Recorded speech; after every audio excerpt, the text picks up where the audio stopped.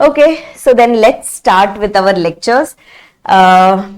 This is going to be an exam oriented batch, but kind of a regular batch, as I had told you. Yes, what all things we are going to do, how we are going to cover. I'll just give you a small brief about all these things so that even you will be aware that how we are going to study, what we are going to study, ma'am, what we are supposed to do in self, etc. I will tell you everything about that. Yes, okay. So now, first of all,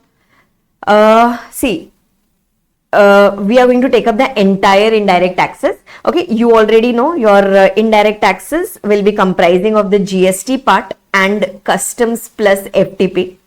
Yes, for our CAFinal, GST has a weightage of 80 marks, customs and FTP has a weightage of balance 20 marks.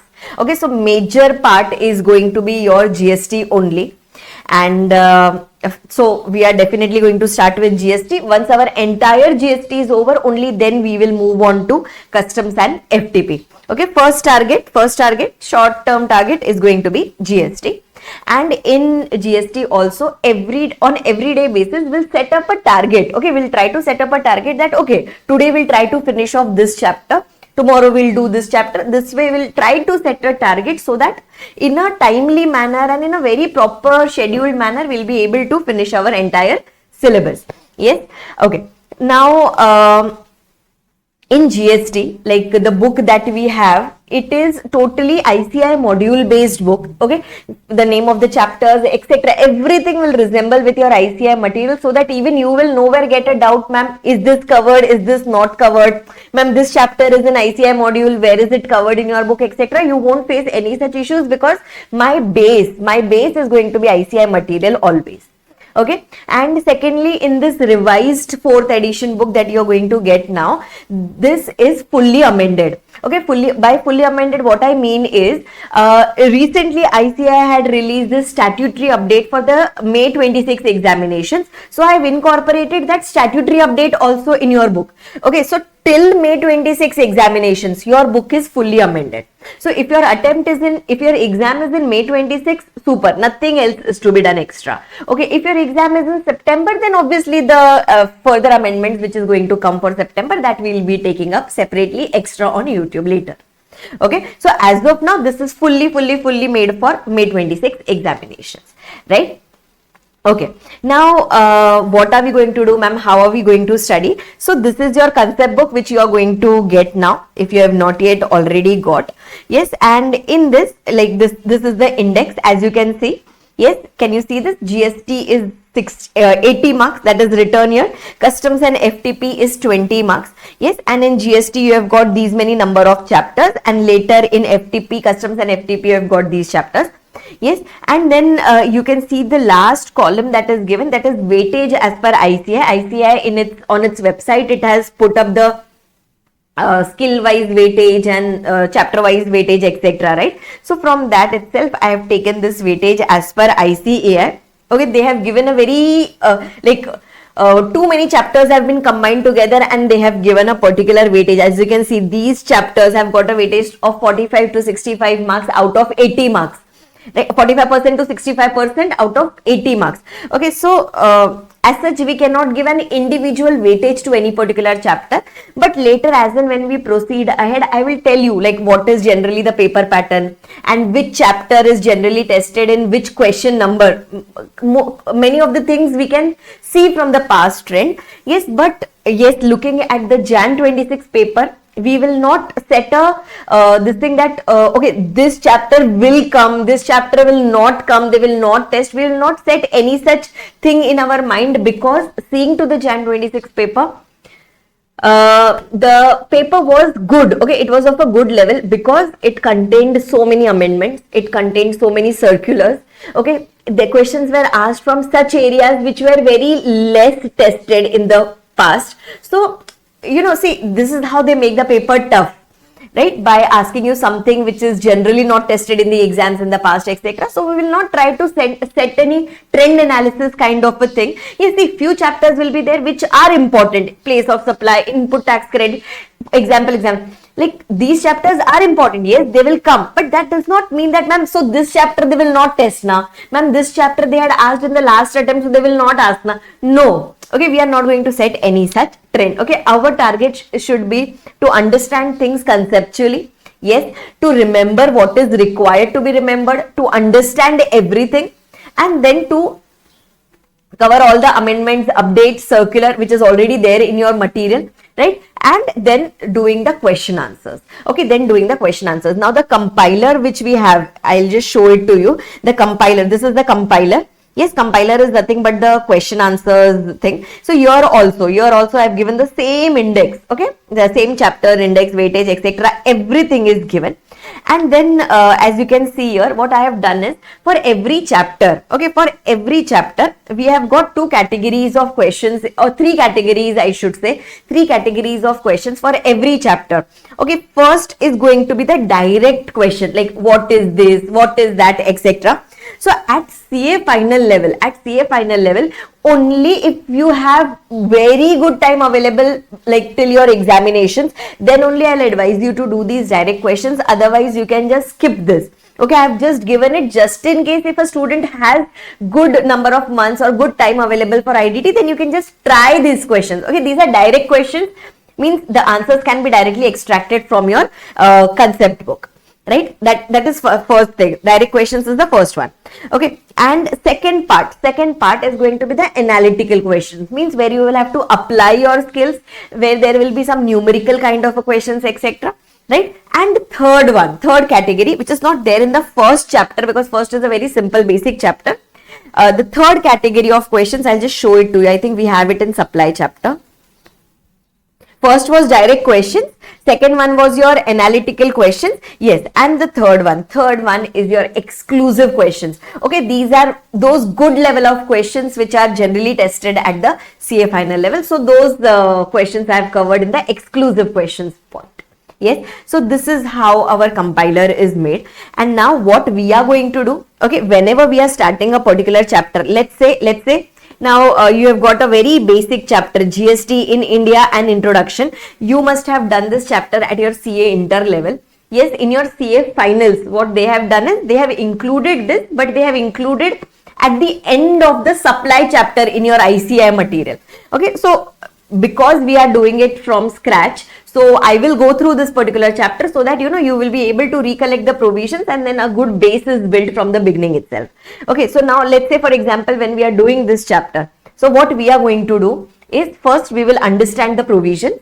Okay, that is the first thing. Second thing that we are going to do is we are going to go to the compiler. Okay, I will be marking a few important questions from the compiler which we have to do in the class itself. Okay, there will be few exclusive questions, there will be few analytical questions that I will be marking, which I don't want you to do alone, but that we are going to do it together.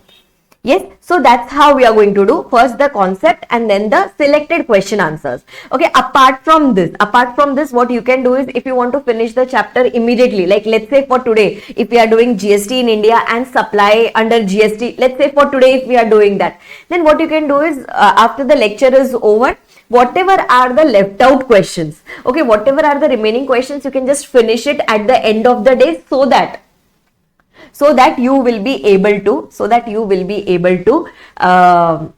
finish the chapter today itself, and from tomorrow onwards again we can start with a fresh chapter. Yes, so I think the basic introduction part is clear. I don't want to put much time here. I just wanted to give you an overview about this, that how we are going to study and what about your syllabus, etc. And yes, as I have already told you, these lectures are totally amended for, we'll be doing full amendments here in the class itself for May 26. For September 26, whatever are the future amendments, we are going to deal with it separately. Yes, just let me know quickly in the chat section if all these things are okay for you, and audio, video, everything is good, then we can just proceed ahead.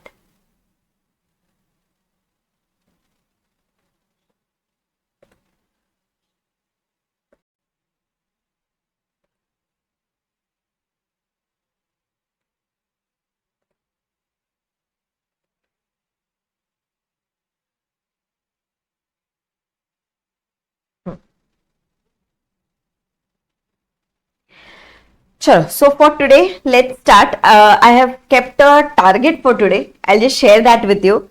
So we'll try to finish the basics, GST in India and introduction, that we just have to go through, so that you will be able to brush up your concepts, whatever you have studied earlier.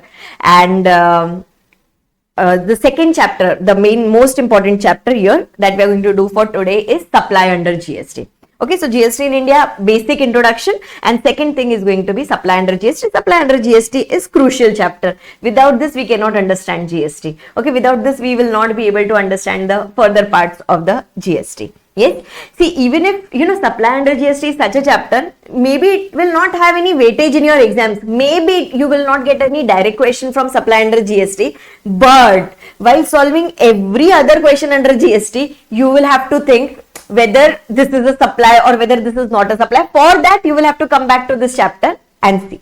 Yes, chalo. I'm starting with the first chapter, that is GST in India and introduction. Okay, now you already know GST came into picture when? GST came into picture in the year 2017, right? 1st July 2017, GST became applicable. So, ma'am, does it mean that in 2017, before July only, they just started thinking about GST and immediately from 1st July it came into picture? No. Okay, the work was going on GST since so many years. Okay, multiple governments they tried their hands, etc., but it was not getting implemented. But later, when the government changed in the year 2014, after that, this was taken seriously, and the government anyhow wanted to implement the GST. Now, ma'am, what about this? Now, GST, we know full form is goods and service tax, right? But ma'am, what was the need? Why they had to bring GST? Ma'am, before 2017, wasn't there any tax on goods and services? There was, right? There was a tax, like on goods. On goods, there was VAT, state VAT was applicable. On goods, CST was applicable, central sales tax was applicable.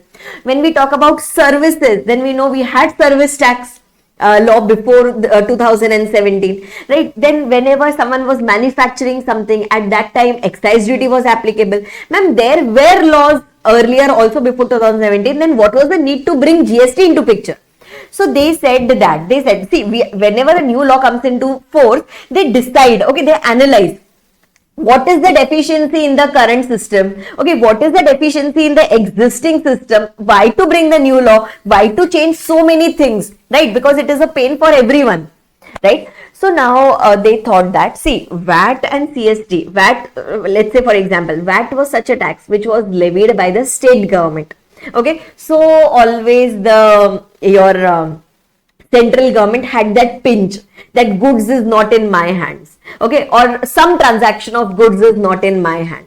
Whereas when we talk about service tax was only with the central government. So state government always had a pinch. Okay, why? Like, service is being provided from my state, service is being consumed in my state, still my state was not getting the revenue. So there was this particular thing. Okay, apart from this also there are multiple reasons. Okay, now let's say for example, whenever a good, let's say for example this particular AC remote, whenever this was getting manufactured, okay, on this excise duty was applicable. Okay, once this goods got manufactured, after that you are going to sell these goods. Okay, whenever you are selling these goods, then on that VAT was applicable. At the time of manufacture, excise was applicable. When you are selling these goods, at that time, VAT is applicable. Okay, and you know what? When this VAT was made applicable on this particular product at the time of sale, on what value it was made applicable? It was made applicable on the value including excise duty. Okay, including excise duty means, let's say if the manufacturing cost is, let's say for example, 100 rupees. Okay, let's say if the manufacturing cost was, let's say 100 rupees, on that 100 rupees, let's say government was levying an excise duty, for example, of 10 rupees. Then the total value was 110. On this, they will do some profit addition. Let's say they are doing another profit addition of 10 rupees. Now they are selling this for 120. Okay, that is okay. If you are selling this for 120, it is okay. But when you are levying VAT, okay, when you are levying VAT, the VAT was levied on the entire 120.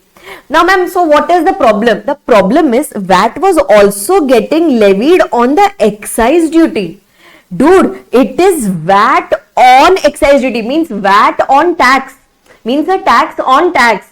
Can you see how the value of goods went on increasing? And whenever this is going to be sold further in the chain, like from wholesaler to manufacturer to wholesaler, wholesaler to distributor, distributor to retailer, every time there is going to be a cascading effect. Tax on tax is going to be there. Are you understanding this? Yes. Okay, so this was another reason why they thought that the old laws are a problem. Okay, similarly, now let's say if I am purchasing some goods, okay, let's say I'm purchasing some goods, and let's say I'm purchasing an iPad. Okay, I'm using this particular iPad for providing you services. Okay, I'm purchasing this iPad, let's say for rupees 1 lakh. And on this 1 lakh, earlier, I was paying VAT on this. Okay, let's say I was paying a VAT of 5,000 on this. So my total outflow from my pocket is 1,05,000 rupees. Now I'm using this iPad for providing you services. Yes, let's say I am providing you services. Let's say, for example, I am providing you service worth rupees 5,000. On this 5,000, let's say I'm supposed to pay service tax here? Yes, I am talking about the old regime, okay? So I will be paying service tax, I will be charging service tax from you, and then I will be paying it to the government. Let's say I am charging some service tax, for example, just taking basic examples. Let's say 10% service tax is there, 500 rupees. So I will be charging 5,500 from you and paying that 500 rupees to the government. Okay, now see, what was the problem here is, this 500 I will pay it to the government, right? Now, will I get, can I say this 5,000 is my input? Okay, I have taken some inward supply. I am using this inward goods to provide you the outward services. So as per the GST model, you should be already knowing, we will get some input tax credit of this 5,000 because the value of this iPad, ultimately I am going to recover while providing you the services. So I have already paid this tax to the government, right? So I should get some benefit out of it. Now under GST we get those benefits, but what about the old laws? What about the old laws? Under old laws, what used to happen was, government will say, no, this VAT belongs to the state government. Okay, and this service tax belongs to the central government. So no one was giving me the credit. Okay, no one was giving, because they were not ready. They were not ready to settle this, or they were not ready to share this tax. So can I say I have paid like twice? First of all, this 5,000 I have already paid, whose benefit I am not getting while providing this outward services. Yes, so because the powers were there with two different governments, because there were two different laws there, so multiple taxes were getting levied. Okay, similarly, excise, let's say the excise which was levied here was central excise duty. Central excise duty means which was levied by the central government. And then later, if I am selling these goods, if I am selling the goods in the state itself, okay, where VAT was applicable, again, already I have paid the excise. I did not get any benefit of that excise paid. And later, why? Because that money was already kept with the central government. And later when I am selling the goods in the state, then the state government will be collecting the VAT from me. So on a particular category of goods, or I can say on the same goods also, what was happening? On the same goods also, I was paying excise, whose benefit I was not getting. I was paying VAT, whose benefit I was not getting. I paid the VAT here, but again later when I provided the service using that goods, I did not get any credit for the same. So there were such multiple issues. Okay, there were such multiple issues under the old law, although the old law lasted for a very long time. But because there were so many issues, then the government thought that we cannot exploit. See, ultimately who is bearing the burden? Ultimately the consumers are bearing the burden, right? Under any indirect taxes, the consumers bear the burden. So we cannot keep on simply increasing. See, the middlemen, the wholesalers, distributor, retailers, etc., they will never bear the burden of that. Okay, they will ultimately pass on, they will hike the prices, and from there they will try to realize the money. So ultimately that will lead to inflation, and then that will lead to ultimate stability, economic instability, right? So then the government thought that, dude, this does not work, we need to do something about it. For that purpose, the government came up with this new law of GST. Now, when the government had to come with this new law of GST, they understood that first we will have to do some constitutional amendment. Okay, we will have to do some constitutional amendment. Ma'am, what do you mean by constitutional amendment? See, you must be knowing, in our constitution we have got multiple articles, okay, and because of those articles only we get the powers, okay, we get the powers, or the government gets the powers from those constitution only. So ma'am, first question is why constitutional amendment is required. Acha, now listen, whatever I am telling you here, okay, please don't by heart these things, you just need to understand. Whatever thing you need to remember word by word, I'll tell you that, only remember that, otherwise just go on understanding. Yes. So when they had to come up with this GST, okay, when they had to come up with this GST, they understood that we'll have to do a constitutional amendment. Why constitutional amendment? Because till now, till GST came into picture, under the constitution, what powers they had given was, if the government had to collect a particular tax, okay, let's say if the government had to collect VAT, for example, the powers will be there only with a single government. Okay, example, if the government had to collect VAT, power will be there only with the state government. If the government had to collect CST, Central Sales Tax, which was earlier applicable on interstate supply of goods, then that power was there only with the central government. Right? If the government had to collect service tax, then the power was there only with the central government. Okay, so one tax, one government was the earlier thing. But now under GST, what they have done is, on goods as well as services, they have combined this and they have brought a single tax here, that is GST, goods and service tax. Means this is a tax applicable on both of it. So now we cannot say that the power is there only with the central government or power is there only with the state government. It has to be dual powers now. So for that purpose, they had to do the constitutional amendment and they had to say that GST is such a tax which can be levied, imposed as well as collected by both the governments, that is central government and state government.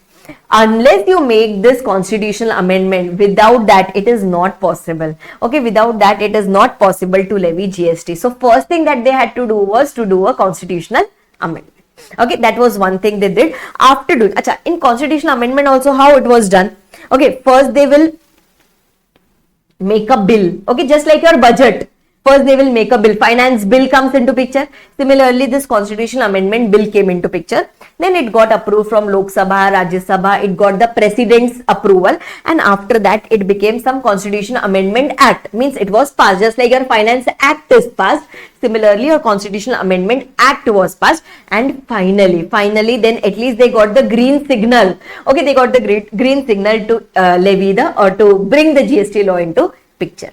Right? And then once the GST law came into picture, now ma'am, now what to do? Now the government, at least they thought that, okay, let's start imposing, let's start levying. But for that they will have to make the laws, because if you as a consumer, you as a businessman, you as a person who is dealing into goods or services, you will have to refer, you will have to refer, arey baba, on these goods what is the rate applicable, on if I do this transaction on this, will GST be applicable or not. So for that they had to bring into picture what? They had to bring into picture the GST laws. Right? This is how it came into picture. And then for that purpose, multiple acts they had to make. Okay, we'll understand, we'll learn, etc.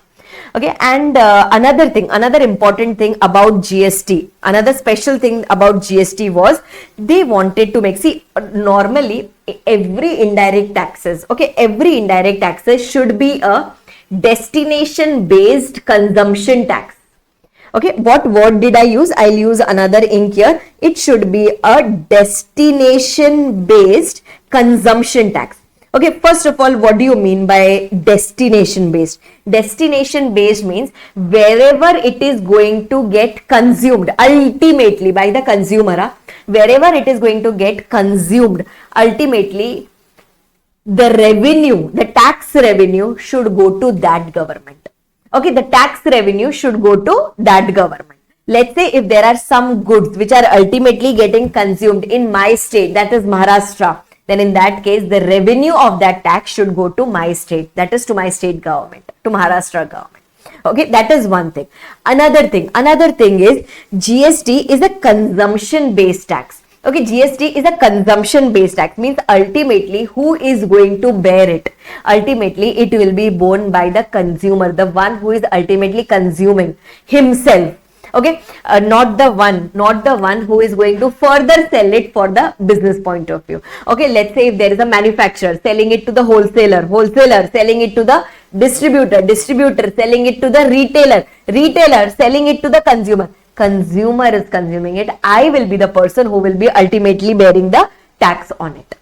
Yes, this is the normal funda of every indirect taxes, but don't know what happened under the old law. They made this CST, central sales tax. Okay, CST, they made it as origin based tax. Okay, CST, they made it as origin based tax, means the revenue will go to that government from where the goods start. Don't know from where this is coming. Okay, but this is what the problem was with the CST also. This was actually totally against the entire funda of indirect taxes. Yes, so that's the reason they had to remove. I hope I'm very, very clear with this. Yes, and now, one more thing before we do the GST law. This GST, this became applicable to whole of India. Okay, earlier what happened was, the applicability date you must be already knowing, 1st July 2017, GST became applicable to whole of India, excluding Jammu and Kashmir. Okay, then after that, within a week's time, they made sure that even Jammu Kashmir adopts it, and from 8th July 2017, okay, it became applicable. GST also extended to the state of Jammu and Kashmir, and ultimately we can say from 8th July 2017, it was made applicable to whole of India. Okay, so as on today's date, if I tell you, GST is applicable to whole of India. Yes, acha. Now whatever I have told you till here, okay, we'll just quickly go through it from the textbook also. You can see here on the board. If you don't have the textbook, that's absolutely all right. Very, very simple, nothing to be by-hearted. Yes, so first of all, this introduction of GST, this required amendment in the constitution so that integration taxes, like both the taxes can be levied by the central government as well as the state government, and it gives powers to both central as well as state to levy the tax and collect it from the public. That is first thing. Second thing is indirect tax. GST is an indirect tax. Full form of GST is goods and service tax. This came into force. From 1st July 2017. Jammu Kashmir, it was also made applicable to Jammu Kashmir from 8th July 2017. Secondly, it is a destination based consumption tax, as we have already discussed. It is a destination based consumption tax. Destination based means the revenue of the tax will go to that government. It will go to that government where ultimately the goods are consumed. Destination, not the origin but the destination, and it is applicable to whole of India. Out of this we come to know that now as of today it is applicable to whole of India. Right? Okay, these are the pointers which we have already discussed till now. Acha, last point, this one I am yet to do. I will tell you what is this. There are some states, union territories that we need to remember. I'll tell you that separately. Yes, now concept of GST. GST is a tax on goods as well as services. They have combined and put it here together. Acha, now see, just try to understand. GST is a value added tax. Okay, GST is a value added tax. Now, what are they trying to tell us? I'll give you some numerical example with the help of which you will be able to understand all these things very clearly. Yes. Now, let's say for example, everyone here, just pay attention here. I'll give you a GST specific example so that you will understand, and this example you have to remember it forever. Yes. Now, let's say first transaction, let's say there is a manufacturer who wants to sell some goods to the wholesaler. Okay, he wants to sell some goods to the wholesaler. Let's say value of the goods that he wants to charge from the wholesaler is equal to 10,000 rupees.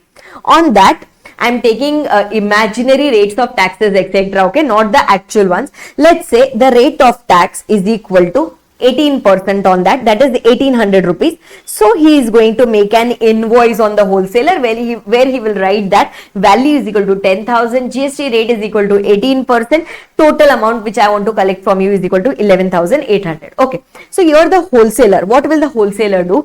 Wholesaler will pay 11,800. Okay, he will pay 11,800 to the manufacturer. Now what will the manufacturer do? Manufacturer will keep this 10,000 in his own pocket. Okay, that he will keep in his own pocket, and this 1800, this is the tax. This is not his amount. Okay, this is the tax which he will have to pay to the government. Okay, so here at this level, can we say amount paid to the government? Okay, amount paid to the government is equal to rupees 1800. Are you understanding this? Yes. Now just try to understand. Now this 1800, can we say actually it has gone from the pocket of the wholesaler? Yes. The wholesaler gave it to the manufacturer and then manufacturer will pay it to the government. But ultimately it has hit the pocket of the wholesaler. So 1800 is gone. Okay, please try to remember this. Okay, now at the second level, let's say the wholesaler then sells it to the retailer. Okay, wholesaler sells it to the retailer. Now here I will take two examples. First, try to understand the first one. Okay, in this first one, let's say, for example, this does not happen generally practically, but just try to assume this. Let's say wholesaler also sells it to the retailer for 10,000 rupees only. It costed wholesaler 10,000 only. 1800 is the tax paid, but value of the goods was 10,000. Now he is also selling to the retailer at 10,000. He is not keeping his profit. For example, can we say again he will charge GST at the rate of 18% from the retailer, 1800 rupees. Total amount that he will collect from the retailer is 11,800. Okay, now just try to understand. Okay, just try to understand. Now here again he has collected 1800 rupees from the retailer. So now he will have to pay 1800 rupees to the government. This 1800 he will have to pay to the government. Yes, but now can I say this wholesaler, he has already borne in the previous transaction, there was a hit to his pocket. That is, he had already paid on the same goods. He had already paid some taxes of 1800 rupees. This amount, he had already paid it to the government. So he will take a credit of the same under GST. This is called as input tax credit. Arey ma'am, why but? Arey my dear, this wholesaler is selling such goods to the retailer on which he has already paid the tax. Same goods, na? He has already paid the tax. So he will get the credit of the same. Okay, this credit, this is the heart of GST. Okay, this is the heart of GST, and this distinguishes GST from all the other old laws. Yes, so wholesaler, because he had already paid 1800, so he will subtract that. And now ultimately, how much amount is payable to the government? Can I say nothing is payable to the government because this is zero, right? Now listen, ma'am, why did we get this amount as zero? Okay, mathematically try to understand. Because these two figures are same, right? Ma'am, why these two figures are same? Because at both the places the value is same. Ma'am, because the wholesaler did not do any value addition. The wholesaler, did you understand this? The wholesaler did not do any value addition, and that's why at this level there is no tax payable. Because whenever you try to increase the value, only then the tax becomes payable. Okay, and hence we can call this tax as a value added tax. Okay, value added tax. On the value addition at every stage, you will have to pay the tax on that value addition to the government. Okay, this was the first example which I had given you. Now I'll just simply change the example. Okay, I'll simply change the example. Let's say this was the first one. Now I am going to the second one, that is wholesaler sells it to the retailer, but now he is selling it. Now let's say he is selling it at 20,000 rupees. Okay, he had purchased it at 10,000. He is selling it at 20,000. 20,000 plus he is charging 18% GST, which gives me 3,600. Total amount is equal to 23,600. Now see, now can you understand? Can we say this 3,600 tax we have collected from the retailer? So this 3,600 we will have to pay it to the government. This is my output tax liability. This is my tax on outward supply. This is my tax on sales. Yes, so this is my output tax liability 3,600, and but from this, can I say I will get the credit of the tax which I had already paid from my pocket earlier? Yes, how much tax I had paid from my pocket earlier? 1,800 I had paid. So balance 1,800 ka credit I am going to get now. Yes, so this 1,800 ka credit I have got, and this 1,800 is now payable, ultimately payable to the government. Are you understanding this? Yes, so this 1,800, can we say we have already collected it from the retailer. Total 3,600 we have collected. From that 1,800 I had already paid to the government, so I have kept it aside. And this 1,800 now we will have to pay. Are you able to understand this? Yes, so wherever, can you see the tax balance payable is 1,800. And how much was the profit addition? Can you see how much was the profit addition? Earlier the goods were of 10,000, now the goods is of 20,000. So can we say there is a value addition of 10,000? Value addition, profit addition is equal to 10,000. On that, the tax the government has taken at this level is 1,800, which matches with your tax payable. Okay, so whenever you go on adding the value, okay, whenever you go on adding the value, you will have to pay the tax on this. Understanding this much? Yes. Acha, another good thing about GST is there is continuous chain of tax credits. Okay, means every time, whatever amount I pay from my pocket, I will keep on getting the credit of the same. And because of that, there is no cascading, there is no tax on tax that is happening, because whatever was the tax paid at the earlier stage, I will get a credit of that at this stage. Okay. So, ma'am, ultimately, who bears the credit? Who bears the taxes? The taxes are ultimately borne by the customer. You will understand it how. Okay, I am continuing the example further. Okay, so now let's leave this example. Because here there was no value addition. So, first stage, manufacturer sold it to wholesaler. Second stage, wholesaler sells it to the retailer. And now let's take the third stage, that is retailer is selling it to the final customer. Okay, and let's say retailer sells it to the final customer for 30,000 rupees. Okay, so he is going to charge 18% GST. Let's say he is charging 5,400 and the total amount is equal to 35,400 he is going to charge from the customer. Okay, now can we say we are taking full 35,000 from the customer, 35,400 from the customer, 30,000 in my pocket, 5,400 will have to pay to the government. Okay, retailer will pay it to the government. So now payable, okay, output tax payable or tax on sales payable is equal to 5,400 minus how much credit will I get, how much input tax credit will I get, or how much have I already paid it to the government. Okay, retailer, think from the retailer point of view. Can we say retailer is having an input tax credit of what amount? He is having an input tax credit of rupees 3,600. Ma'am, how?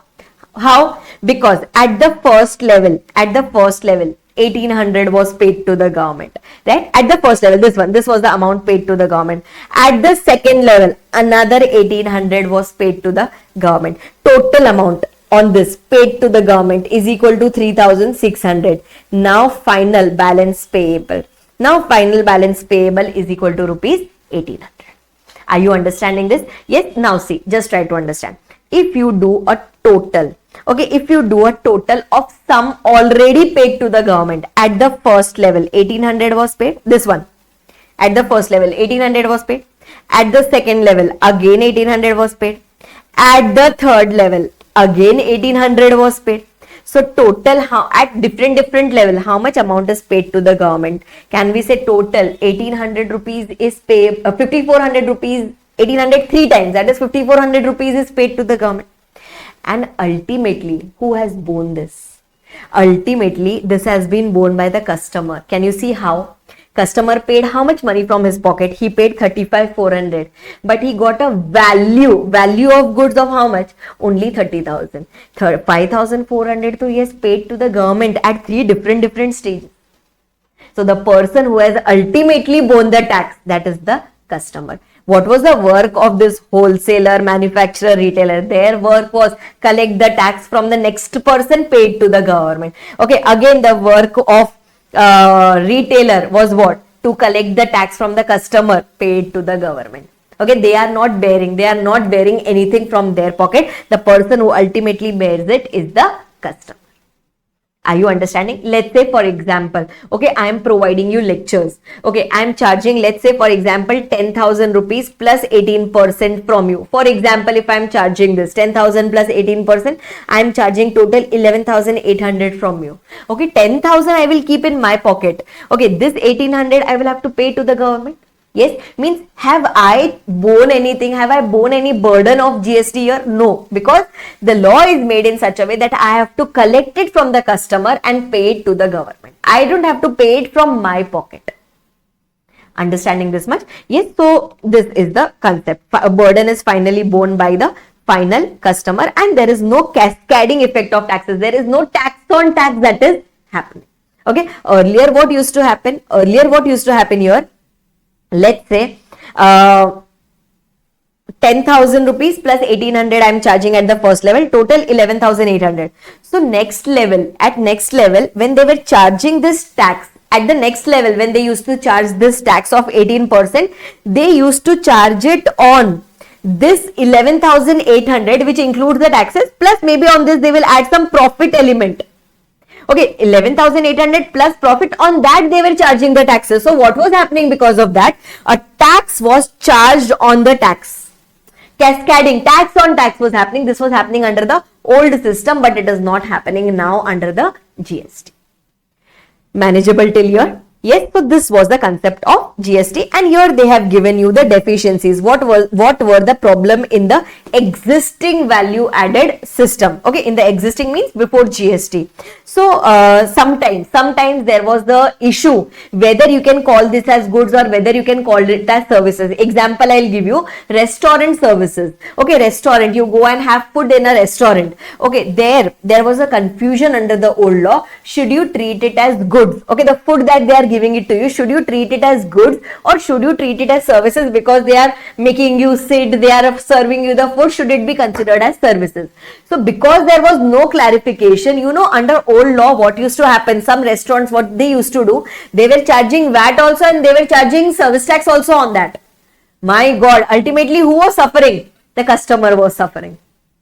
Right, so there was a problem with the distinction. Should this be considered as goods? Should this be considered as services? Under GST, they have clarified that restaurant, even it has goods, but it will be deemed as services. Under GST, they have made it clear. Okay, so that is the first thing. Another thing is, in the state level VAT, SENVAT load, SENVAT is excise duty load was not removed. Okay, means the credit, whatever excise duty we had paid, of that we did not get the credit. So because of that, what happened was, when VAT was levied on manufactured goods, VAT was even levied on the excise duty. Tax on tax was happening. Yes, next one, there was no set off possible, means there was no concept of input tax credit available in case of SENVAT and state level VAT. Means excise was also levied. Once you have paid, it is gone. You will not get any input tax credit. That was the problem.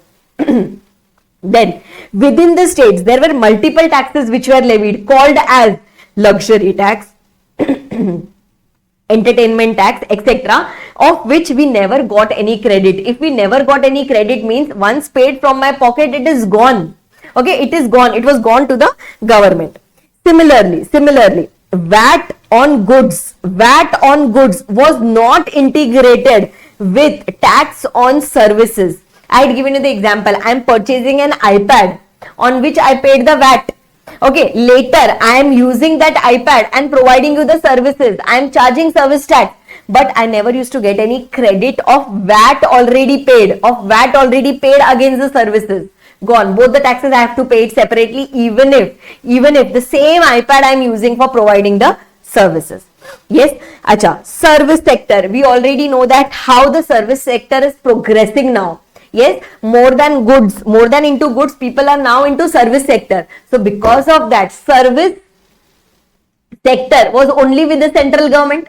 So who faced a pinch of it? The pinch of it was faced by the state government. They said, why are we not getting the revenue? The services provided from my state, the services getting consumed in my state, still I am not getting any revenue out of it. So that was a pinch to the states. So that was the problem.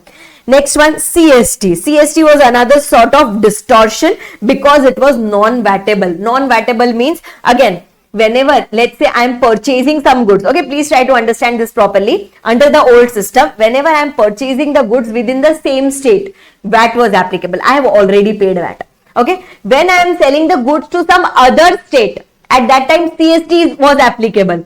So I was not getting any credit on the same goods. I paid VAT also, and now I am going to pay the CST also. So gone. And the next one, another big issue was CST. CST was the origin based tax. What is the main funda of indirect taxes? It should be a destination based tax, but God knows why, but CST was made as an origin based tax. So because of all these issues, these were the deficiencies. Because of all these issues, they had to bring this GST. Everyone, this was talking about my past. Okay, this was talking about my past. Are you clear till here? Just let me know so that now we can enter into GST. Are you clear till here? Yes. Super awesome. Okay. Chalo. Now I am getting into GST. You will enjoy. Okay. Please see, don't, one thing I want to tell you is, don't consider it as a burden. Okay, if you consider studies as a burden, then you will always feel, oh God, I have to study this, oh God, I have to study that, ma'am, these many pages, etc. You will always feel that burden. But if you study now that, okay, I want to understand this thing, maybe I can use it in my future, etc. If you study with that motive, okay, and if you study with that motive, it will become so simple, it will become very, very understandable. See, it can so happen, even during the lectures, it can so happen that something you are not able to understand at this moment. But as soon as maybe when we go to questions, or maybe when I switch to another concept, okay, it will click. Okay, ma'am was telling that. Okay, so that's okay. Just give yourself some time. Okay, because you're studying. If you're studying this thing for the first time, it will definitely take you some time to absorb something. So just be soft with yourself. Give yourself some time. Just don't give up immediately. Oh, I'm not able to understand. That's okay. You will understand. It's just a matter of time. Yes, and don't study it like a burden. If you study it like a burden, I still remember, during my PCC days that you have as CA inter now, we used to have as PCC. At that time, we had this IT subject, information technology. It was like, oh my God, this is a burden. And I remember the time till the time I was considering it as a burden, I used to feel like, oh God, this is such a bad subject. But then later I realized, see, dude, it is there in your syllabus. Okay, you have to study, you have to clear it. So when I took the efforts to, understand it, make some notes of it, and then study it, in the next attempt, it was so simple. Okay, in the next examination, it was so simple to clear that particular paper. So that applies for every subject at every level. Yes, don't take it as a burden. Okay, we have chosen this course now. Okay, so we have to achieve some success here. Yes, chalo. Now I am starting ahead with the concept of GST. Yes. I had left one point here about the laws which came into picture. We'll first do that, and then we'll move ahead to the textbook again. Okay, so first they did the constitutional amendment. Yes, and after doing the constitutional amendment, now GST, they got a green signal, and now they wanted to bring this GST law. Now when they had to bring this GST law, yes, they came up with some acts. They had to make some acts. Whenever a new law comes into picture, we know that we have to draft the act for that. We have to draft a law so that people can use it, apply it, and do the transaction. So the first act which came into picture was CGST Act 2017. GST full form, C means central. Okay, CGST stands for Central GST Act. Central GST Act 2017. This is going to be governed by the central government. Okay, this is going to be governed by the central government, and this will be applicable to whole of India. This act is applicable to whole of India. Okay, another thing is, I will tell you the purpose of every law. Don't worry about that. As of now, just try to understand the name of the laws. Okay, next act which came into picture was the IGST, integrated. Okay, integrated Goods and Service Tax Act 2017. This also comes under the purview of central government, and even this is applicable to whole of India. I'll tell you when to use which law, and later once your few chapters are done, you yourself will start understanding things. Yes, okay. Then after that, multiple SGST acts came into picture. Acts came into picture. State GST. Okay, state GST. So multiple, like Maharashtra State GST Act is there. Maharashtra GST Act is there. Tamil Nadu GST Act will be there. Andhra Pradesh GST Act will be there. Okay, Kerala GST Act will be there. Multiple GST acts came into picture, which will be there under the purview of the respective state government. Example, Maharashtra GST Act is there within the purview of Maharashtra government, and it is not applicable to whole of India. It is applicable to the respective states only. Okay, it is applicable to the respective state. I cannot say Maharashtra GST Act is applicable to Tamil Nadu Tamil Nadu. No, Maharashtra GST Act applicable to Maharashtra. Yes. Okay. Then came UT GST Act. Okay, UT GST Act 2017, which is applicable. Okay, UT GST Act, which is applicable to union territories. Full form by this time you would have understood, right? Again, now try to understand. This is there within the purview of central government only, and it is applicable. It is applicable to, please try to understand this point. Yes, it is applicable to some union territories which do not have their state legislature. I'll explain you what is this. As of now, just try to understand. UTGST Act is applicable. It is levied by the powers and how to make, what to include, etc. That is there with the central government. This act is applicable to some union territories which do not have their own state legislature. Okay, we'll come to that. And then the last law which came into picture was GST compensation cess. GST compensation cess Act, okay, or GST compensation to states Act 2017.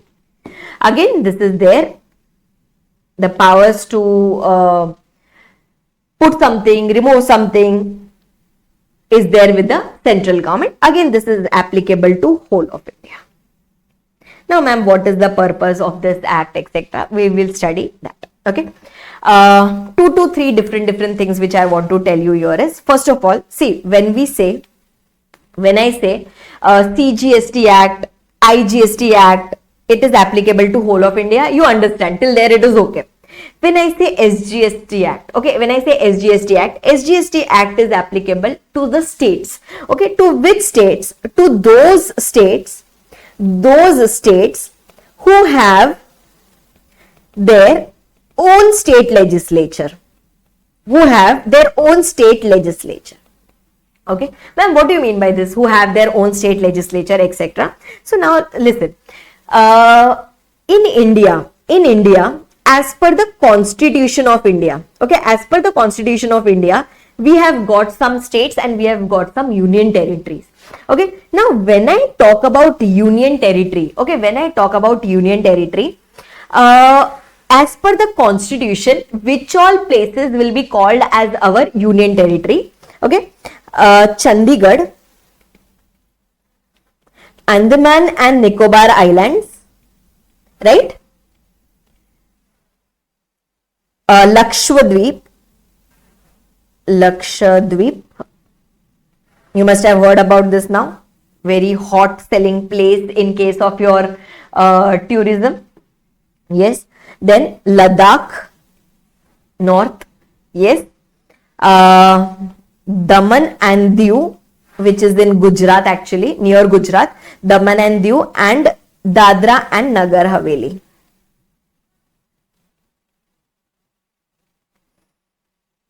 Okay.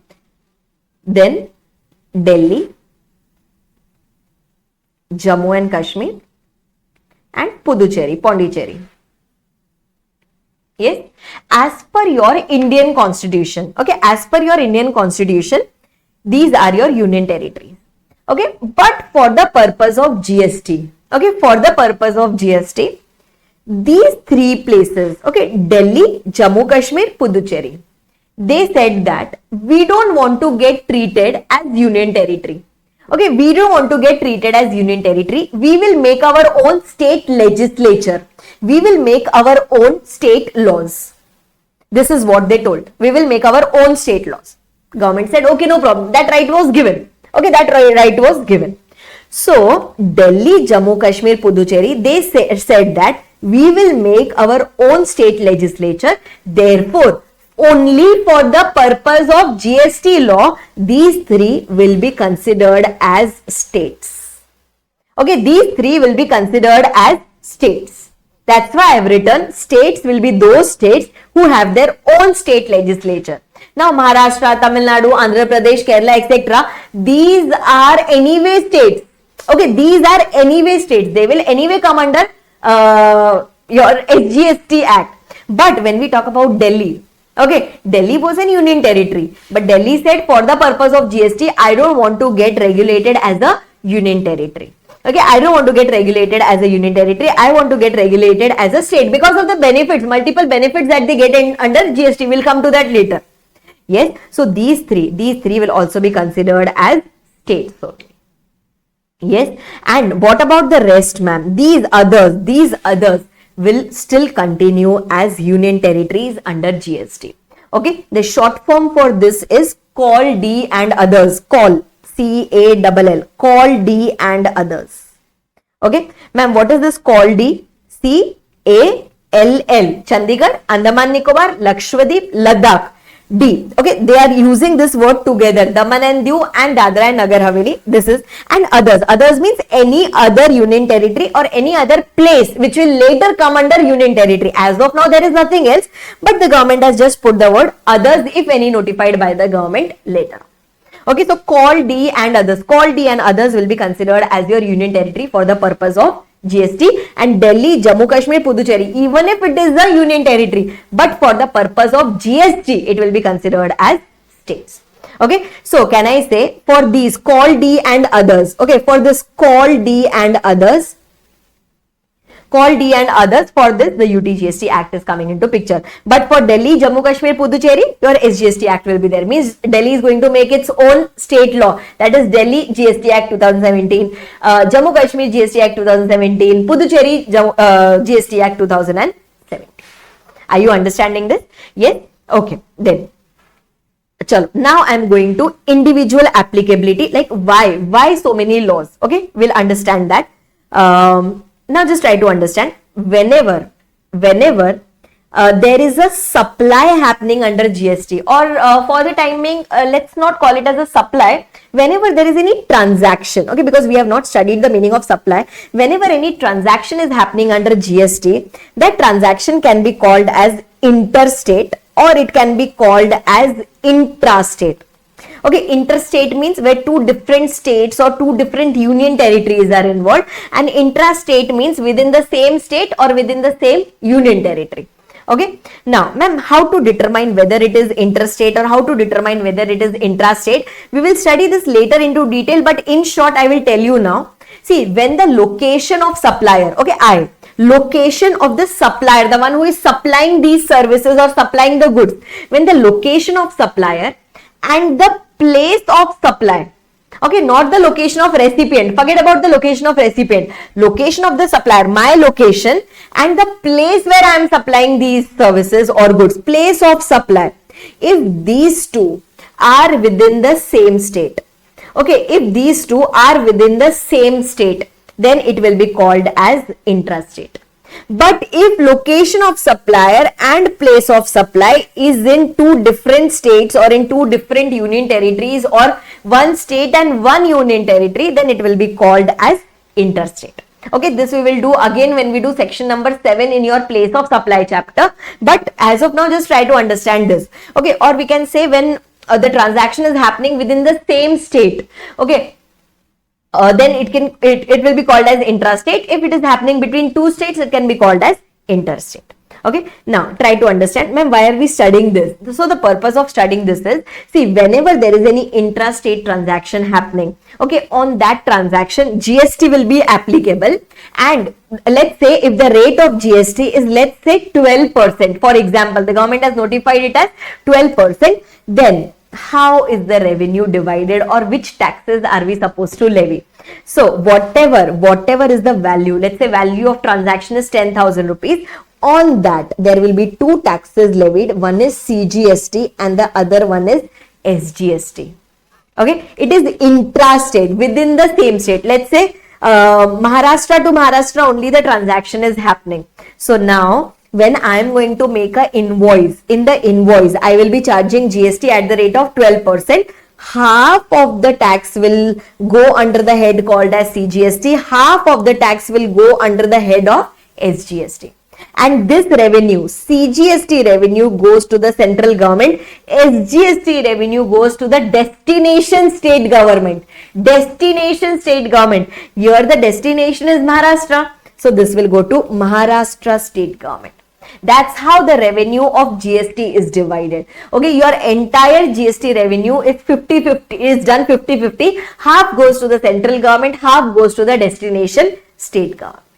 Okay, so whenever there is intra-state transaction, at that time CGST and SGST is levied.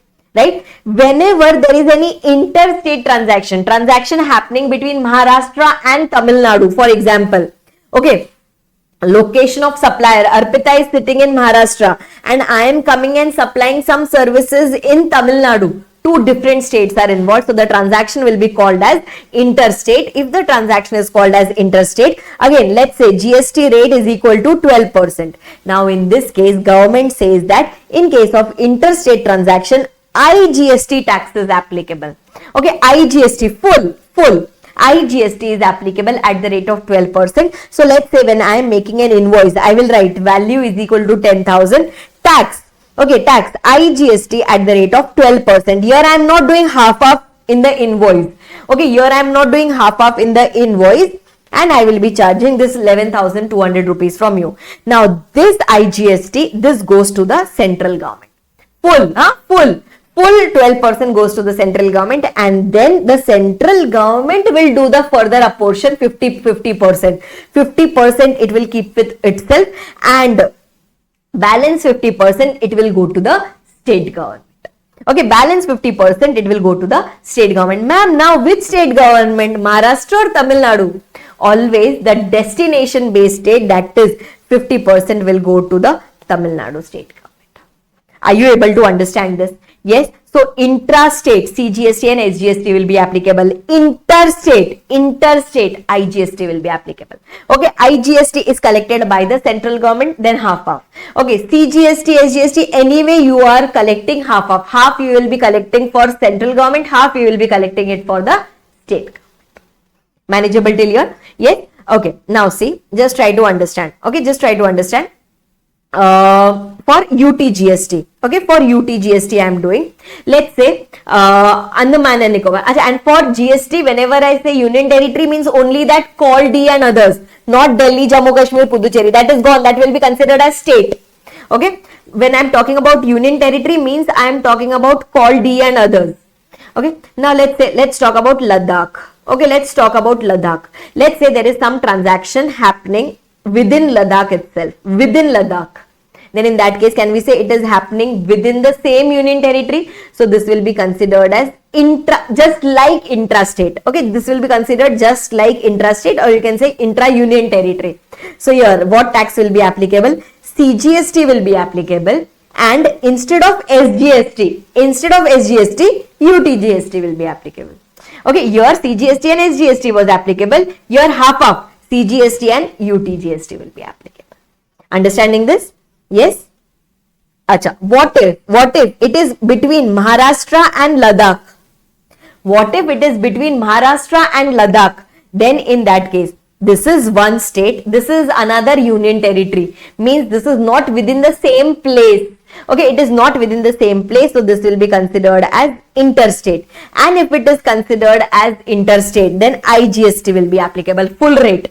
full rate. Then later the government will do the bifurcation. It will give 50% to central government and it will give 50% to the state, a state or union territory. Which state or union territory? The consuming is Ladakh, because the service is giving, goods are given from Maharashtra to Ladakh, for example.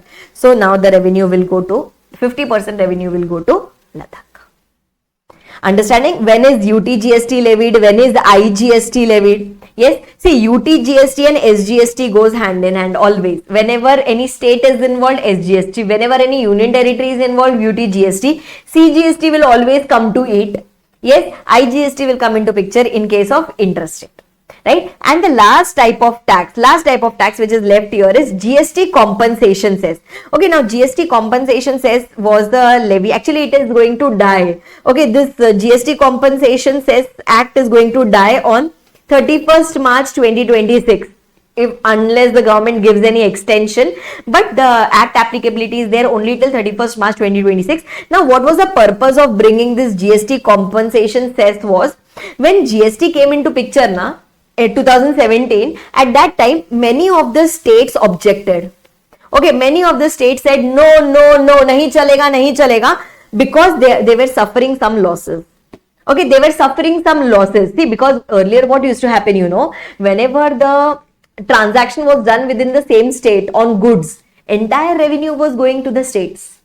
Entire 100% revenue was going to the states. Now they have to share it with the government, CGST, SGST, or even if it is IGST, half of is going to be done. So there was a loss of revenue to the states. Okay, to compensate for that loss. Government said that, okay, don't worry, don't object to GST, we will give you some compensation. Okay, on every transaction, on some specified goods, we will give you some cess. Okay, we will compensate for the loss that you have suffered. Okay, that was the concept of GST compensation. We do not have much about GST compensation cess in our syllabus. The provisions will be there here and there, but as such, we do not have the GST compensation cess act in our syllabus. Yes, I will just show it to you. You can see it here. This point. GST compensation cess, this is imposed on specified luxury items or demerit goods like pan masala, tobacco, aerated waters, motor cars, etc. computed on the value of taxable supply for compensation to the states for the loss of revenue because of implementation of GST. Because GST came into picture, they suffered something. And for that purpose, we are compensating them. And can you see, this is applicable up to 31st March 2026. See, this has been kept on extending. Earlier, it was applicable for a previous date. Then they finally extended. Now, we don't know. Maybe in the budget, etc. If they want to change it, they might change it. But as of now, it is applicable up to 31st March 2026. Manageable till here. Yes. And so, these are the 5 laws. Okay. These are the 5 laws that we have studied here. Okay, now I'm just putting some examples here. Okay, I'm just putting some examples. I'm writing a few questions. You have to tell me in the chat section whether it is interstate, intrastate, or I'll tell you what you're supposed to exactly answer. Okay, wait. Now let's say if there is a transaction happening from Maharashtra to Gujarat. Okay, if you have to tell me which taxes will be levied. Okay, you have to tell me whether CGST will be applicable, SGST will be applicable, whether CGST is applicable, whether SGST is applicable, whether IGST is applicable, whether UT-GST along with CGST is applicable. You just have to tell me that. Okay, I'm writing the transaction. You can just put the numbering and put it in the chat section. Yes, chalo, everyone here. First one, Maharashtra to Gujarat. I am writing the question. You start giving me the answers. Okay. Next one, Maharashtra to Delhi. Andaman and Nicobar to Andaman and Nicobar.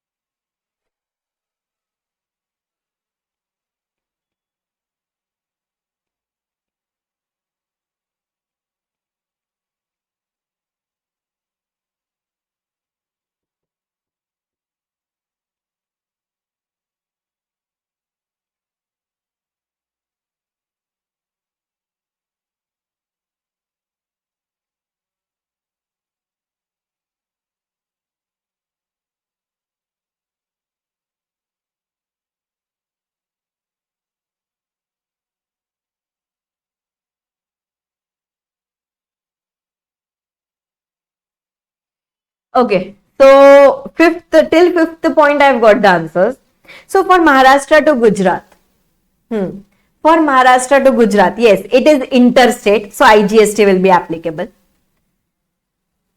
It is Maharashtra to Gujarat, it becomes interstate, so only one tax will be applicable, that is IGST. Later the government is going to do the bifurcation. Okay, that we don't have to study. As of now, IGST will be applicable. Maharashtra to Delhi, again interstate, IGST will be applicable. Andaman and Nicobar to Andaman and Nicobar, can we say intra-union territory? Intra-union territory, if it is intra-union territory, perfect, it will be CGST and UTGST. Okay, Ladakh to Tamil Nadu, two different places altogether, so IGST will be applicable. Kerala to Kerala, intra-state, so CGST and SGST will be applicable. Maharashtra to US and UK to Tamil Nadu, can we say Maharashtra to US is exports and UK to Tamil Nadu is imports. So this we will study later, that this is considered as, it is deemed, okay, this is deemed as interstate, and if this is deemed as interstate, then IGST will be applicable. Manageable till here? Were you able to understand this? Yes?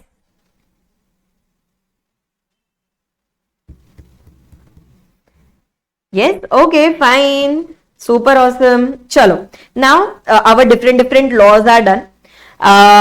Let's go to the next part. Next part again, you don't remember. I will just explain it to you. Just understand and let's go ahead. Okay, quickly.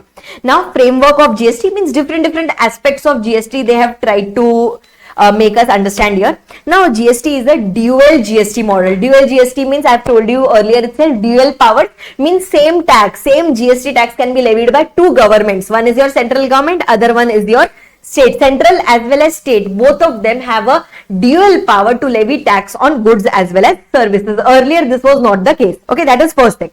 Second thing is type of taxes. This I have already explained it to you. That is, for intra-state supply, CGST and SGST will be applicable. For intra-union territory, CGST and UTGST will be applicable. Okay, now see here what are they telling. UTGST, it is levied and collected.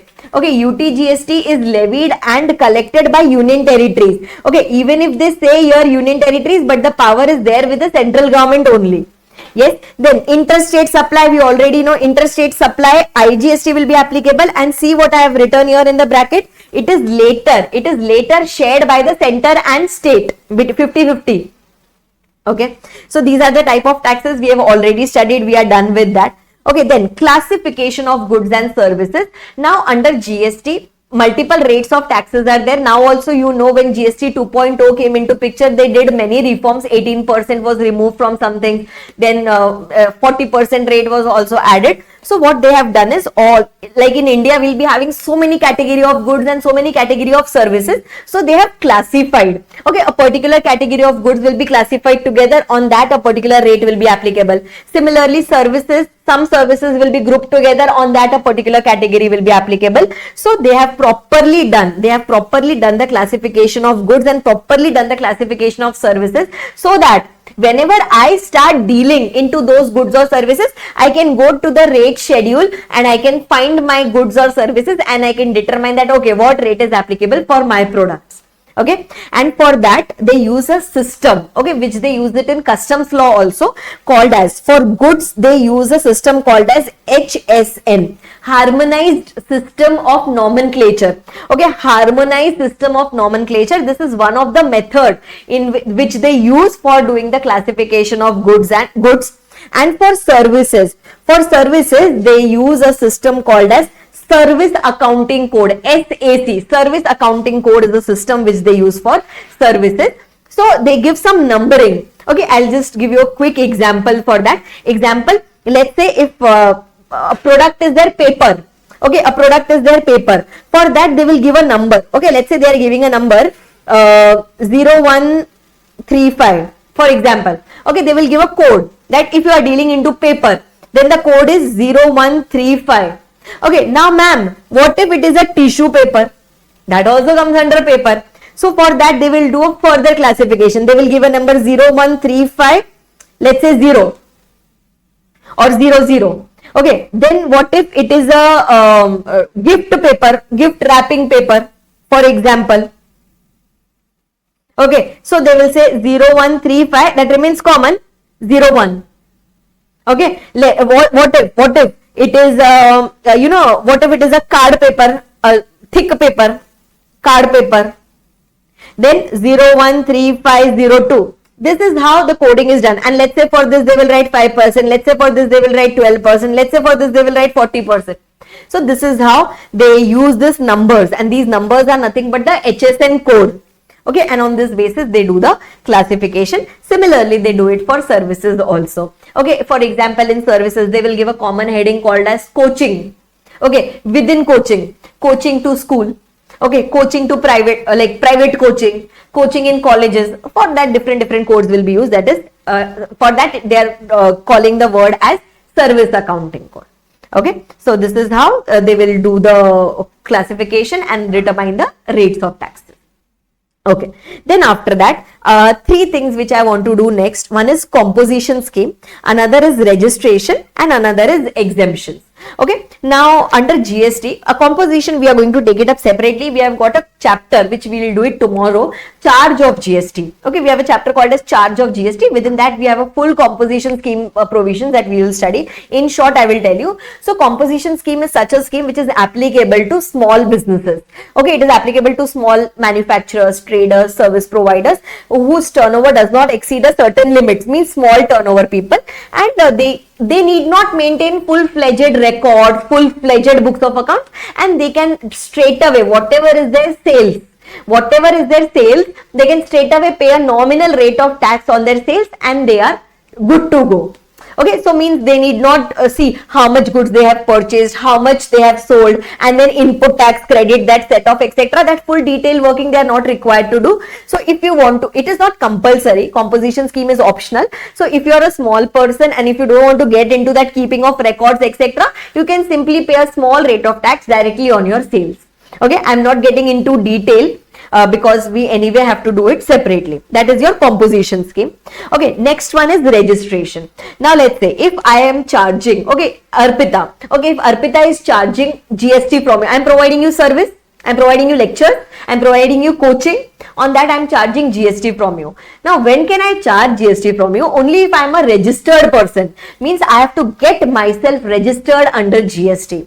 Okay, so ma'am, anyone can get registered? Yes, my dear, anyone can get registered. See, if I am starting my business today and if I say no, I want to get registered under GST, no problem. Government will say get registered, we will start getting taxes. Okay, or alternatively, they say that when your turnover, when your sales exceed a certain limit, till that time you are free, no GST to be charged. Okay, later once your turnover is crossed, then you can get yourself registered. Okay, so but for coming under the purview of GST, for taking the input tax credit, for collecting the tax from my customer, for that I have to get myself registered. Okay, and you have to get yourself registered once the threshold limit for your registration crosses. For example, once your turnover crosses 20 lakh rupees, you have to get yourself registered. Okay, registration we have got a separate chapter altogether. Yes. Okay, next one is exemptions. Okay, as the name suggests, exemption means they will mark certain goods or services on which you will get exemption. Means even if you are dealing into those goods or services, you need not collect any tax, you need not pay any tax to the government. This is some benefit given. Example, on milk, okay, fruits, fresh vegetables, etc. on that GST is exempted. Okay, example, hospitals, when you go to hospitals, when the doctors treat you, on that the GST is exempted. So there are certain things on which they have exempted so that they can provide you certain relief. Okay, now recently you must have heard recently insurance. Okay, whenever you're taking health insurance, life insurance from the insurance company, on the premium that you're paying to the insurance company, on that in certain cases they have exempted it, means on that now GST is not applicable. All these we'll study. We have a separate chapter called as exemptions under GST, which we might start tomorrow or day after tomorrow. Yes. Okay, then after that the last two points before we get into another big thing. Next is GST Common Portal. Okay, GST Common Portal is nothing but your website. Okay, GST website, the most important and the most crucial website from our GST point of view is Common Portal. They call it as Common Portal, that is gst.gov.in. Okay, you can anytime check if you haven't checked it till now.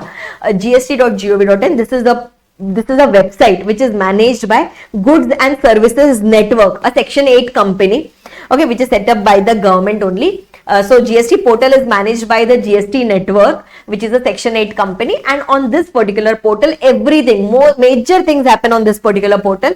Now, if you want to get registered, you will have to submit the online application on this website.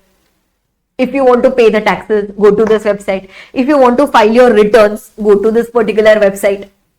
Yes, if you want to cancel your registration, go to this particular website. Whatever, everything relating to GST, okay, except two things. Everything relating to GST happens on this particular website. Ma'am, what are those two things which you said is not happening on this website? One is e-way bill. Okay, e-way bill concept we will study. Again, we have a separate chapter on that. Accounts and records and e-way bill. We have a separate chapter.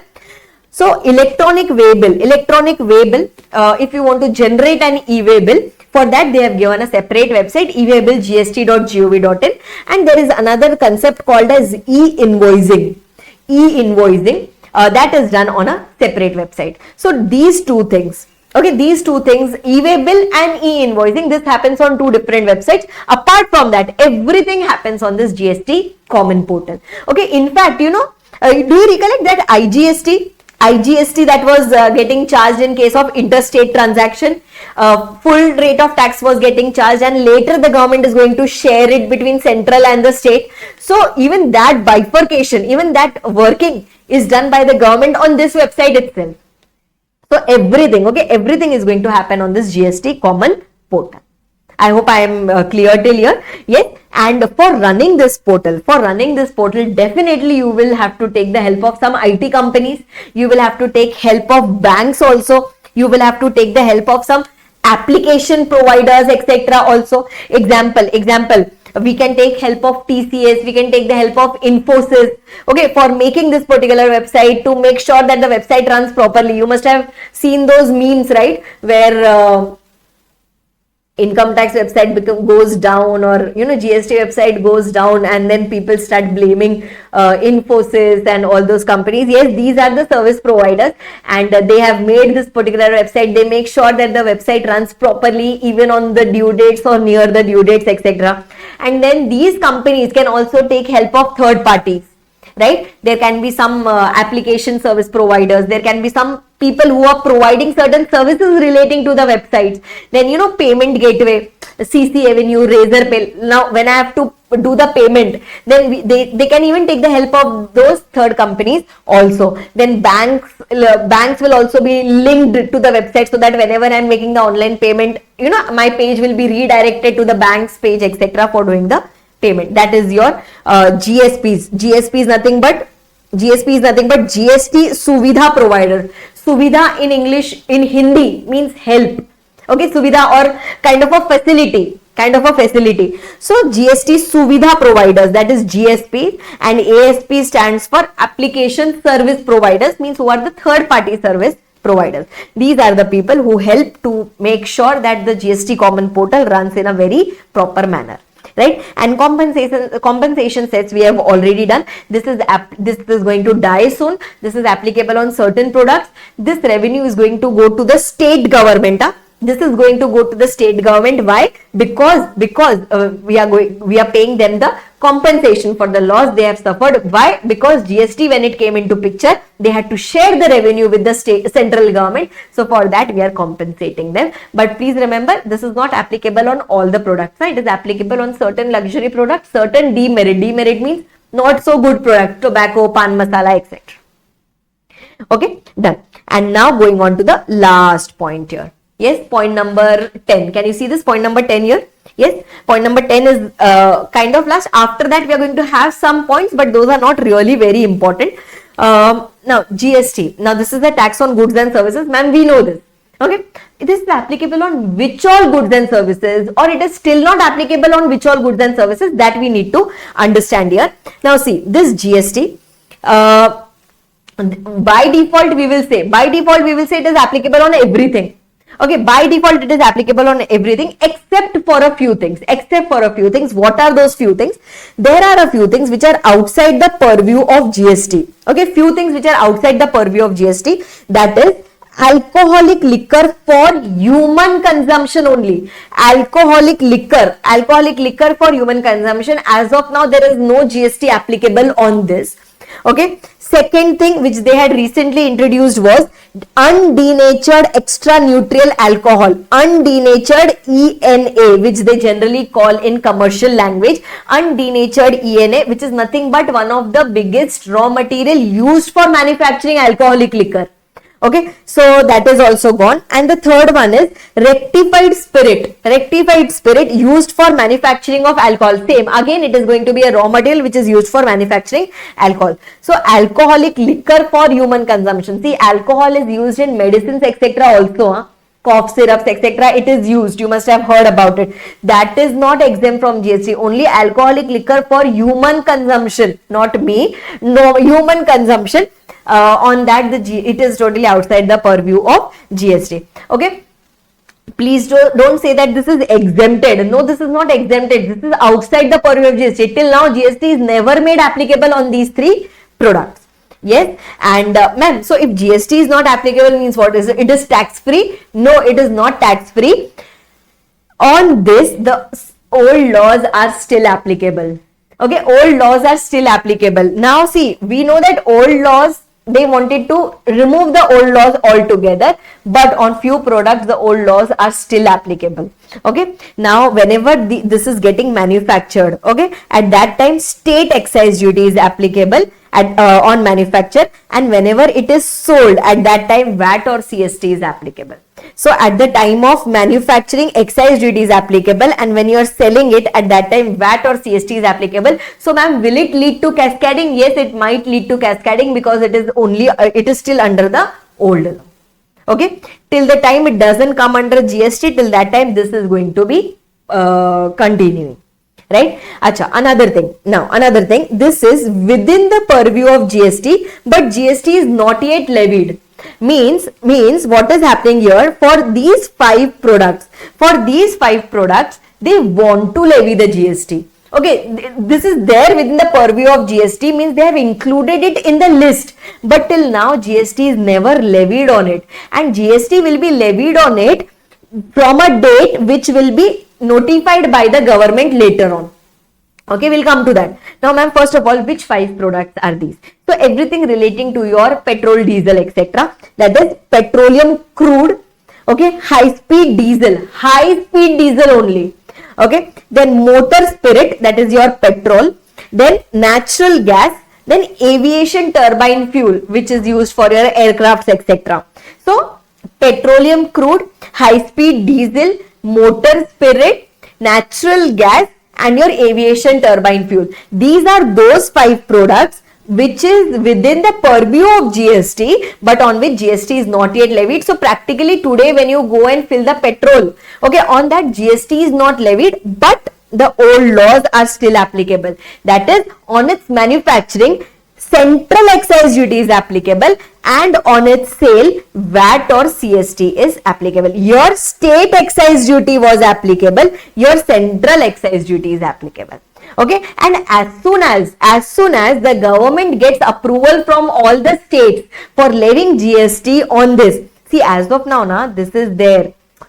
On the sale of petrol and diesel, it is there within the state's hand, like VAT etc. is there, it is there within the states. So as soon as petrol goes from their hand, they are going to lose out on a big time revenue.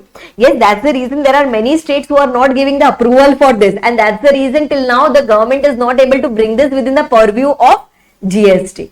Yes, so, and see what is written here, GST shall not be levied till a date which is to be notified on recommendation of the GST Council. We will study in this chapter itself. Under GST, they have made a GST Council.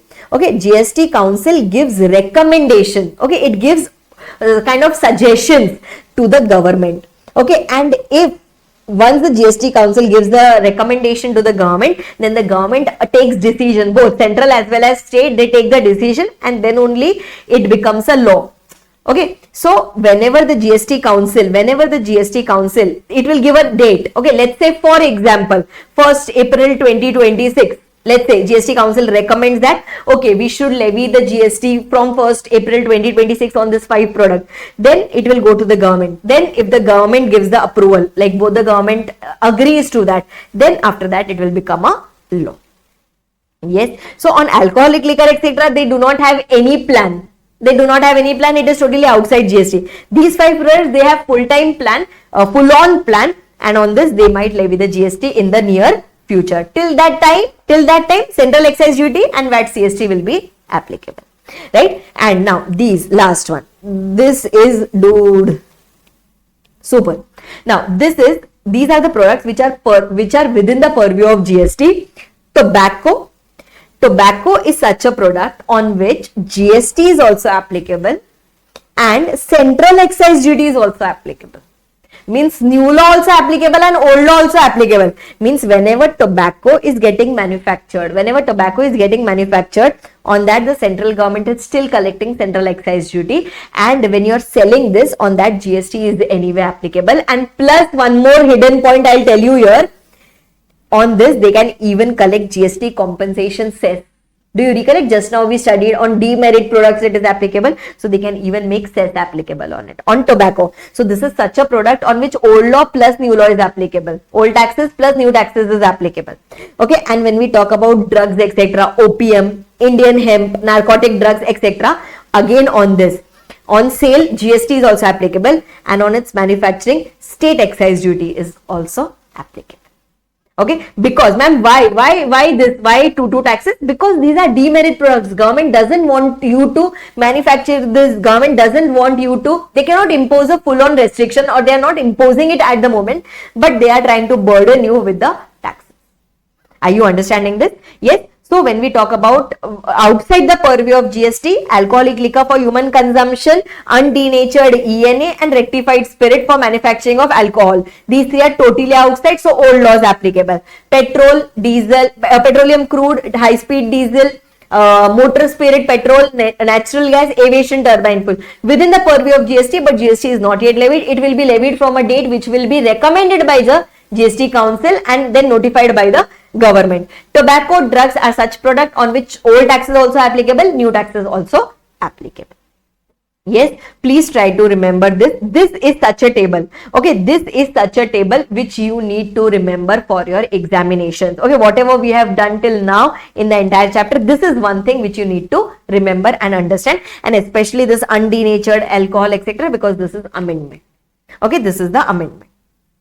Yes, then going ahead, which taxes got subsumed in GST? Subsumed in GST means what? Subsumed means GST came into picture and these taxes went outside. Means which have subsumed, okay, got combined into GST, which all taxes. So in central taxes, which all got combined? In central, which all got combined? In central taxes, central excise duty and additional excise duty, except on those 2 products, except on these products, like central excise duty on these 5 products and central excise duty on tobacco. That is still applicable. Apart from that, on other goods, central excise duty cannot be levied. Okay, then service tax gone. GST came into picture. Okay, excise duty under Medicinal and Toilet Preparation Act, that is again gone. Then CVD, countervailing duty and special CVD, and there is also something called as additional duty or special additional duty. Okay, that was also levied earlier under excise, even that is gone.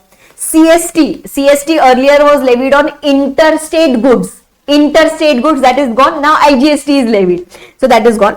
And then there were surcharge, cess. In income tax you have surcharge and cess, even that was there under the old law, so even that is gone. Under GST now we do not have anything called as surcharge. Cess is there, that compensation cess is there, but there is no nothing called as education cess, higher education cess, nothing. Okay, so these taxes have got subsumed, combined into GST. Similarly in state, surcharge and cess is gone. Entertainment tax was there, that is gone, but there is still entertainment tax means except those levied by local bodies, local authorities, like municipal corporation also levies some entertainment tax, that is still there. But the one which was levied by the state government, that is gone. Okay, please remember this point. Okay, then tax on lottery, betting, gambling is gone. On that now GST is applicable. Okay, entry tax, purchase tax gone.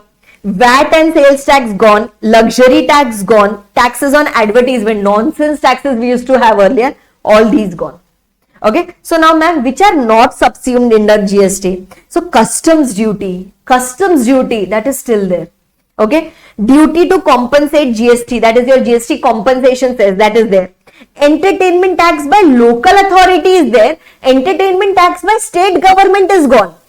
Then property tax, whenever you purchase any property etc, on that after you start staying in that you have to pay the property tax, that is there. Stamp duty, whenever you purchase a property at that time on the purchase value you have to pay the stamp duty, that is still there. So there are taxes which are not yet subsumed under GST, but the list of taxes which have got subsumed under GST are these central taxes and state taxes.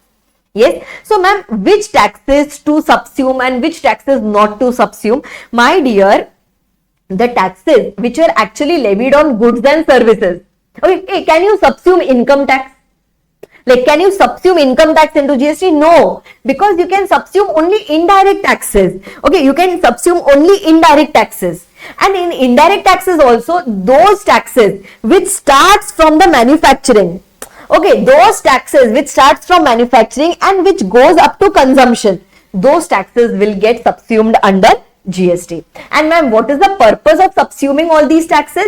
The purpose was there were multiple taxes, some credit was available, some credit was not available, and there was no free flow of credit. Means you were not able to get the credit of the taxes which you had already paid. Because of all these reasons, you have subsumed it under GST, and now there will be a revenue fairness, because earlier VAT was there only with state, service tax was there only with center. Now there is a revenue fairness, now half of it is going. See, if it is intra-state, CGST, SGST, half of.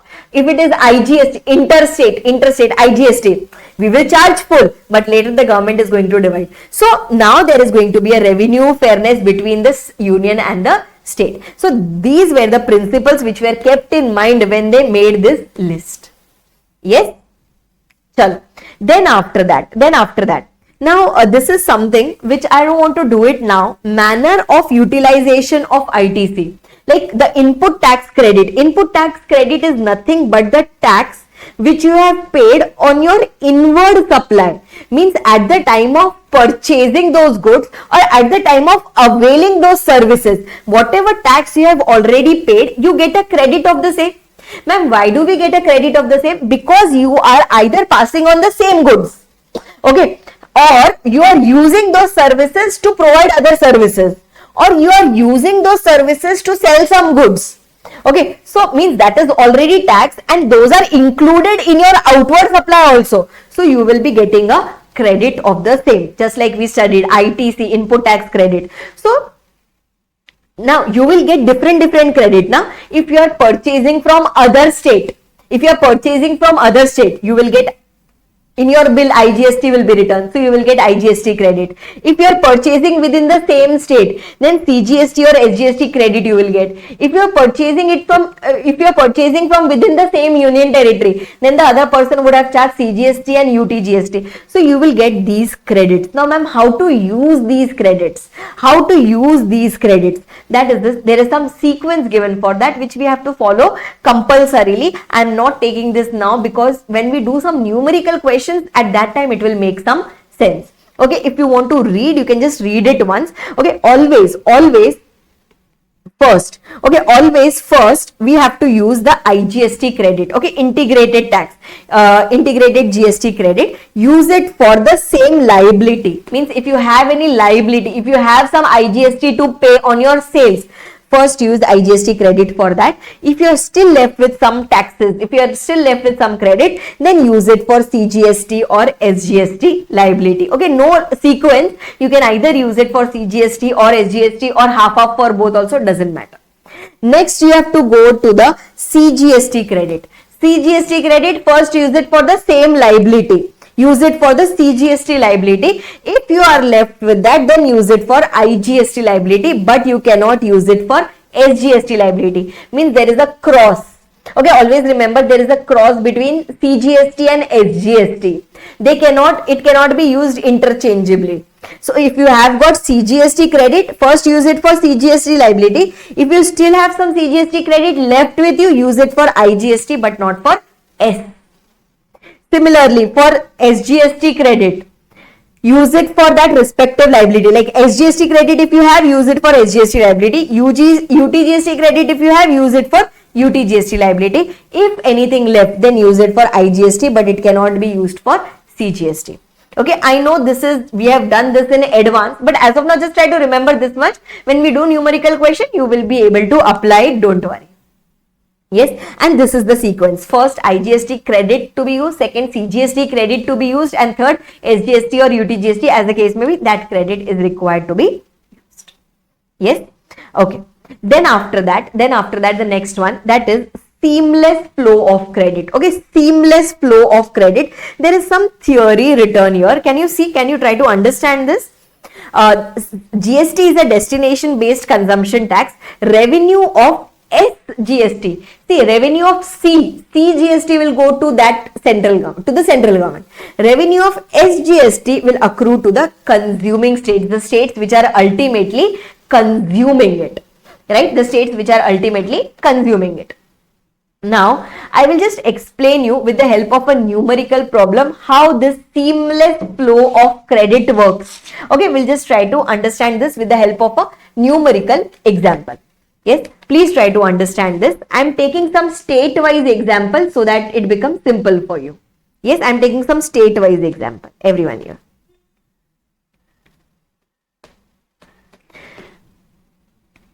Last numerical example in the chapter, and then we are almost done. Okay, then we are almost done. We'll be having some constitutional provisions. With that, we'll wind up the chapter. Okay, everyone here, try to understand. Okay, let's say first transaction. Mr. A is selling the goods. Let's say he's a manufacturer. Okay, he is selling the goods to Mr. B, who is the wholesaler. Okay, and let's say Mr. A is in Maharashtra, Mr. B is in Gujarat. Okay, now you should be knowing this. Can we say this is interstate transaction? Interstate transaction. So can we say IGST will be levied on this? Yes. So now, okay. Now manufacturer is selling this. Manufacturer is selling this to the wholesaler. Let's say for 10,000 rupees plus 18% GST. 18% IGST I should be telling now. 1800 rupees. Yes, 11,800 is the value for this. Done? 11,800 is the value. So now can we say here B is paying 1800 from his pocket. He is paying it to A. A will collect 11,800, 10,000 he will keep in his pocket, 1,800 he will pay it to the government. Can we say at this level, in the A to B transaction, 1800 is required to be paid to the government. Okay, under which head? Under the head called as IGST. Okay, I am making a table here so that later you will be able to understand the seamless flow of credit.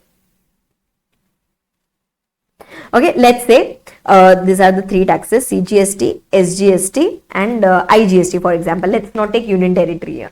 Okay, in the first transaction, in A to B transaction, can we say 1800 will be paid under the IGST head? This will be paid in cash. We do not have any credit as of now. So this we will have to pay for. Cash means I really don't mean the actual cash, means through bank, etc. This amount will be paid to the government. Right? Now going on to the second transaction, second chain of transaction. Let's say Mr. B, this one, Mr. B is selling to Mr. C. Mr. B is a wholesaler. He was a wholesaler and he is selling it to a retailer under business only. Okay, and both of them, this Mr. B was in Gujarat. He was in Gujarat. Let's say Mr. C is in Gujarat. I am taking multiple combinations. Okay, Gujarat to Gujarat. Gujarat to Gujarat becomes intrastate. If this becomes intrastate, then can we say CGST and SGST will be charged here? Yes, and let's say he is selling it for 20,000 rupees. So he will have to charge. Now in the bill he will charge C, and let's say the rate of GST is 18% only. right? In the bill, he will charge CGST 9% and SGST 9%. This is how it is going to be charged. Yes, so 1800 rupees and 1800 rupees, total 3600. B is going to give an invoice of 23,600 to C. Right? Now, what is C going to do out of this? What is C going to do? Now, C will write here tax payable. Okay, C will do the working. B will do the working. C is going to pay this amount, right? C is going to pay this amount to B. Now, B is supposed to go and pay it to the government. What calculations he will do? Okay, tax payable. CGST payable is equal to 1800.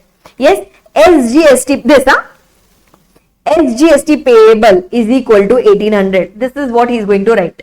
Then he will think, have I already paid something to the government? Have I already paid? Has this B borne some amount of tax? Yes, yes, yes. B had borne, na? B had borne this 1800 rupees. Now, this 1800 was already paid as IGST to the government. So now, can we say B is having a credit of 1800 rupees of IGST? Acha, IGST credit, just now we studied. IGST credit will be first used for IGST liability, then it will be used for CGST or SGST. So now, can we say he was having a credit of 1800 of IGST, which he can use it for paying CGST? Okay, I am using my IGST credit here. I am using my IGST credit of 1800. So CGST I don't have to pay anything, but this SGST I will have to pay in cash to the government now. Yes. So now see how are you supposed to write for the second transaction, that is for B to C. For B to C, can we say first we had to pay 1800 rupees under CGST that we paid using IGST. So IGST of 1800 got utilized, so I am subtracting it. That I used it for paying this 1800. Yes, and another 1800 I have to pay in cash. So now nothing is left with the government in the IGST account, but under CGST, SGST, the government has got 1800 with itself. Yes, okay, and last, third one. Let's say C retailer is of Gujarat, right? And now let's say he is selling it to the ultimate customer. Okay, ultimate customer who is, let's say, in Maharashtra. Let's say he is in Maharashtra, Gujarat to Maharashtra. Can we say this becomes interstate? If this becomes interstate, can we say IGST will be levied? Okay, now listen. C had paid how much? C had borne, B sent an invoice to C in the second transaction and C had paid 1800 plus 1800. C had paid full 3600 rupees of taxes to B. Yes, so C has already got a pinch of 3600, this amount. Yes, now see, now how to take it ahead. Let's say he is selling it for 25,000 and on that it is interstate IGST, 18% taxes will be applicable. Okay, 18% on 25,000 will give me how much? 1825, 4500. Okay, I'm taking, let's say I'm taking it as 4500. I don't have the calci with me now. So total amount comes to 29,500. Let's say it comes to 29,500. Can we say this is the IGST? So now can we say, listen, C is giving this invoice to the customer of Maharashtra. He is charging this amount. Can we say C is going, the customer is going to pay 29,500 to the retailer? Out of this, retailer will keep 25,000 with itself.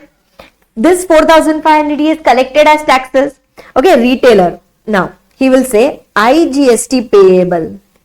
Okay, this supplier, IGST payable is equal to 4,500. But is there any pinch which C has already borne? Yes, ma'am. C has borne taxes of this amount.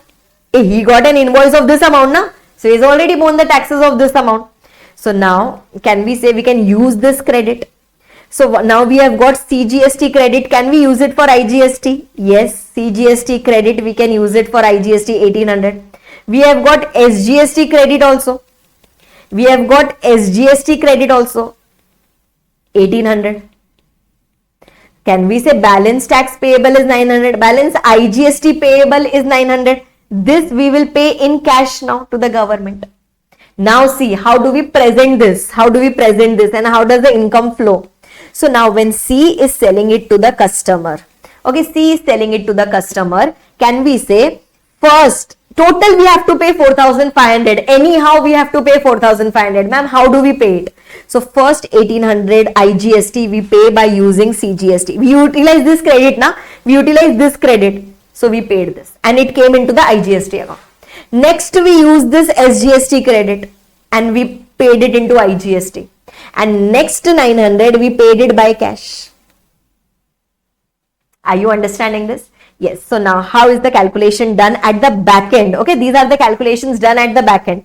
In CGST nothing is left. In SGST nothing is left. In IGST this 1800 fit to cancel. Okay, and now we are left with 4,500 under the IGST.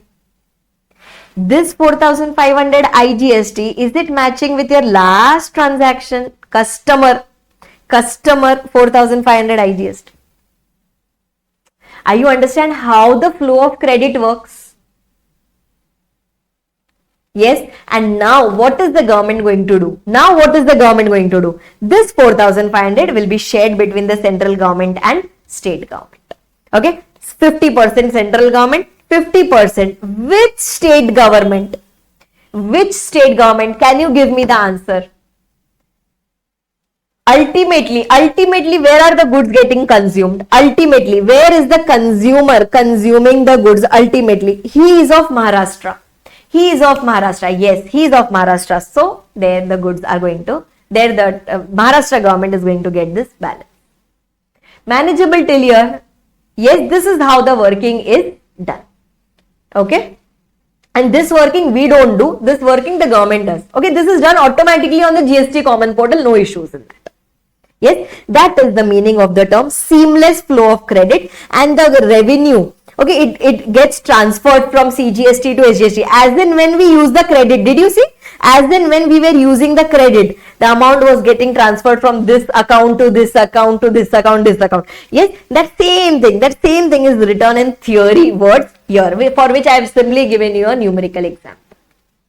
Manageable? Okay. Please don't by heart this. This has to be done. The flow has to come automatically. Right? Okay. Then after that, next they have given you the benefits of GST. Because of GST, what are the benefits? See, there are certain drawbacks also. There are certain complications, etc. Also, there are some procedural issues also. But overall, what are the benefits of GST? So, because of GST, because of a single tax, first of all, cascading effect is totally gone. Okay. From wherever you want to purchase in India, you can purchase, the tax effect is going to be the same. Okay. If you're purchasing from other state, IGST will be applicable, same rate. If you're purchasing within the same state, CGST and SGST will be applicable, same rate. So India has become a unified, one nation, one tax, one nation, one market. India has become one global village. Okay. So from wherever you purchase, it doesn't make any sense. It doesn't make any difference. Okay. Achha, because of this, because of the credit thing, now people are getting into manufacturing. Okay. Now people are getting into manufacturing because you get the credits. Earlier excise was applicable, there was cascading, etc. Then more and more investment is happening because of that. Okay. People are starting the business, new business is getting started, investment is happening, employment opportunity gets increased because they create jobs. Okay. Doing business has become kind of simple. We can say kind of simple because because of the mechanism, this input tax credit is available for paying my output tax liability. So there is no burden on the businessman. The ultimate burden shifts to the consumer. Then there is a certainty, means there is a transparency. Transparency means once you put your invoices in the system, immediately you will be able to calculate. Your tax liability. Yes. Then more use of information technology is there, because of which it has become simple. Example, GST portal is there. Everything, all these calculations happen on the GST portal. You just need to give your sales and purchases figures. Immediately they will do the calculations and the things have become automated. Okay. Then compliance cost has reduced. Earlier I had to go to some tax consultant, chartered accountant, etc.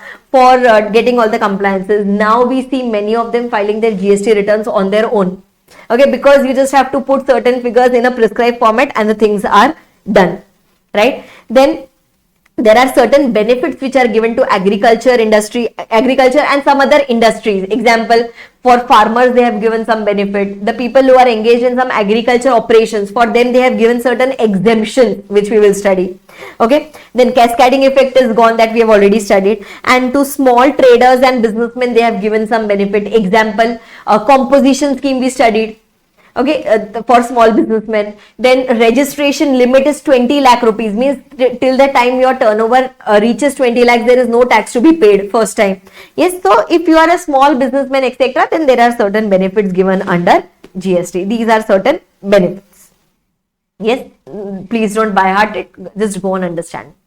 Yes, and now going to the last part. Okay, last part of the chapter, that is constitutional provisions relating to GST. Now under constitutional provisions, I had already told you we had to do some changes in the constitution. Do you recollect that? We had to do some changes in the constitution because earlier the constitution did not give the power to levy one tax by two governments. Okay, earlier it was one tax, one government, but now GST is going to be levied by two governments. Okay, dual powers were given to the government. For that they did the constitutional changes, and then only GST came into picture.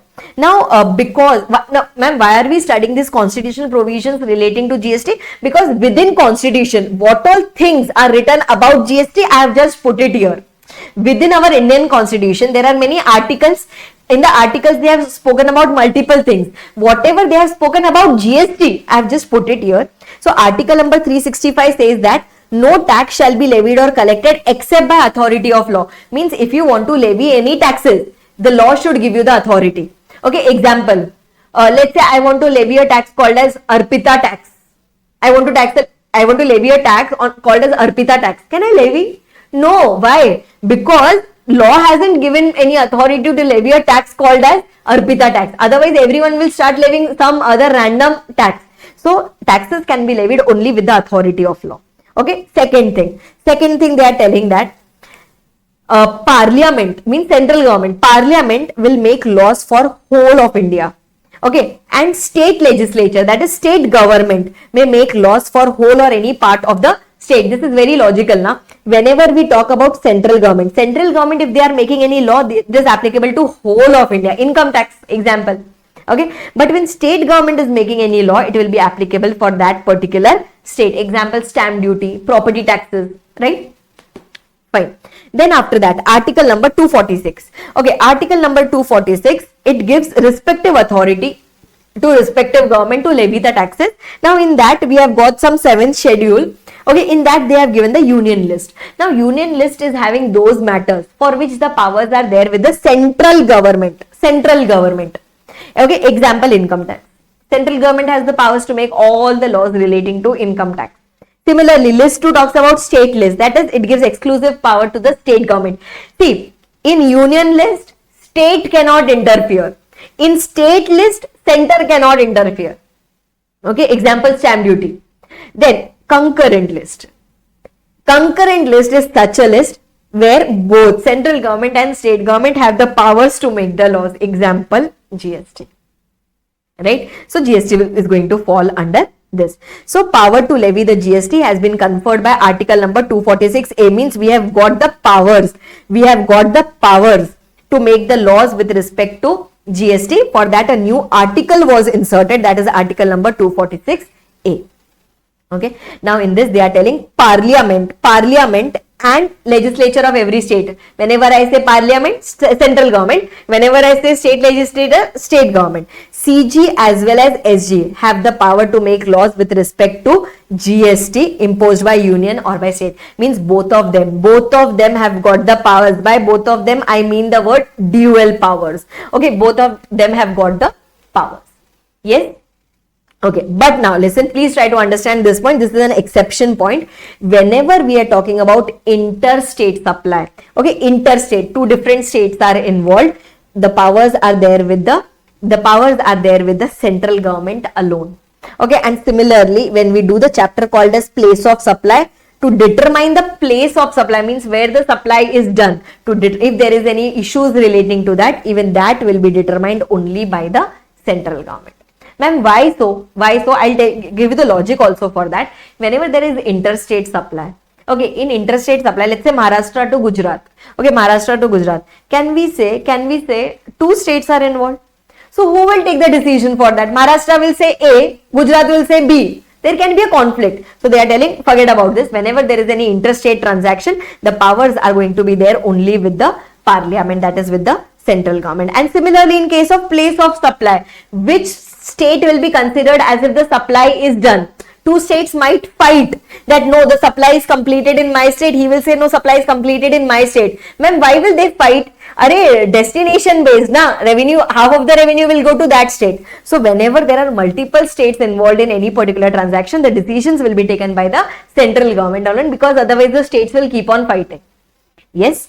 Okay. Otherwise, under GST, both of them have got the dual powers, but for interstate transaction and for place of supply transactions, provisions, central government has got the sole powers.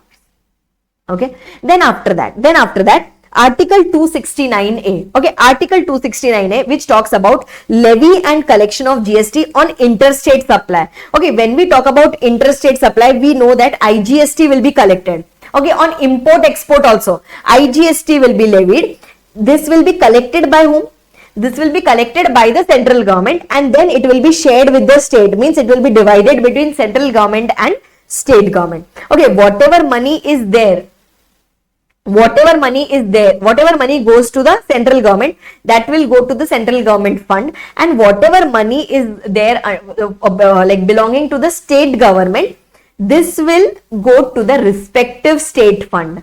Okay, this will go to the respective state fund, and it will not form part of consolidated fund of India. If state government revenue, it will not go to consolidated fund of India, it will go to the consolidated fund of the respective state. Okay, central government fund, yes, it will go to the consolidated fund of India, but state government will go to the respective state, right? Okay, then after that, last two articles, article number 279A and article number 368. Okay, article number 279A is a little important. Here they are talking about GST Council. Okay, this is important. GST Council. We have studied, na, they constituted as soon as GST law was implemented. This GST Council became effective. Okay, after that, and in this GST Council, good people are sitting. Okay, from the government, people are sitting who are going to take the decisions. Okay, now take the decisions means these are the people who are going to apply their brains. Okay, they will, GST Council will formulate some policy, it will decide the rates, etc. But they will not levy it. Okay, they will recommend it to the government.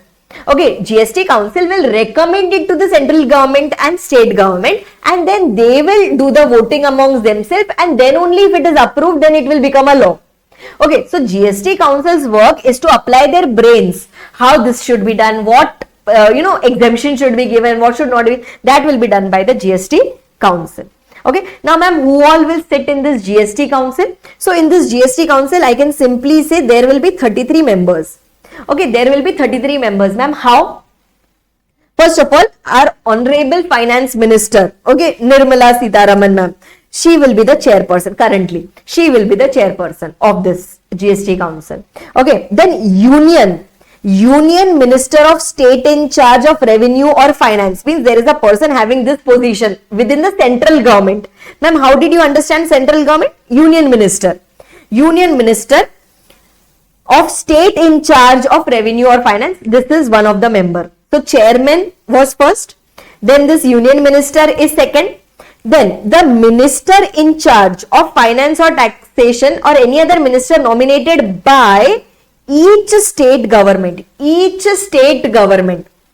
Now, can we say in each state government, we have got 28 states, and plus we have got 3 union territories which are considered as state. Which one?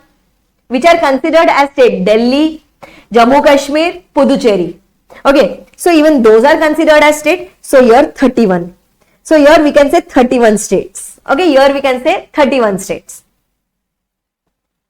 So this way 1, 2 and plus this 3, 31. This way total 33 members are going to be there in your GST Council. Okay, now when these people are sitting, What is their function? Their function is to make a recommendation to the central government and the state government, that is which taxes to subsume, which taxes will be subjected to GST and which will be exempted from GST. Okay, then they will make the model laws, like they will draft the law. Then what will be the threshold limit for registration? 20 lakhs, 10 lakhs, after which you have to take the registration. Then what will be the rates of GST, including some special rates whenever there is any natural calamity or disaster. Generally, whenever there is any such thing, they increase the rate in that particular state so as to cover up the money. Okay, then some special category states. Okay, there will be some special category states to whom some special benefits will be given under GST. I will come to the name of states separately. Okay, so they will decide which states and what provisions will be applicable to these special category states. Then they will recommend, this is important, see if you can link this, my dear, recommend the date on which the tax will be levied on those 5 products, petrol, diesel, crude. Do you recollect that? So they will recommend the date. Example I had given, from 1st April 2026, they will recommend that from this date it should be applicable. But whatever they are telling, this is not full and final. This is just a recommendation which they will give to the government, and then the government is going to decide it. Yes? Okay, fine. So these are some of the functions. These are some of the functions which are there. Now, ma'am, what is the quorum? Quorum, you understand?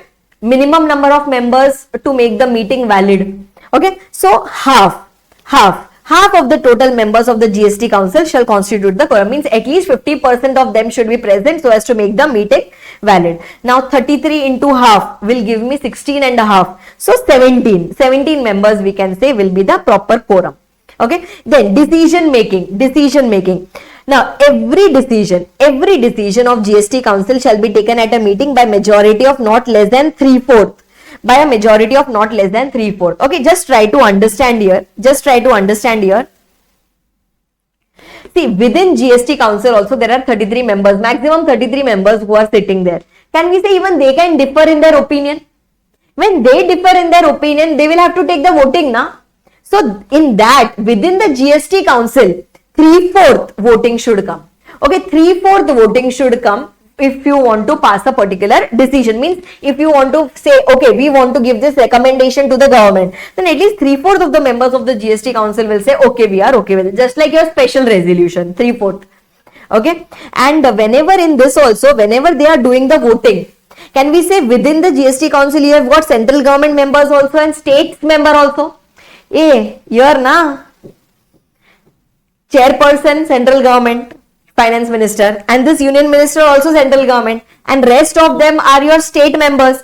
So there are 2 members from the central government and there are 31 members from the state government. So within this also, how much weightage should we give? So they say to the central government give a weightage of 1/3 of the votes, and to state government they give a weightage of 2/3 of the votes. And then take a weighted average. And that weighted average should come to 3/4. Okay, I'll give you a simple numerical example for that.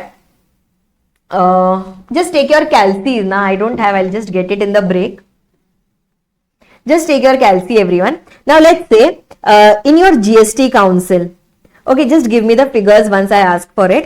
Let's say in central government, let's say they have decided, okay, let's say they say that 1st April 2026 petrol should come under GST, for example. Okay, in central government, okay, both the members, 2 out of 2 members, okay, 2 out of 2 members say that yes, we agree that from 1st April it should come into picture. So can we say 100% of central government members are agreeing to that? Yes, but to their approval we will give a 1/3 weightage.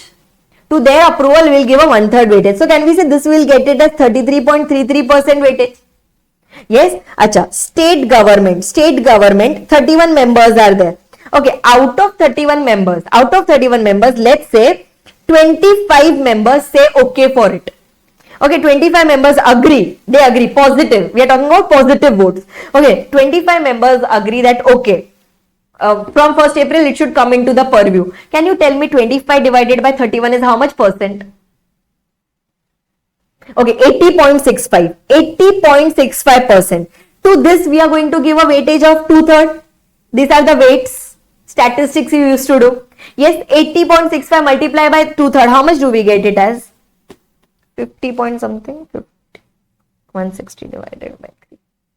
Okay, you get it as 54%. Okay, let's say you get it as 54%.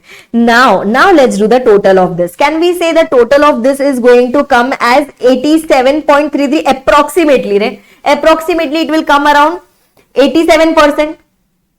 Okay, let's say it comes to around 87% approx, huh? I'm taking approx, 87%. So can we say this has exceeded my special resolution? This has exceeded 3/4. Means this has exceeded my 75%. Done. So can you tell me what will be the final conclusion? Can you tell me the final conclusion? Can we say now this will be a confirmed recommendation? This will now be a confirmed recommendation. That okay, now at least GST Council has approved it. Now we'll send it to the government. Did you understand how the working is done actually? Yes. So this is the percentage that is written here. And next thing that they are telling us here is, before I do this, let's do article number 368, amendment in the article. Now, if you want to make any amendment in article 279A, that is this GST Council, if you want to do any amendment in this GST Council, for that 2/3 of Lok Sabha and 2/3 of Rajya Sabha, mean both the houses of parliament, 2/3 members, means 66.67 approval you should get, and at least half of the states, whatever states are there in India as of now, 28 plus 3, these many states should give the approval. Only if they give their approval, only then we can do some changes in this GST Council. Means if someone says no, chairperson should be someone else, or if they say that no, this 75% approval should not be taken, 50% approval. If you want to do any changes in the article 279A which pertains to GST Council, for that you will take the approval. In Lok Sabha, 2/3 approval, okay, done. Next approval, Rajya Sabha, 2/3 people saying yes, okay, done. Go to the states. If half of the states say okay, this amendment should be done in GST Council, only then we can proceed ahead. Okay, this is talking about amendment in the GST Council. Yes, acha. Then after that, last point which is coming up here. Now they are telling that no act or proceedings of GST Council shall be invalid. Means whatever is done by the GST Council will not be considered as invalid merely because of any vacancy in the council, any defect in appointment in the council, or any procedural issue in the council. Means what are they telling? Let's say the GST Council has given any recommendation. Okay, this 3/4 etc. is done, and they have given a recommendation that from 1st April petrol should come under GST. Okay, later someone comes and says, hey, there is some problem in your members of GST Council. There was some place vacant in your GST Council, maybe because of death of any member, because of maybe death of any such member from the GST Council, or maybe because of resignation. Means there was some internal issue in the GST Council. Later, if someone objects to that, then that objection is not valid. Why? Because they are telling that those are petty issues. Okay, let's say GST Council first did everything properly and they gave a recommendation to the government to make it a law. Later they come to know that there is some vacancy in the council. There was some vacancy in the council. While appointing any member of GST Council, there was some mistake that happened, or there was some procedural issue while in the GST Council. So that will not affect the decision taken by the GST Council. Decision once approved by the GST Council as per these percentages, that is full and final, that is valid. Okay, so that will not affect any decisions which are taken by the GST. Yes, these are some small points pertaining to GST Council. कोई खास बात नहीं है, means it is not really very important, but this you must have already studied in your intermediate. I just revised the provisions for you all. Yes, and one thing which I left was the special category states, right? Special category states, for the purpose of GST, they have notified. Okay, they have notified some places as a special category state. For them, some special provisions will be applicable. Ma'am, which are these special category states? So, first we'll just read it from the textbook, and then I'll give you a code which we are going to use it throughout the syllabus. Can you see this? Arunachal Pradesh, Assam, Jammu Kashmir, Manipur, Meghalaya, Mizoram, Nagaland, Sikkim, Tripura, Himachal Pradesh and Uttarakhand. Okay, 11 states.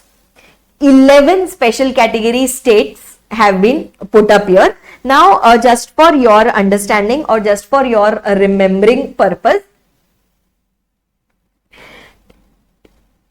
MMNT, okay, MMNT, SAM and JUA. MMNT, SAM, JUA. 1, 2, 3, 4, 5, 6, 7, 8, 9, 10, 11. These are your 11 special category states. Ma'am, why are you not giving any other code? Okay, listen. I have divided these 11 into this 4, 3, 4. In some chapters, only this 4 will come. In some chapters, only these 3 will come. In some chapters, these 2 will come. Okay, so later when I say MMNT, then it should come in your mind that okay, I am talking about this MMNT. When I say SAM, this should come in your mind. Okay, now ma'am, what is this MMNT, etc.? What if we get confused? What if we get confused? Okay, now listen. This MMNT, this is your northeastern states. Okay, now listen. Manipur, Mizoram, Nagaland and Tripura. Okay, this is MMNT. SAM, Sikkim, Arunachal Pradesh, not Assam, Arunachal Pradesh,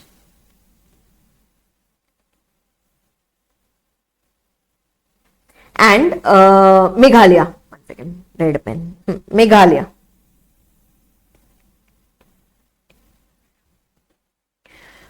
Next one, J stands for Jammu and Kashmir, H stands for Himachal Pradesh,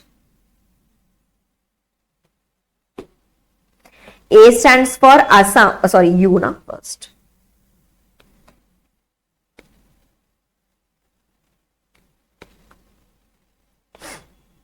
Uttarakhand. Don't say Uttar Pradesh. Uttar Pradesh is anyway doing good. So, Uttar Pradesh will never come into special category.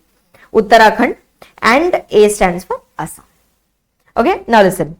See, this MMNT, you have to remember it compulsory. It is going to get repeated again in some other chapter. Okay, tomorrow it will get repeated. Okay, Manipur, Mizoram, Nagaland, Tripura. Please remember this. Okay, SAM, how to remember here? Okay, how to remember SAM here? You must be knowing, na? Northeastern states, it is called as 7 sisters.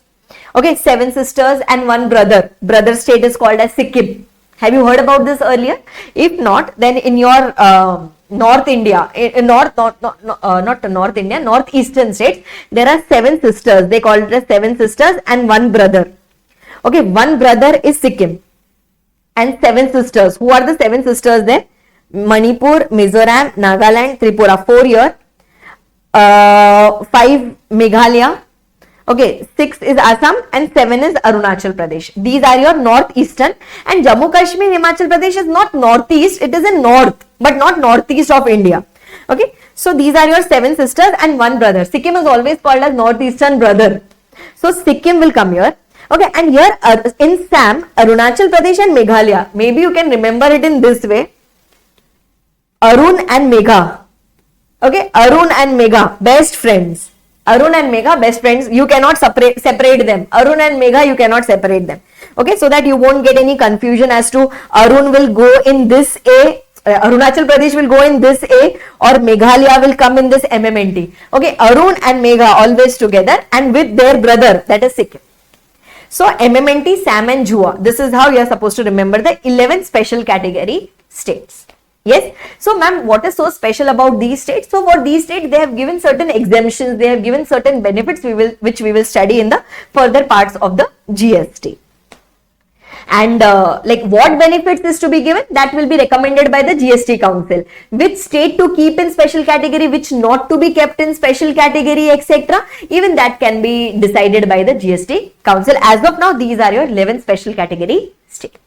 Okay, now listen, as per Constitution of India, There can be, as per Constitution of India, the states can change. Okay, but this is as per GST.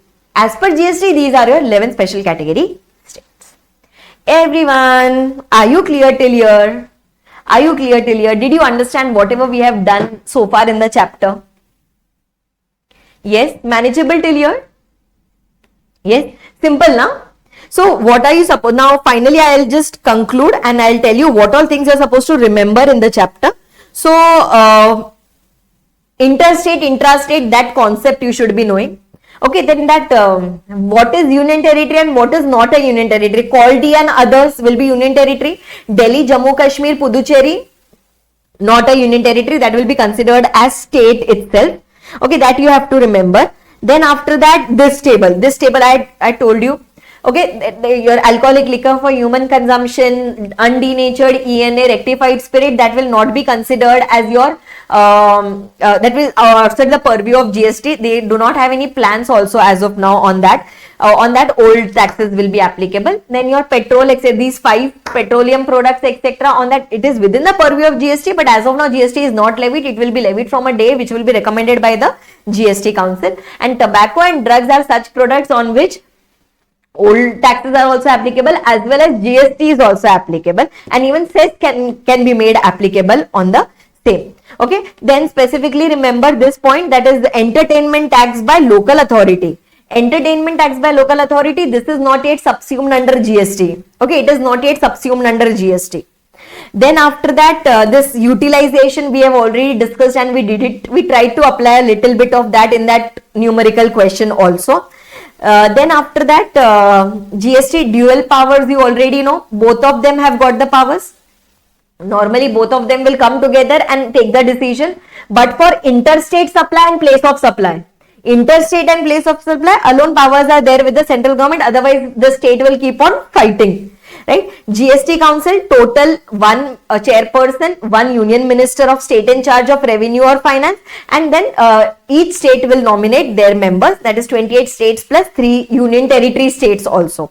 Right? And special category, 11 states, MMNT, SAM and JUA, they will be your special category states. In GST Council, half is the quorum.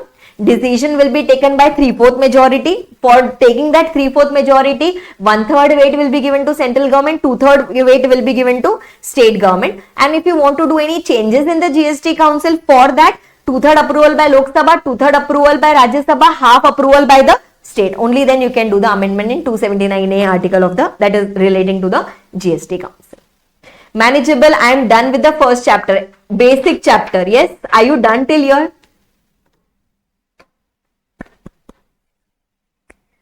Did you understand this, everyone? Yes, yes, yes, yes, yes. Okay.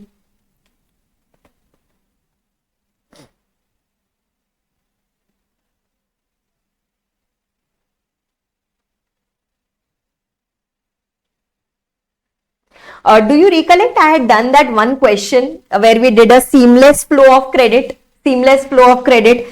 We utilized IGST for paying CGST and we did that table, etc. There is a numerical question on that in your question bank. Okay. A similar question is there which I had taken. You can just try this question. This is one question which I want to give you as homework. Question number 2.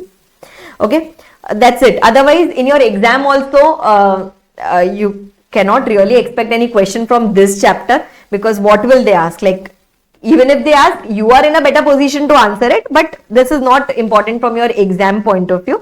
And this one question, question number 2 is one such question which you can just try on your own so that you will also come to know how to utilize the credit. Okay, that's it. That's all we have to do from the first chapter. Yes, done. I am done with the first chapter. Let's do one thing. Yes, let's take a break. Let's take a break of 15 minutes. I think that much is sufficient now, as of now. Then we'll take a separate lunch break later.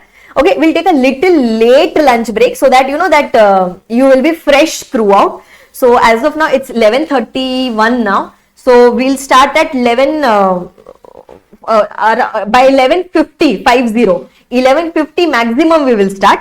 Okay, and what you can do is, as of now, you can just leave the meeting, and around 11:50 when you come, you can again rejoin the meeting. I'm just continuing with the live stream.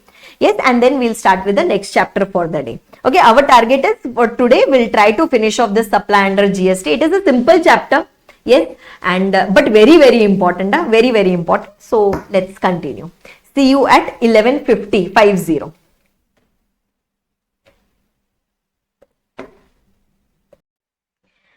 Chalo, so then let's start. Let's start with the next chapter. Everyone ready, steady? Simple chapter, important chapter, crucial chapter.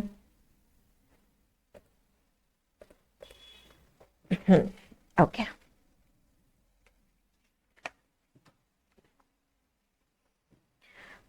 Supply under GST.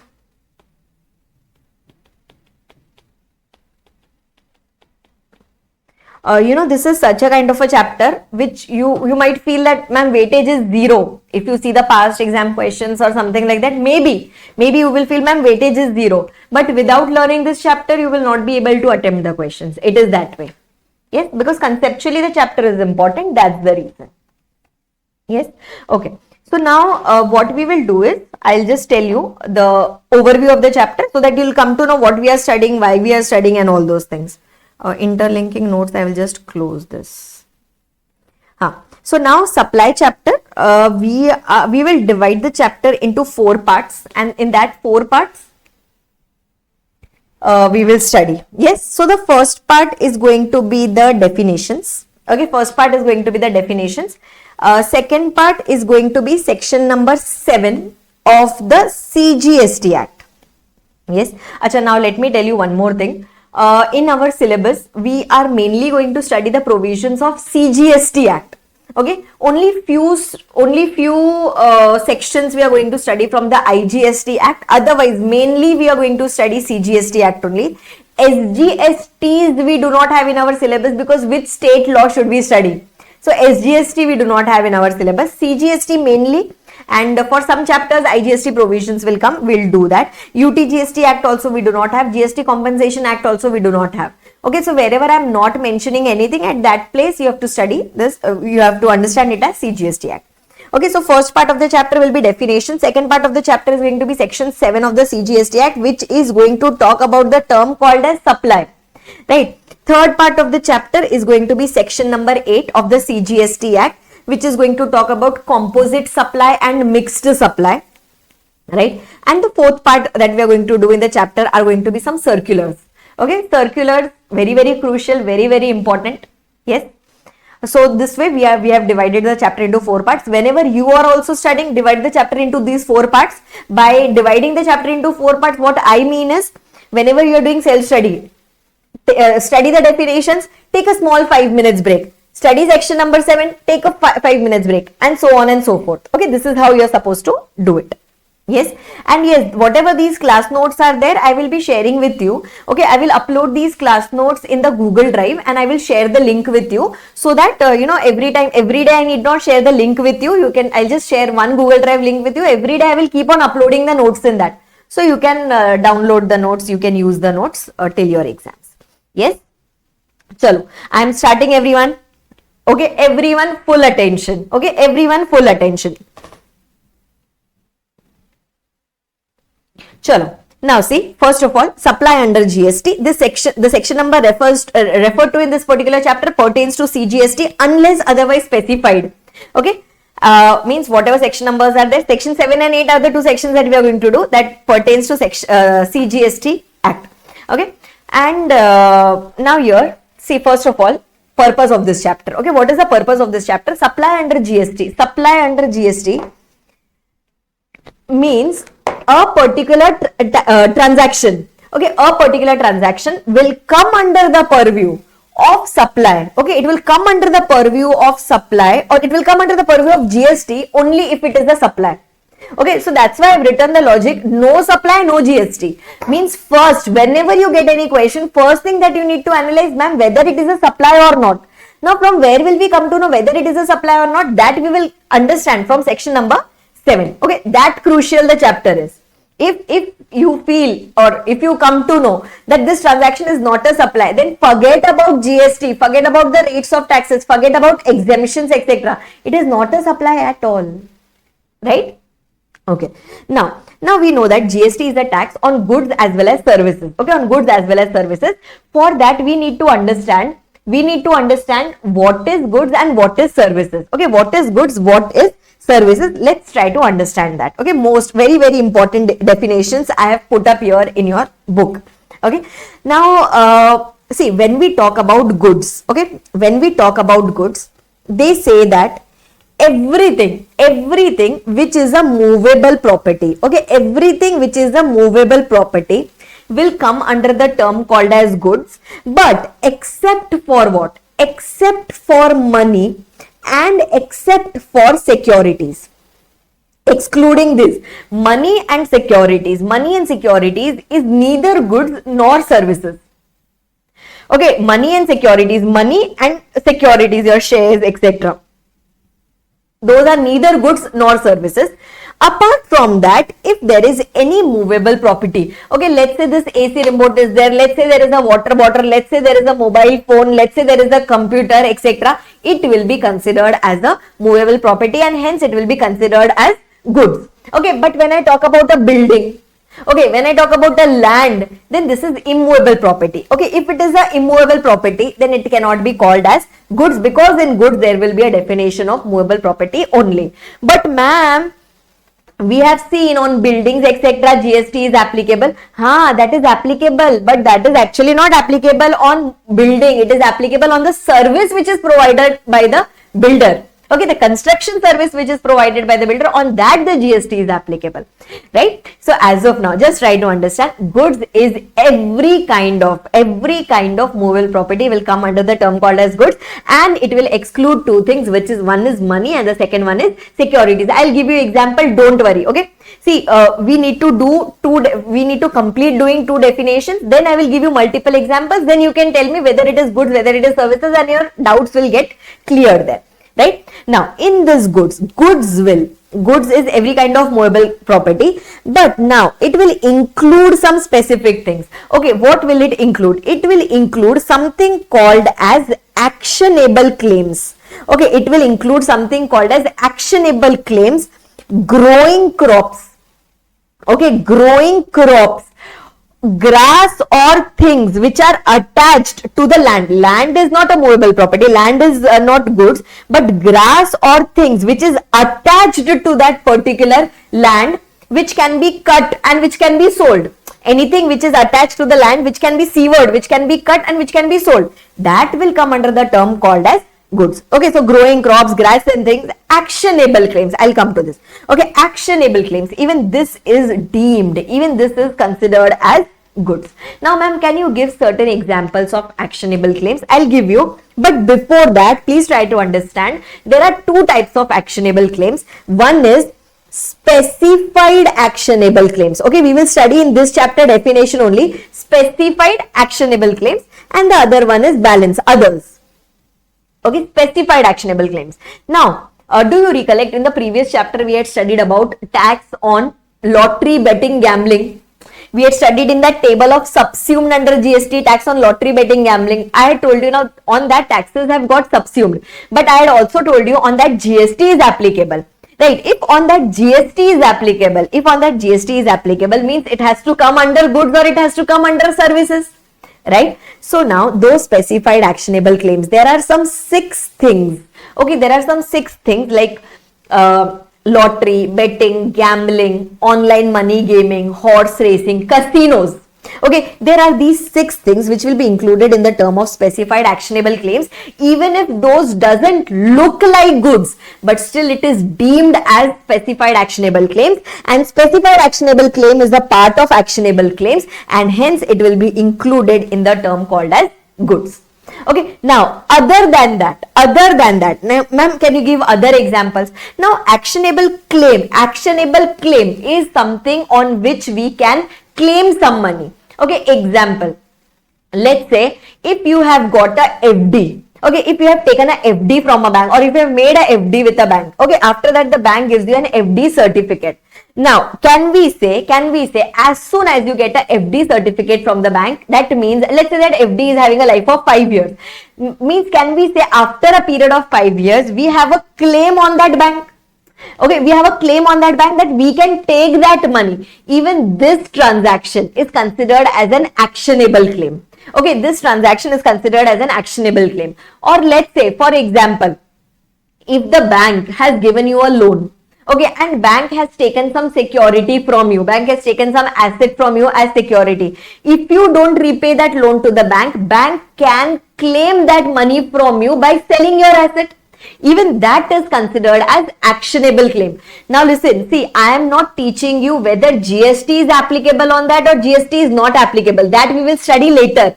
As of now, I am telling you what transactions will come or what things will come under goods or what things will come under services. And within goods, we are doing about actionable claims. Within actionable claims are goods. Okay, within actionable claims, there are two types of actionable claim. One is specified actionable claim and the second one is others. Specified is those six: money, online money, gaming, horse racing, casinos, betting, gambling, lottery betting, gambling, etc. That is separate. That is specified actionable claims, means it is actionable claims, means it is goods. Okay, till now. Now, what are others? Others example which I gave you, recovery of money, having a claim, right? All these things will come in other actionable claims. Okay, all these things will come under other actionable claims. Example, you must have heard about a recovery agent. You must have heard about a recovery person who can, in case of bad debts, in case of non-performing asset, he can recover the money. That claim which he has got on your asset, that is called as actionable claims. Okay, so even actionable claims, even if I'm telling you, see, if you imagine, it doesn't look like goods. It looks like some sort of finance transaction. Still it is considered as what? Still it is considered as goods. Okay, that is one thing. Then you're growing crops, grass or things which is attached to the land. So it does not mean that if it is attached to the land means it is immovable. It can be severed, it can be cut at the time of supply. So if you're cutting it and selling it, then in that case it will be considered as goods. All these things come under the term called as goods. And ma'am, if it comes under the term called as goods, then GST can be applicable on it. Because if you want to make GST applicable on it, it should be either goods or services. Manageable till here? Yes, that is one thing. Now listen, let's do services definition also. Then we can consolidate and understand it in an even more better manner. Now when we talk about services, okay, they say that anything other than goods. Anything other than goods, okay, means these things will be considered as goods. Now these cannot be considered as services. Anything other than this will come under the term called as services. So other than goods. So other than goods will be called as services. So you will tell me, ma'am, money and security was also not covered above. So will it be covered under the term called as services? So they did the changes in the services definition. Then they said other than goods. What happened? Other than goods, other than money and other than securities means money and securities. Did you see? Money and securities are excluded from goods also. It is excluded from services also, and goods will be considered as goods. So anything other than these three will be considered as services. They have kept the definition open. It will be considered as services. Yes, but it also includes, okay, it also includes some specific type of transaction. Any such activity, okay, any such activity which is related to use of money. Okay, any activity, I'll give you example, don't worry. Any such activity which relates to use of money or its conversion by cash from one form to another form, from one currency to another currency, from money to security, from one denomination to another denomination, for which, very, very important, for which a separate consideration has been charged. Okay, for which a separate consideration is charged. Now, ma'am, what is this? This was so big. I'll just show it to you also here, everyone. Services means other than goods, money and securities, but it includes activities relating to use of money or its conversion by cash or any other mode from one form to another form, from one currency to another currency, from one denomination to another denomination. But the most crucial thing is for which a separate consideration is charged. For which a separate consideration is charged. Okay, now listen, just try to understand. Let's say I have got rupees and I want to take dollars. Okay, rupees into dollars. Can we say this is a transaction done in money? This is means giving of money and getting of money, supplying of money, receiving of money. This is a transaction in money. If it is a transaction in money, it is neither goods nor services. But can we say the money changer in between charges some consideration? He charges a separate consideration for that, money exchange charges, etc. Will this be considered as service?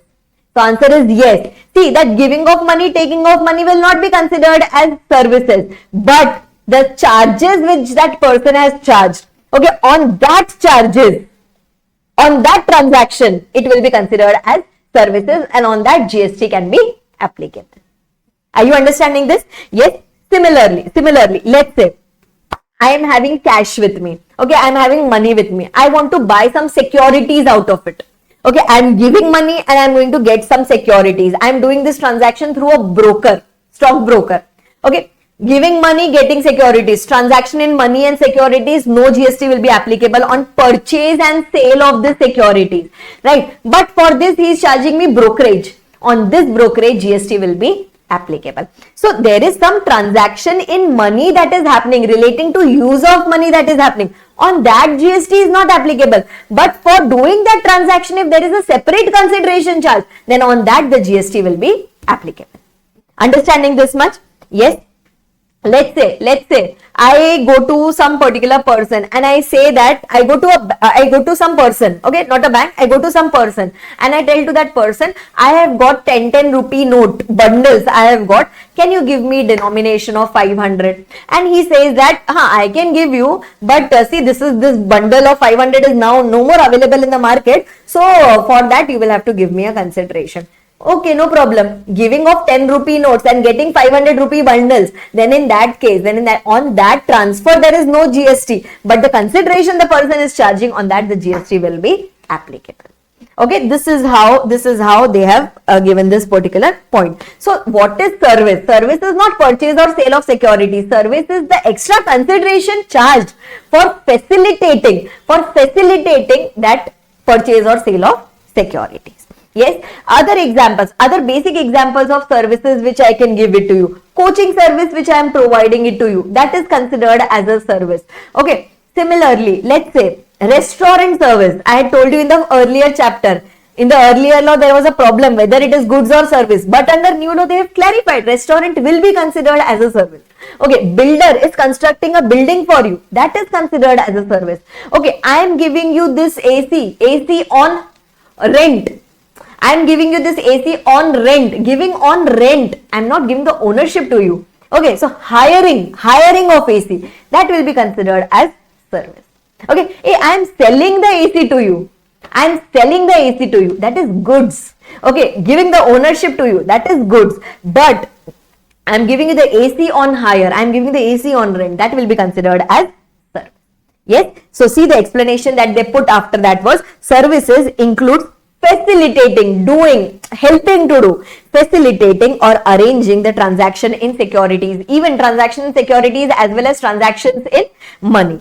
Okay, and then see what are they telling us here. The activity of, this is very, very important. Please try to understand. Holding company, subsidiary company, you understand, right? Okay, so now who purchases shares in whom? Holding company purchases shares in whom? It purchases the shares in the subsidiary company, right? Holding, it holds, right? It holds the shares of the subsidiary company. So the activity of holding of shares of subsidiary company by the holding company cannot be treated as a supply of service by holding to the said subsidiary company. Okay, holding company is purchasing the shares of subsidiary company. Okay, it is acquiring the shares of the subsidiary company. Can we say this is a transaction in money and securities only? If it is a transaction, even though it is holding subsidiary, even if it is me and Reliance Industries, doesn't matter. It is still a transaction in money and securities, and hence it will not be considered as goods or services. Okay, and hence it cannot be taxed under GST. This was one of the circular by which they had clarified it. So Arpita purchasing the shares of Reliance Industries, this is not going to come under GST, but the broker who is charging in between, on that GST can, on those charges, the GST can be applicable. Similarly, holding company directly purchases the shares of the subsidiary company, cannot come under the purview of GST. Yes, acha. Another thing, please, many of the students make a mistake here because we generally imagine the transaction. Now let's say betting, lottery, gambling, online money gaming, Dream 11, okay, then your casinos, all these things, okay, actually there is no goods involved here, but these are coming. Can we say these are specified actionable claims, like I had told you? Specified actionable claims. Specified actionable claims is a part of actionable claims. Because it is a part of actionable claims, it is considered as good. So it might look like services, but it is actually goods. Okay, this actionable claims is one point where students, specified actionable claims is one point where students do mistake. So please be super careful about it. Okay, another thing is money and securities, not a part of goods also, not a part of services also. And before we wind up this definition of goods and services, let's also complete the meaning of the term called as specified actionable claim. Okay, these two definitions also we can complete here itself. Try to understand. Now, specified actionable claim. Specified actionable claim means the actionable claim involved in or by way of. Only 6 points. No etc word, no etc word written here. Okay. So 6 things will come only under this specified actionable claim. Betting, casinos, gambling, horse racing, lottery, and online money gaming. Okay, can we say in case of, let's say, casinos? Okay, casino is there, you go and purchase the chips and you play the games. If you win etc, you get the money. If you lose etc, your money is gone. So there someone is providing you this casino thing, right? So it can sound like he's providing you casino services, but don't do that mistake. Okay, these things will come under specified actionable claims, and therefore it goes under actionable claims, and therefore it goes under goods only. Even if it sounds like services, it is goods only. Yes, so these 6 things will be considered as specified actionable claims. Any other actionable claim other than these 6 will go under other actionable claims, which is also considered as goods. See, the taxability for the specified actionable claims will be little different. That's why they have classified this way. Okay. And online gaming is defined here. Online gaming includes online money gaming actually. So online gaming definition they have given here. Online gaming is what? Please don't by heart this definition. Specified actionable claim is one such definition which you need to remember. But online gaming is just one time read, which says that online gaming is a facility given for playing the game online, right? Over the internet, etc. So online money gaming is such a game where the one who is supplying you this actionable claim, he arranges that you can play it on an app or on the browser or on a particular website where you deposit some money, where you pay some money, and using that money you can play that particular game based on your skill, based on your luck, etc. Whatever amount you win or lose, that will be decided by the supplier. So that is your online gaming. So online gaming, one is such game where money is not involved. If money is not involved, GST is not at all coming into picture. But in online money gaming, money is involved. So that is considered as specified actionable claims. Yes, that is one thing. Okay, so these were the two definitions that we can do it together with goods as well as services. Now, so if you want to levy GST, okay, if you want to levy GST, first of all, it should be goods or services. Okay, another thing is, when we are doing it in the course of business, okay, when we are doing it in the course or furtherance of business, course or furtherance means during the business or to enhance my business. If I am doing this, generally at that time GST becomes applicable. Okay, generally at that time the GST becomes applicable. I'll give you example for this also, don't worry. Now, for that we need to understand what will come under the term called as business. Okay, what will come under the term called as business? Means when can you call it that you are doing it for the purpose of business? Now, coaching classes, is it a business? Yes, it is a business. Chartered accountant doing a practice. Okay, is it a business? Yes, it is a business. See, in income tax, you have divided it in business, profession, etc. Business, profession, vocation, etc. For the purpose of GST, they have kept it so sorted that everything will come under the term called as business, and business is an inclusive definition. Okay, business is an inclusive definition, means include everything in the definition of business. So see, what are they telling us here? Again, I am telling you, don't by heart. Okay, business, any trade, commerce, manufacture, profession, vocation, adventure, wager, or any other activity. Wager is betting. Or any other activity, whether or not it is for a pecuniary benefit, means whether it is for a financial benefit, profit or not, or even if you are earning profit or you are doing loss, doesn't matter. Business is business. Okay, so manufacturing, trading, reselling, profession, betting, all these things will come under carpenter, painter, artist, music artist, dancer, everything will come under the term called as business. Okay, now, or anything which is ancillary to above, means anything which is related to above, anything which is related to manufacturing. Example, in manufacturing there is something called as subcontracting or job worker. Let's say I am the main manufacturer and I have outsourced the work to someone else. Okay, so that outsourced person who is doing that work for me, even that his activity is also considered as business. Okay, then whether or not there is volume, means you are doing a small business or a small business or a large business. Okay, or if you are whatever is the frequency, is it a seasonal business, is it a all round year business? Okay, is there a continuity or there is no continuity, is there a regularity or no regularity? Doesn't matter. They want to bring it everything under the term called as business. Okay, then after that, whenever you are commencing any business, at that time if you are purchasing any capital assets, plant and machinery, etc., or at the time of closure of business, if you are selling, ultimately you will close up, wind up everything and sell up here, even that is considered as a business. Okay, ma'am, what is the impact of that? The impact of that is whenever you are closing the business and you are selling off your assets, at that time also GST applicability can come into picture. Similarly, the services which are provided by any club, like giving club membership and allowing the members to use the facilities of the club, any association, society or any body, whatever charges, some amount they will be charging, right? Some amount they will be charging for giving you that particular services. That is also considered as business. Then admission for a consideration of person to any premises. Let's say they are allowing you to enter a particular premises. Example, you want to go and see any aquarium, you want to go and see some zoo of animals, etc. For that they charge the entry fee. Even that is considered as a business.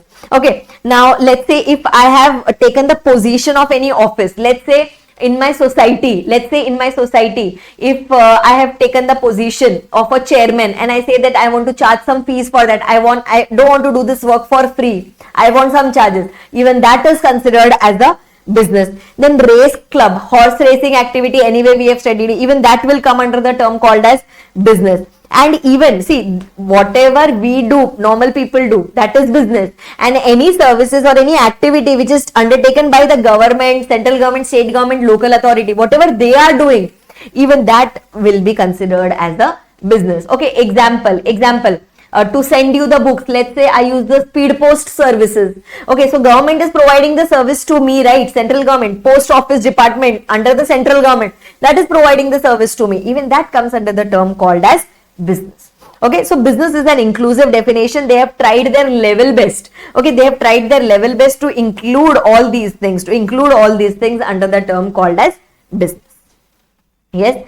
Okay, so first test was, is it goods or services? Second test was, is it a business? Third test is there any consideration involved?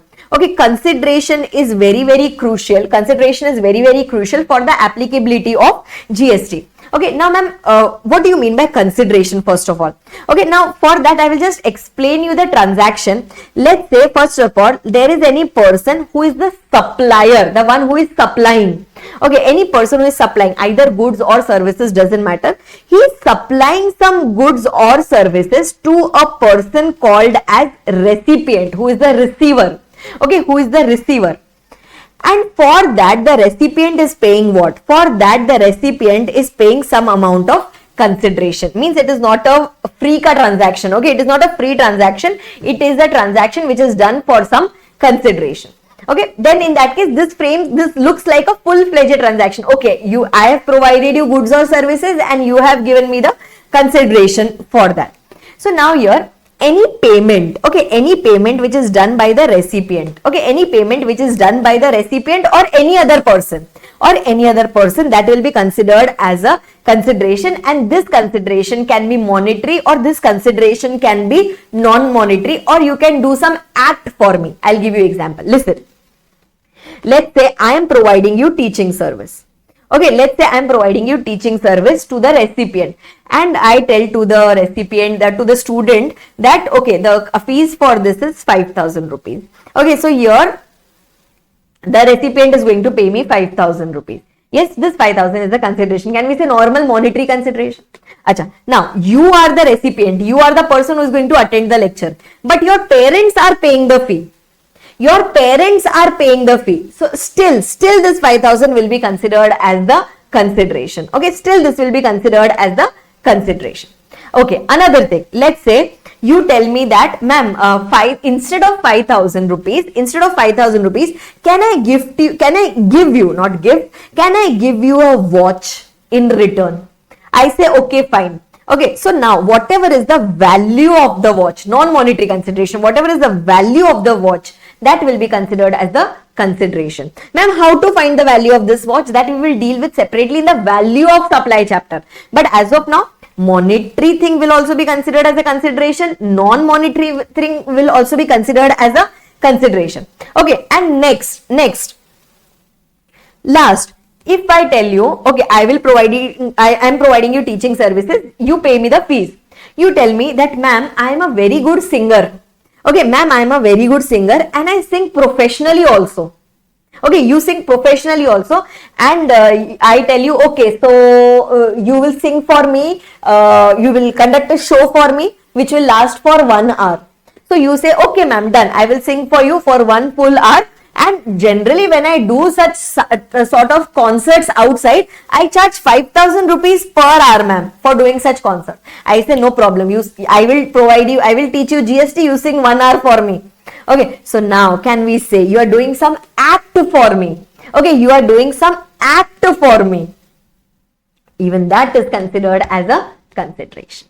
Yes. So everything. If I am getting something in return. That's what you must have studied in your contract act, right? If I'm getting something in return, that something can be anything. If I'm getting that something in return, that will be considered as a consideration. But if I'm receiving subsidy from the government, okay, if I'm receiving subsidy from the government, from the central government or state government specifically, if I'm receiving subsidy from the government, which government gives to promote some things, then in that case, this subsidy is never considered as a consideration.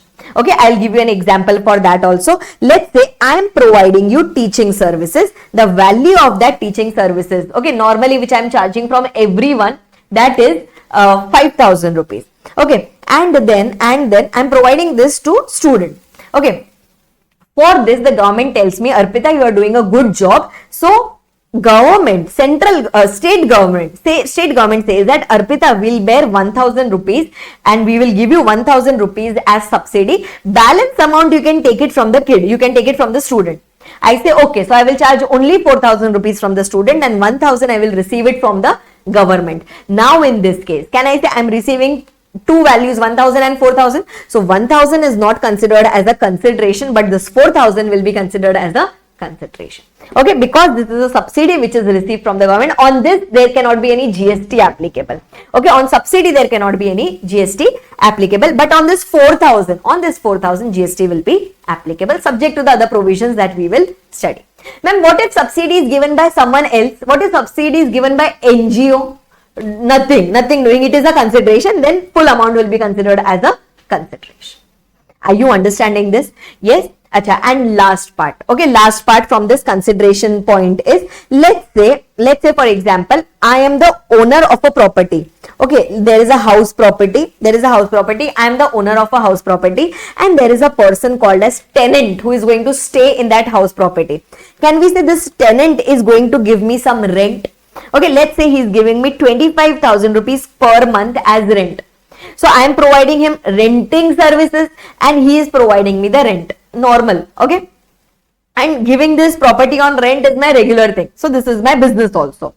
Now just try to understand here to this tenant. I don't know if you know about this or not. Whenever we take any property on rent, we are required to pay some deposit also. The tenant is required to pay some refundable deposit also to the owner. And once we vacate, when the tenant vacates the house, he will get his deposit back.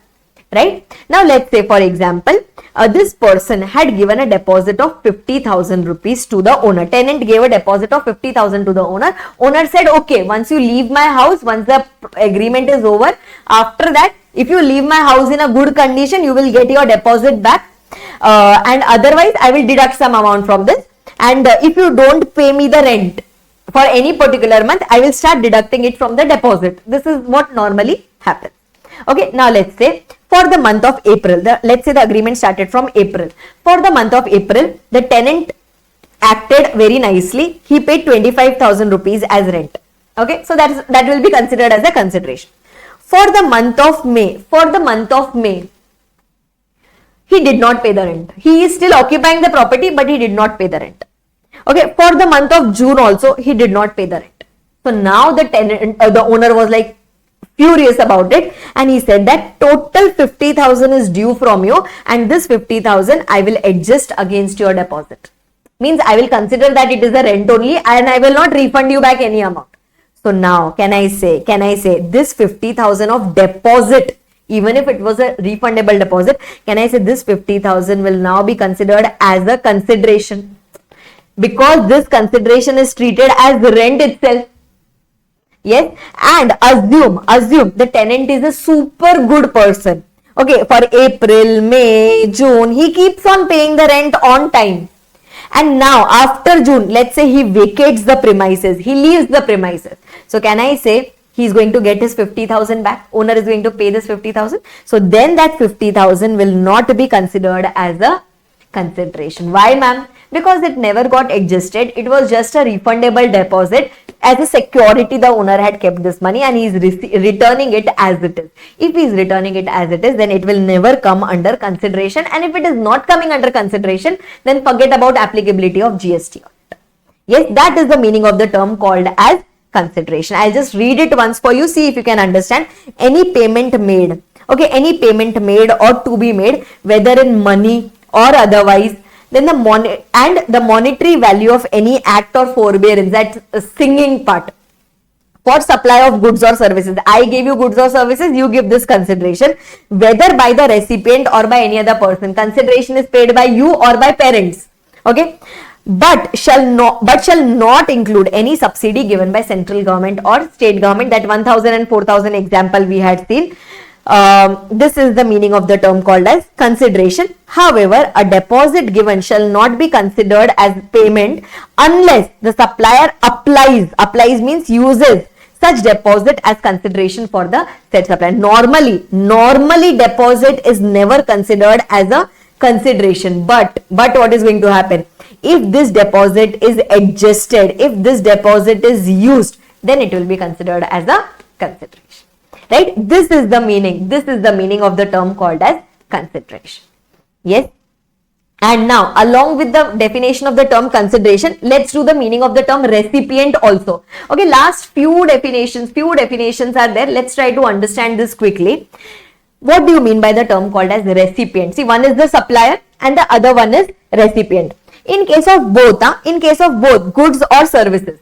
Now, suppose if in that transaction there is a consideration. Okay, if in that transaction, let's say there is a consideration, then the person who is liable to pay the consideration. Okay, in our example, everyone here, in our example, I was teaching, you are the student who is liable to pay the consideration. That person will be considered as recipient. I am the supplier. I am providing you goods or services. You are the person who is liable to pay the consideration. So, you will be considered as the recipient. Acha, what if there is no consideration? Okay, what if there is no consideration? So you will say, ma'am, if no consideration, then no GST, na?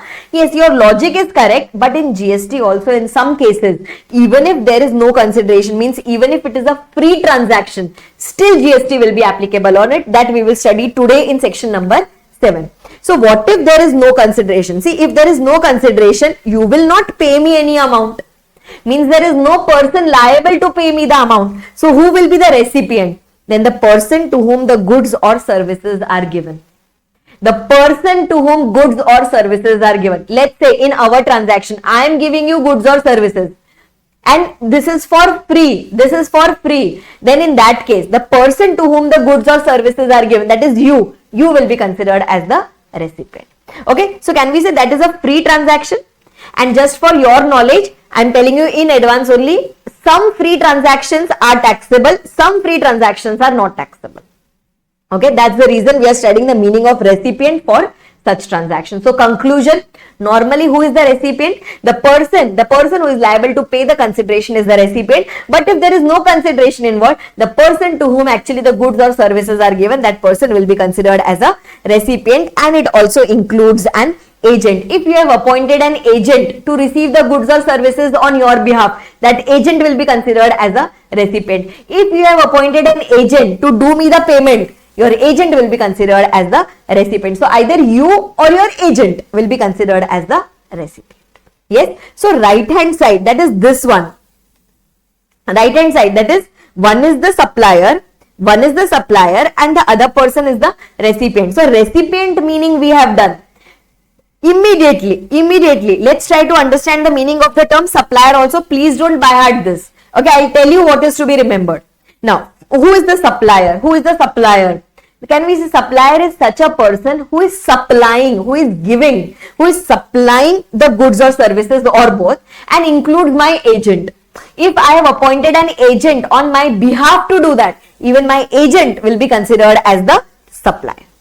Okay, so either me who is giving or any person on behalf of me who is giving, that person will be considered as a supplier. Okay, and they had added this point later, that who will be the supplier in case of specified actionable claims. First of all, do you recollect the specified actionable claims? Can you just tell me how many of them? How many of them? 6 of them? Yes, perfect. 6 of them. Lottery, betting, gambling, casinos, and all those things. Yes, 6 of them will be considered as specified actionable claims. And in this specified actionable claims, who will be the supplier? The person who is giving this. Okay, example, in case of lottery, the lottery organizer. In case of casinos, the casino. In case of online money gaming, that platform, example, Dream11. Okay, so these people will also be considered as the supplier. Okay, all these people will be considered as the supplier. So that person will be included in the term of supplier. Yes, so supplier is the one who is supplying. Recipient is the one either who is liable to pay me the consideration or anyone to who is receiving such goods or service. Yes, okay. So this was your supplier recipient. Please don't by heart it. Consideration, in consideration, please remember this point relating to subsidy, and second, please remember the point relating to deposit. Okay, if deposit is not at all adjusted, it is as it is given to that person, then in that case it will be considered, it will not be considered as a consideration, but if it is adjusted against your dues, then it will be considered as a consideration. Yes, then person definition, I am not going to do. Person definition same as your income tax, everyone, individual, HUF, AOP, BOI. Do you recollect studying that under your income tax act? Individual, HUF, company, firm, LLP, AOP, BOI, government companies, any foreign company will also come under the term called as person. Cooperative societies, charitable trust, then your artificial juridical person, all the government also. Okay, all these, everyone, and also it is an inclusive definition. So everyone, they have not excluded anyone from the term called as person. So everyone will be included in the term called as person. Yes, then going on to the next two definition, again you should know general definition of principal and agent. Okay, what do you mean by principal? What do you mean by agent? Let's understand it together itself. Let's say I want to provide some goods to you. Okay, let's say I want to provide, Arpita wants to provide some goods to the recipient. Okay, for that purpose, Arpita has appointed an agent in between. Okay, Arpita has appointed an agent in between. Then in that case, agent is any such person who is kind of a middleman. Okay, who is kind of a middleman, who is doing the supply. Okay, who is doing the supply on behalf of someone else. Okay, on behalf of someone else. And is he going to do this for free? Fukat, is he going to do it for free? No, he is not going to do it for free. He is going to charge some commission. He is going to charge some amount in between. Right? Then in such a case, this person will be considered as an agent who is doing the business on someone else's behalf, who is providing the goods or services on someone else's behalf. That person is called as the agent. And then how will you define the principal? How will you define the principal? Here Arpita was the principal. How will you define the principal? The person on whose behalf agent is doing the work. Agent was doing the work on behalf of the principal, on behalf of Arpita. So Arpita will be considered as the principal. Are you understanding? On whose behalf the agent was working, that person will be considered as the principal. Normal commerce definition. Okay, agent and principal. Yes. Acha, before we come to types of supply, let's do these three small definition. Manufacturing. Now, what do you, please don't by heart. Okay, manufacturing, what do you mean by this? Manufacturing is such an activity in which your raw materials or your inputs, etc., some processing is carried out on such raw materials, etc. And after the processing, it is getting converted into some finished goods. Okay, after processing, its name, character, etc. is changing and it is getting converted into some other goods. This entire process of converting one thing into another, this entire process is called as manufacturing. And was manufacturing included in the term called as business? I am using plastic and making this AC remote. I am using plastic, circuits, buttons and using this and making this AC remote. Will this activity be considered as business? Yes, this activity will be considered as business. Are you understanding this? Yes. Okay. Then after that, what do you mean by money? What do you mean by money? Acha, before money, where did we study the meaning of the term? Where did we study something about money? Now, where did we study something about money? Do you recollect?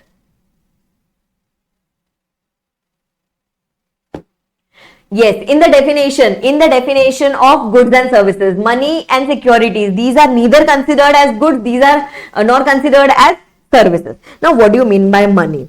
Can we say any Indian currency, a rupee, any Indian currency, any foreign currency, any bills of exchange, any promissory note, any demand draft, DD, okay, any traveler's check, any postal order, any money order, any UPI, GPay, NEFT, RTGS done by any particular mode, this will be considered as money. Okay, or any other instrument recognized by the RBI. Any other instrument recognized by the RBI. This is important. Example. Have you heard about Amazon Pay balance? Amazon wallet. In Amazon itself, you have something called as Amazon Pay. Yes, you must have heard about it. Now, that is also a wallet, right? So, even the money which is kept there, even that will be considered as money. Or let's say I am just refilling my Amazon wallet, Amazon Pay wallet. I am just putting money because I want to use it for shopping later, or I want to use it for paying my bills, etc. So that even that is considered as what? Even that is considered as money. So anything which RBI says this is a money, that will be considered as a money. Here you don't have to apply your brain. If RBI says it is a money, it will be a money. Okay, but shall not include any currency that is held for its numismatic value. Important. It shall not include any currency that is held for its numismatic value. You must have heard about some rare currency notes, some rare currency coins, some collections, etc. people do. Okay, of rare coins. Okay, let's say it is a 1 rupee coin. Okay, it is a 1 rupee coin, but it has good quantum of silver in it, copper or other metals are involved in that, and it is a rare coin. Okay, so in that case, it's not that if you give it to someone, someone will give you 1 rupee for that. No. Okay, it is held, it is such a currency which is held for its numismatic value, not for the return value, but for the rarity, for the rare thing that is there in that. For that purpose, it is held by you. Okay, and these are traded also. Okay, these are traded also. So this is not considered as money. Okay, can you tell me, if it is not considered as money, can it be considered as goods? This rare coins, etc., can it be considered as goods if it is not a money? Yes, it can be considered as goods, because money is what? Money is not goods. Okay, money is not goods, money is not services. But if this is not money at all, then this will be considered as goods. Understanding this? Yes. Okay, fine. Okay. So this is done. Your money definition is done. So only currency which is held for its numismatic value. Okay, numismatic value. Yes, old coins, rare coins, etc. That will be considered as goods. Acha. Then going on to the next definition, the definition of the term family. Okay, you must have done a related person definition, different definition in Income Tax Act, different definition in Companies Act. Now we are doing family definition. Related person definition also we'll do, but let's first do family definition. Okay, now for the purpose of GST, who will be considered as your family member? Okay, only for the purpose of GST, who will be considered? So your spouse, okay, husband, wife, your spouse and your children. Okay, your spouse and your children will be considered as your family. Okay, whether dependent, whether independent, doesn't matter. Okay, doesn't matter. And your parents, your grandparents, your brother and your sister. Okay, parents, grandparents, brother, sister, they will be included in the term called as family only if they are wholly or mainly dependent upon you. Okay, your parents, if they are dependent on you, they will be considered as family for the purpose of GST. If your grandparents are dependent on you, they will be considered as your family. If your brother, sister are dependent, wholly or mainly dependent on you, then they will be considered as your family. So these people, only if they are wholly or mainly dependent on you, then they will be called as family. And spouse and children, they will always be considered as your family. Ma'am, what is the impact of that? We will understand once we do the meaning of the term supply. Yes, as of now we are just understanding so that later when we study section 7 is the most important part of the chapter. Huh? So once we study section number 7, at that time it should click you, okay, this is family, this is not a family. That's the reason we are doing the definitions first, right? Okay, so it's written your spouse and children and parents, grandparents, brothers, sisters of the person if they are wholly or mainly dependent on the said person, right? Okay, now listen, now just try to understand. Next definition which is coming up here is of the taxable person. Now, okay, now in many of the sections, they will be using the term called as taxable person. Okay, they will be using the term called as taxable person. Now, what do you mean by taxable person? For the purpose of GST, see, either you can be a registered person or you can be an unregistered person. Either you have taken registration or you have not taken. Under registration also, some people have to compulsory take registration. Even if you are doing a sale of 1 rupee also, then too you have to take registration. That is compulsory registration. And some persons are required to take the registration once their threshold limit of turnover gets exceeded. Okay, and there are some people who take voluntary registration, means they were not even required to take, but still they wanted to take, so they take the registration. Government says come, no problem. Okay, so in these ways the person can get registered. And in unregistered person also there can be two categories. One is the person who is a very small person and he is not liable to get registered. Not liable to get registered means small person, turnover also less. As per law, he is not required to get registered. That's why he is unregistered. And next one is, his turnover has exceeded the limits, but still he has not taken the registration. Lafda, there is a problem here.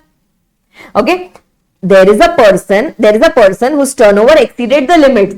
Means ideally he should have taken the registration, but he did not take the registration, trying to violate the GST provisions. Yes, so now this is registered, unregistered.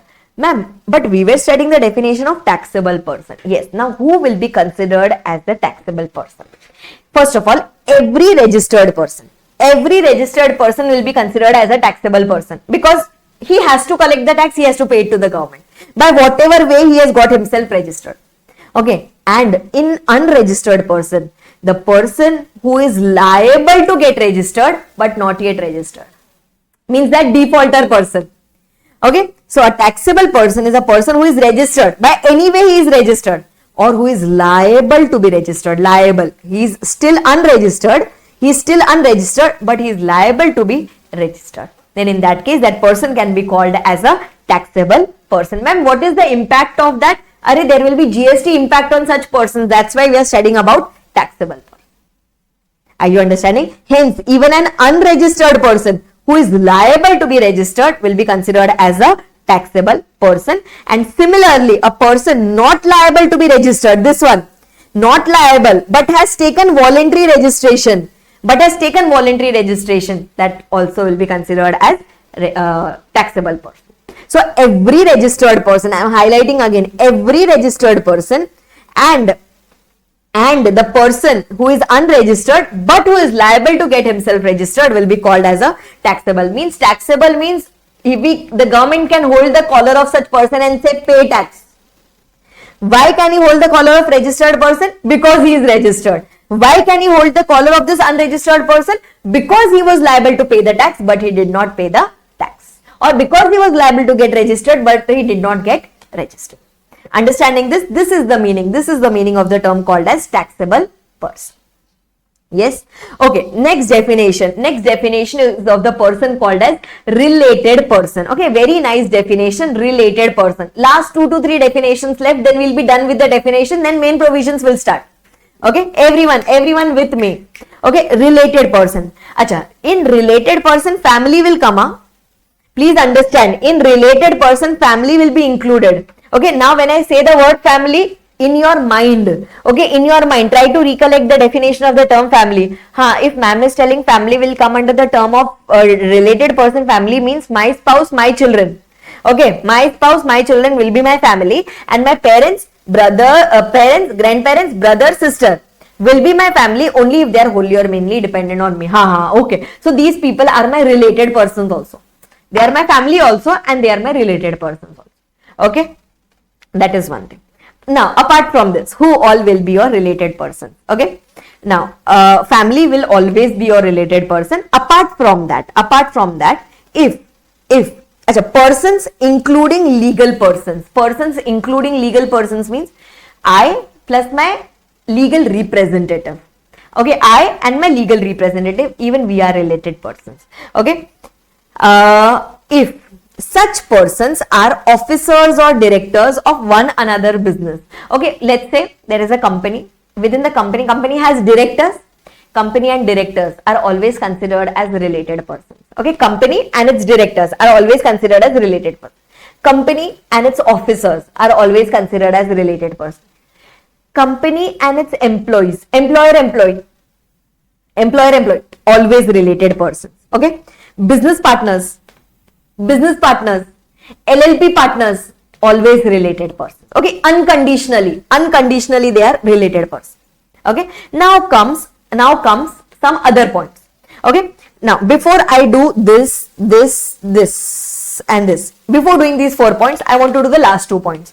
Such persons are members of the same family. My family members.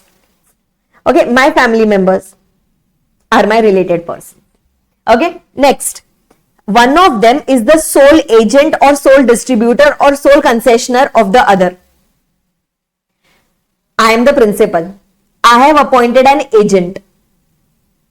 Only if he is my sole agent, means he is only working for me, my private. Okay, he is my sole agent.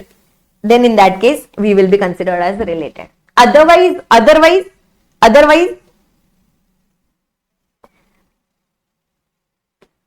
if this person is my sole agent, or if this person is my sole distributor, or if he is working on my behalf, solely on my behalf, then in that case, it will be considered as related person. Yes? Now see, now just try to understand. Now see, the 4 pointers which are coming might look confusing, but it is not confusing. Okay, I'll give you examples. Now, a third person controls, owns, holds more than or equal to 25% voting stock or shares of both of them. There is a person who is holding at least 25% shares, let's say shares, stock in 2 different companies. Okay, Arpita is holding 25% in XYZ Limited and Arpita is holding 25 more than or equal to 25% in ABC. She is the third person who is holding at least 25% in 2. Then in that case, these two will be considered as related persons. Okay, these two will be considered as related persons. Okay, hold on.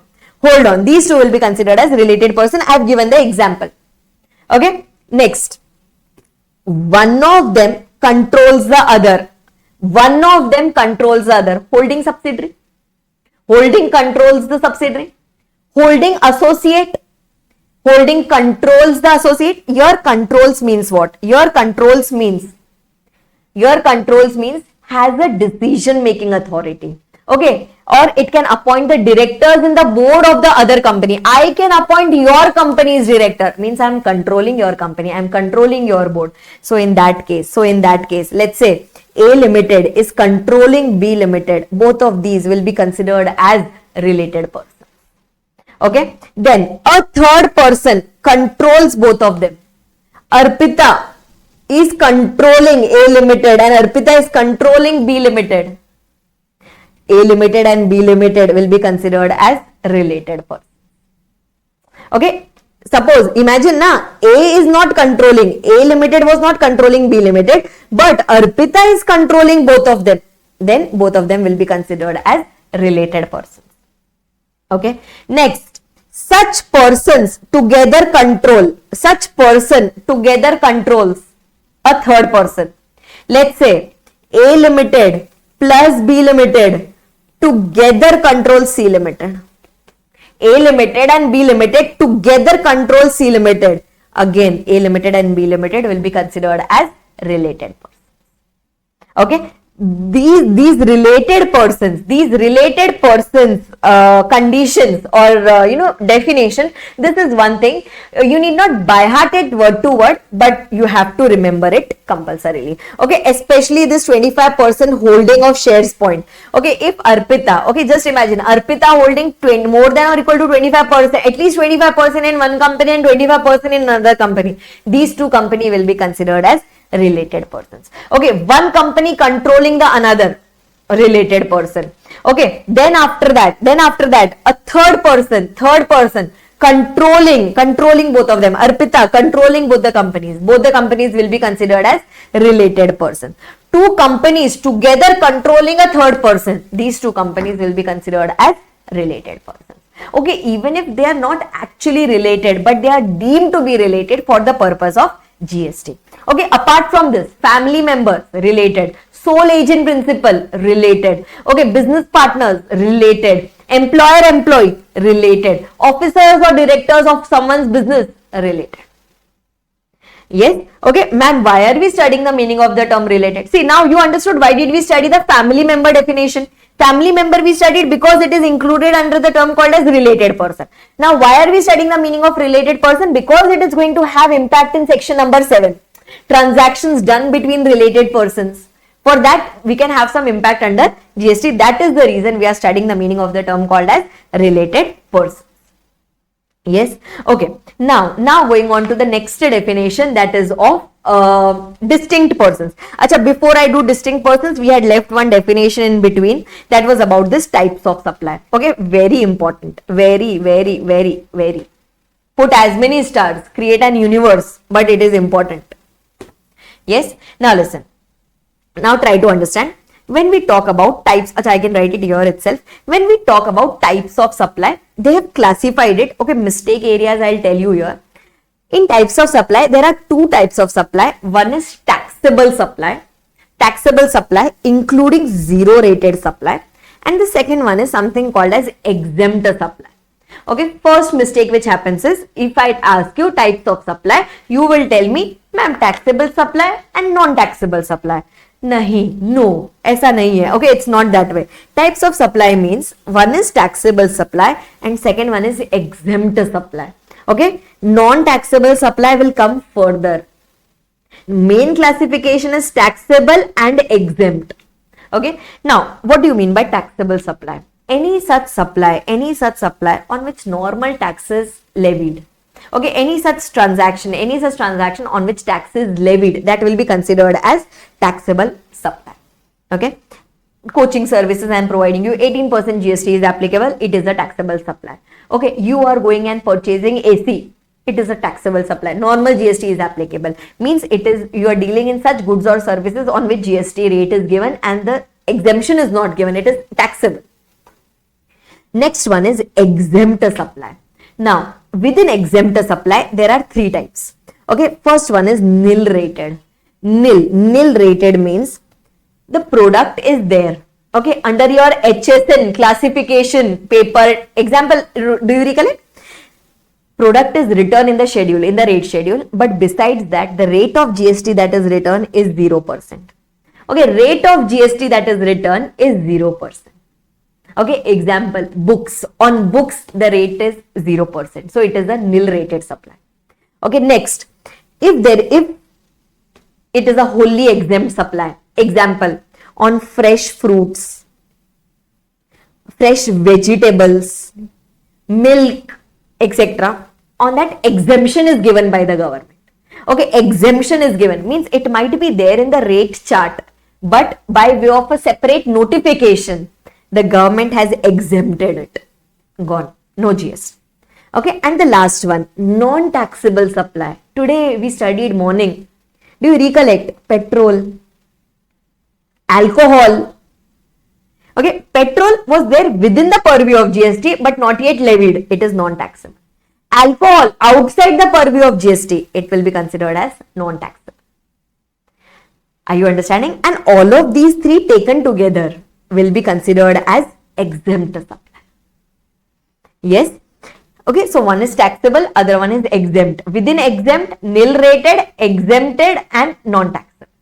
Yes. Acha, in taxable they had written here, it includes zero rated supply. Okay, we will study ahead in our syllabus your export transactions. Okay, export transactions is considered as zero rated. Okay, similarly, when you sell some goods or when you provide some services to SEZ, have you heard about SEZ? Special Economic Zone, whose main work is to export it further. Yes.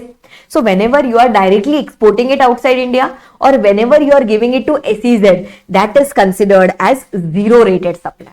Okay, now listen, very crucial point, zero rated supply, even if the rate of tax on that is zero, but please don't call it as nil rated. It is still considered as taxable supply. Ma'am, why? Ma'am, why? The reason you will come to know in the ITC chapter. When we do input tax credit chapter, reason you will come to know there. But please remember, exports are special. Okay, exports are special. So exports forms part of zero rated supply. Therefore, zero rated supply, even if there is no tax on that, but still it will be considered as taxable supply. Okay, this is the only exception. Just remember this for the time being. Yes. So now just try to, everyone just try to imagine without looking into your notes. What are the types of supply? First one is your taxable supply. This taxable supply includes what? This includes your zero rated supply. Next one is going to be your exempt supply. Within exempt supply, you have nil rated. Then you have fully exempted, and then you have non-taxable. Non-taxable means alcohol things also and petrol things also. Exempt means exempted by way of a notification, and nil rated means the rate of GST besides that is written as 0%. Yes, these are your types of supply.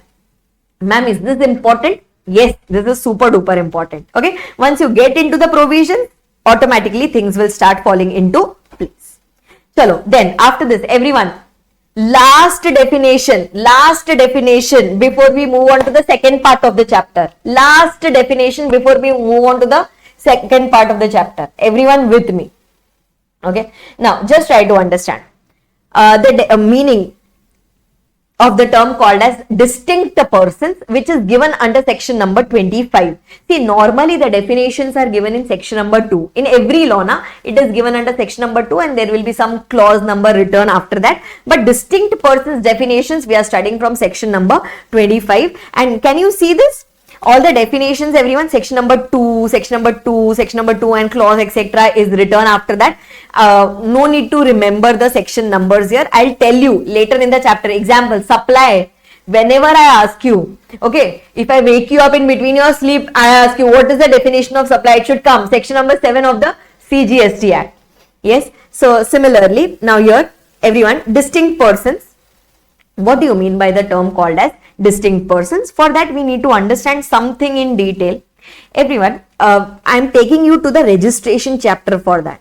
Okay, for the registration chapter, we will study that under GST, the registration is state specific, state-wise registration.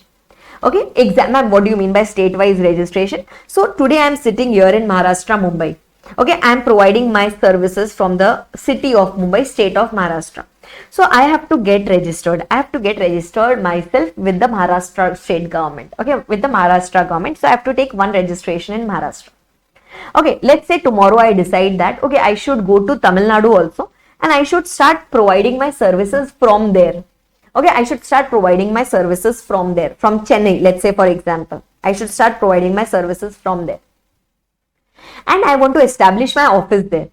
Okay, I am not going for any coaching classes, but I want to establish my fixed establishment, my place of business. So now, in this case, I will have to take one registration in Maharashtra and I will have to take second registration in Tamil Nadu. Because it is state specific, there is no centralized registration. Okay, now just try to understand. This is one thing. Okay, another thing. Let's say, I want to start one of my office in Pune city also, which is in Maharashtra only. Pune city, which is in Maharashtra. I already have it in Mumbai. Can I say I have already taken registration in Maharashtra? Yes. So should I take separate registration for this Pune, Maharashtra? Can you tell me? Mumbai, Maharashtra registration I have taken. Chennai registration I have taken. Should I take a separate registration for Maharashtra? Should I take a separate for this Pune office, Maharashtra? So now, normally they say that one state, one registration. Normally this is what they say, one state, one registration. Yes? Now, they have given you option. Okay, option 1. Option 1. Take one registration in Maharashtra. Okay, only one registration in Maharashtra. Show one office. Let's say Mumbai office. Show Mumbai office as your place of business and show Pune office as your additional place of business. That is sufficient. Show Mumbai office as your place of business and in the registration itself show that Pune office is your additional place of business, and with one registration you can continue. Okay, and second, in Tamil Nadu anyway you have to take it because it is a separate state, no option. Okay, option 2 that they are giving it to you is first registration in Maharashtra for Mumbai. Second registration, anyway you took it in Tamil Nadu for Chennai. And third registration, you can take a separate for Maharashtra for that Pune office. Means the law allows you. See, the law recommends you this, but the law allows you that, okay, for Maharashtra Pune, you can take a separate registration if you want to. They allow you. Are you understanding this? Yes. Now, okay, ma'am, this is done. We have taken. So now here Mumbai will also be shown as a place of business. Pune will also be shown as a place of business. And Chennai anyway, it will be shown as a separate place of business. Okay. So now, ma'am, why are you teaching us all these here? The reason for that is we are doing the definition of distinct persons. What do you mean by distinct persons? The establishment of a person with separate registration, whether within the same state or in different states, but under the same PAN are considered as distinct persons. Separate registration. Now can I say here my PAN will be the same? It is Arpita Limited only. My PAN will be the same. See, if PAN changes, the person changes. So here it is the same person who is having offices here under option 1 or option 2. Okay, now listen. Same PAN, Arpita Limited, same PAN having multiple offices with multiple registration. So now here, please try to understand Maharashtra and Tamil Nadu. Maharashtra office and Tamil Nadu office of Arpita Limited will be considered as distinct persons. Okay, Maharashtra office and Tamil Nadu office of Arpita Limited will be considered as distinct persons. Ma'am, why? Because first of all, it is under the same PAN, and second, both of them, Maharashtra and Tamil Nadu, both of them are having separate registrations. Okay, both of them are having separate registration. Now, my question to you, under option 1 only I am asking you, under option 1, okay, I want the answers. Will Mumbai office and Pune office be considered as distinct persons? Will Mumbai office and Pune office, will it be considered as distinct persons? No, Mumbai office and Pune office will not be considered as distinct persons. Why? Although both of them are within the same PAN, but can we say they are not having same registration? They are not having separate registration. They are having same registration. It is one person only. Mumbai and Pune is one person only. They are not having separate registration. Are you understanding this? Yes. Acha, can you tell me Mumbai and Tamil Nadu, Mumbai and Chennai, are they distinct persons? Mumbai and Chennai, are they distinct persons? Yes, they are distinct persons. Okay, yes, they are distinct persons. Are you understanding? But Mumbai and Pune cannot be called as distinct persons. Yes? Okay. Another point, everyone here. Option number 2. Here we had taken separate.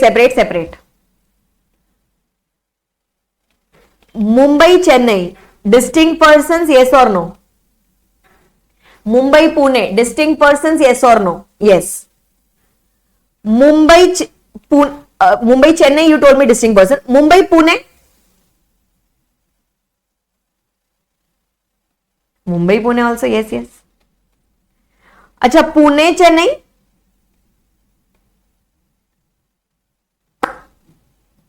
Even that is distinct person. Why? Did you understand the logic behind the same?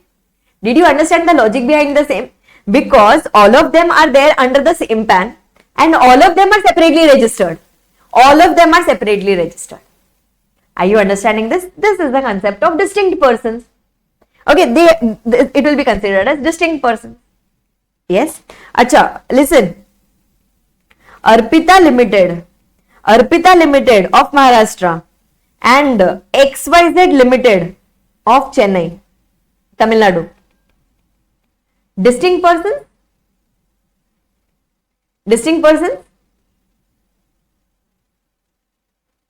Arpita Limited of, altogether different point. Arpita Limited of Maharashtra, XYZ Limited of Chennai, Tamil Nadu. Distinct persons?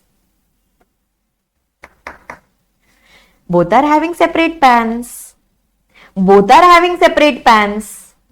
One entity in Maharashtra, one entity there. Can we say they are not distinct persons? Why they are not distinct? They are different persons, but they are not distinct persons. Distinct persons means what? Distinct persons means same PAN, separate registration. Okay, here the PAN itself is different. Here both the companies are altogether different. So they cannot be called as distinct persons. Okay, see, in English, distinct means different, but in GST, distinct means same PAN, separate registration. Yes, fine. Okay, last term here, establishment of distinct persons. Okay, listen. Now, under GST, from the registration chapter I am telling you, they are telling us here that you have to take state-wise registration, and you have to take the registration in each such state, from where you are providing taxable supply. Each such state from where you are providing taxable supply. Do you recollect that taxable supply, exempt supply? Taxable supply including zero rated, exempt supply 3 parts, nil, exempted, non-taxable. So registration chapter says that in every state from wherever you are providing taxable supply, you have to get yourself registered. Okay, so what I did was, okay, let's say for example, Arpita Limited providing coaching services, taxable, na? Coaching services, private coaching services, Maharashtra. And Arpita is running a petrol pump in Tamil Nadu, Chennai. Tell me, where should I get myself registered? Tell me, where should I get myself registered? Maharashtra, Tamil Nadu, both, or only Maharashtra? Only Maharashtra.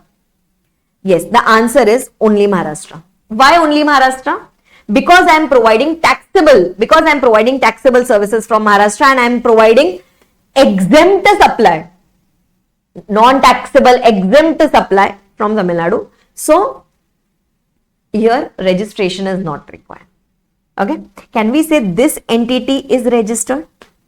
And this establishment, both of them are there within Arpita Limited, same PAN. This entity is registered, this entity is unregistered, because it is not liable to get itself registered. They will be considered as what? First question to you. Will this be distinct persons? First question to you. Will this be considered as distinct person? This will not be considered as distinct person. Why? Ma'am, same PAN, but no separate registration. Only one person is registered. So this cannot be considered as distinct person. So this is considered as establishment of distinct person.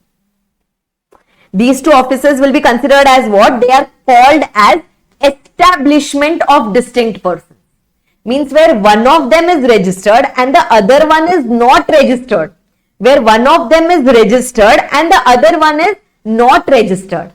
Then they cannot be called as distinct persons, but they will be considered as establishment of distinct person. Are you understanding this? Yes. See what is the term that what is the statement that they are using here. Just try to understand. Where a person having one registered establishment in a state or union territory has another establishment, not registered, another establishment in a different state or union territory, that is unregistered, then these establishment, obviously under the same PAN, are considered as establishment of distinct person. Understanding this? So let's not complicate it. Let's keep it very, very simple. Distinct persons means same PAN. Okay, same PAN but separate registration. Separately GST registered, then distinct person. And establishment of distinct persons means, yes, I agree, it is same PAN. Okay, but one is registered and the other one is unregistered. And obviously both of them are situated in two different states or union territories. Then it will be called as establishment of distinct person. Are you understanding this? Yes. And one more point, I know I have told you earlier, but again I want to ask you, what if everyone here, what if I am having two offices in the same state? Okay, let's say in Tamil Nadu, one in Chennai, one in Coimbatore, one in Chennai, one in Coimbatore, and I'm having within the same state, same PAN. Okay, and I have obtained a single registration only.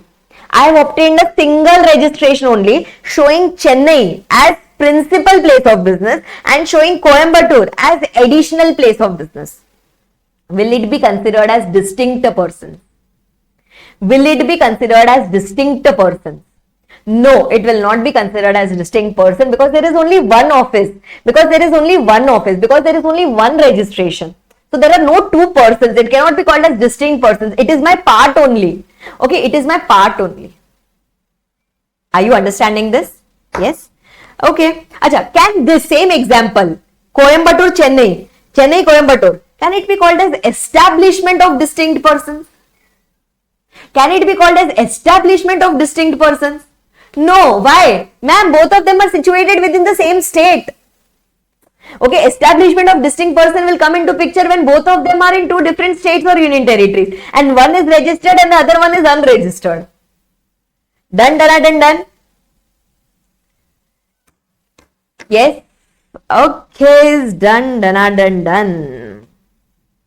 Chalo, fine. So this was my definitions part. Everyone, did you understand the definitions? Different terms we did. Did you understand the terms? Okay, we haven't applied these. We haven't applied this. We are yet to apply these. But did you understand the definition? Yes, super awesome. Very happy. I am very happy. Chalo. Now, everyone, just take a 2 minutes break. Okay, just take a 2 minutes break and then we'll start with section number 7. Okay, you need not leave the chat. You need not leave the lecture.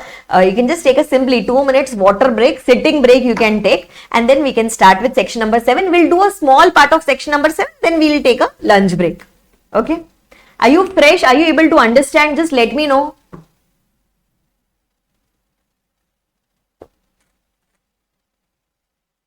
Yes. Okay.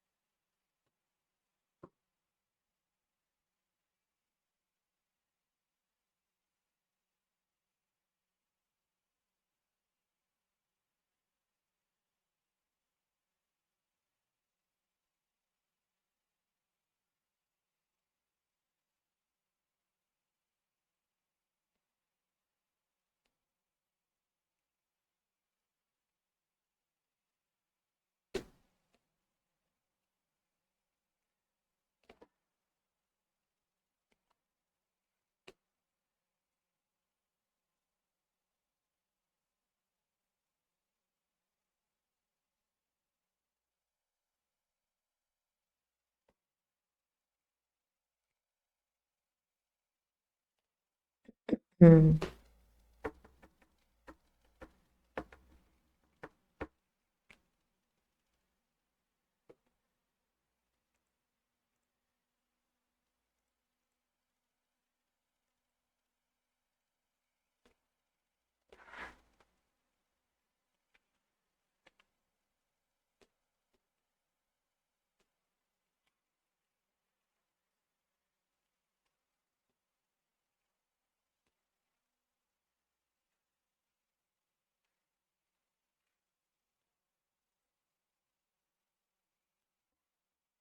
Hello, can we start everyone? Are you ready?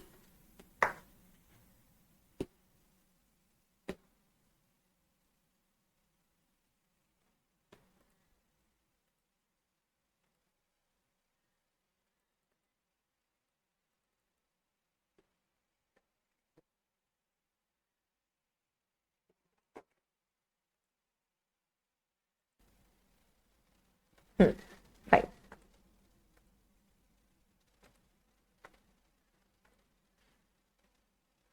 Sure. Do you recollect in the beginning of the chapter, I had told you we are dividing the chapter into 4 parts. First part was definitions that we have completed altogether. Yes. Second part is section number 7. Okay, section 8 is very chintu, very small. Circulars are very chintu, very small. Okay, so that we can take it up at the end. And the most important part is going to be section number 7, from where the questions generally are made. Okay, section 8 also is important, but it is very small. Okay. Chalo, I am starting with section number 7. In section number 7, I have made a summary kind of a table here. Okay, what all we are going to study, that is written here. Now see, section number 7 of the CGST Act, which talks about meaning and scope of supply. Okay, in the beginning of the chapter, in the textbook, it was written logic, no supply, no GST. That is what we had studied. So, mean if a transaction, only if a transaction is a supply, only then the applicability of GST will come into picture. Okay, so if it is not a supply, no GST. Forget about whether it is goods, whether it is services, no need to apply your brains at all if it is not a supply. So ma'am, whether it is a supply or not, from where will we come to know? That we will come to know from section number 7. Yes, now this supply includes what? Okay, this supply includes something, it excludes something, and this is just a broad line. These are not the provisions. So anything which is given under section 7(1)(a), that is the supply. Okay, please be careful. And yes, another thing, whatever section numbers and schedule numbers you are seeing here has to be remembered compulsory. Okay, please don't give yourself an excuse. Haan, theek hai, even if I don't remember, that is okay. Please don't give that liberty. Okay, anyway, I am filtering the things for you, that this you have to remember, this you don't have to remember. You don't filter it further. Okay, so whatever I am telling you, this you have to remember, please remember that. Okay, now see, so anything that is there under section 7(1)(a), anything which fulfills section 7(1)(a) is the supply. Okay, anything which falls under 7(1)(a), section 7 subsection 1 clause A, 7 subsection 1 clause AA. Okay, this is the supply. This is the supply. Anything which falls under 7(1)(b) is the supply. So A, AA, B is the supply. And similarly, anything which falls under 7(1)(c), read along with schedule 1 of the CGST Act. It's just like in your Companies Act, you have na schedule 2, schedule 3 to the Companies Act, balance sheet format, financial statement. Similarly, CGST Act also has schedule. In that, we are going to study schedule 1, 2 and 3 in this particular chapter. So, anything which falls under 7(1)(a), AA, B, C, all these 4 will be included in the term called as supply. Right? Acha, what is excluded from supply? Negative list. Negative means minus, na? So, anything which is given under section 7(2), read along with schedule 3. Okay, anything that is given in section 7(2). This was 7(1), na? This was 7(1). That was included. 7(2) excluded. And 7, so include, exclude is over. Now here, third part is altogether different.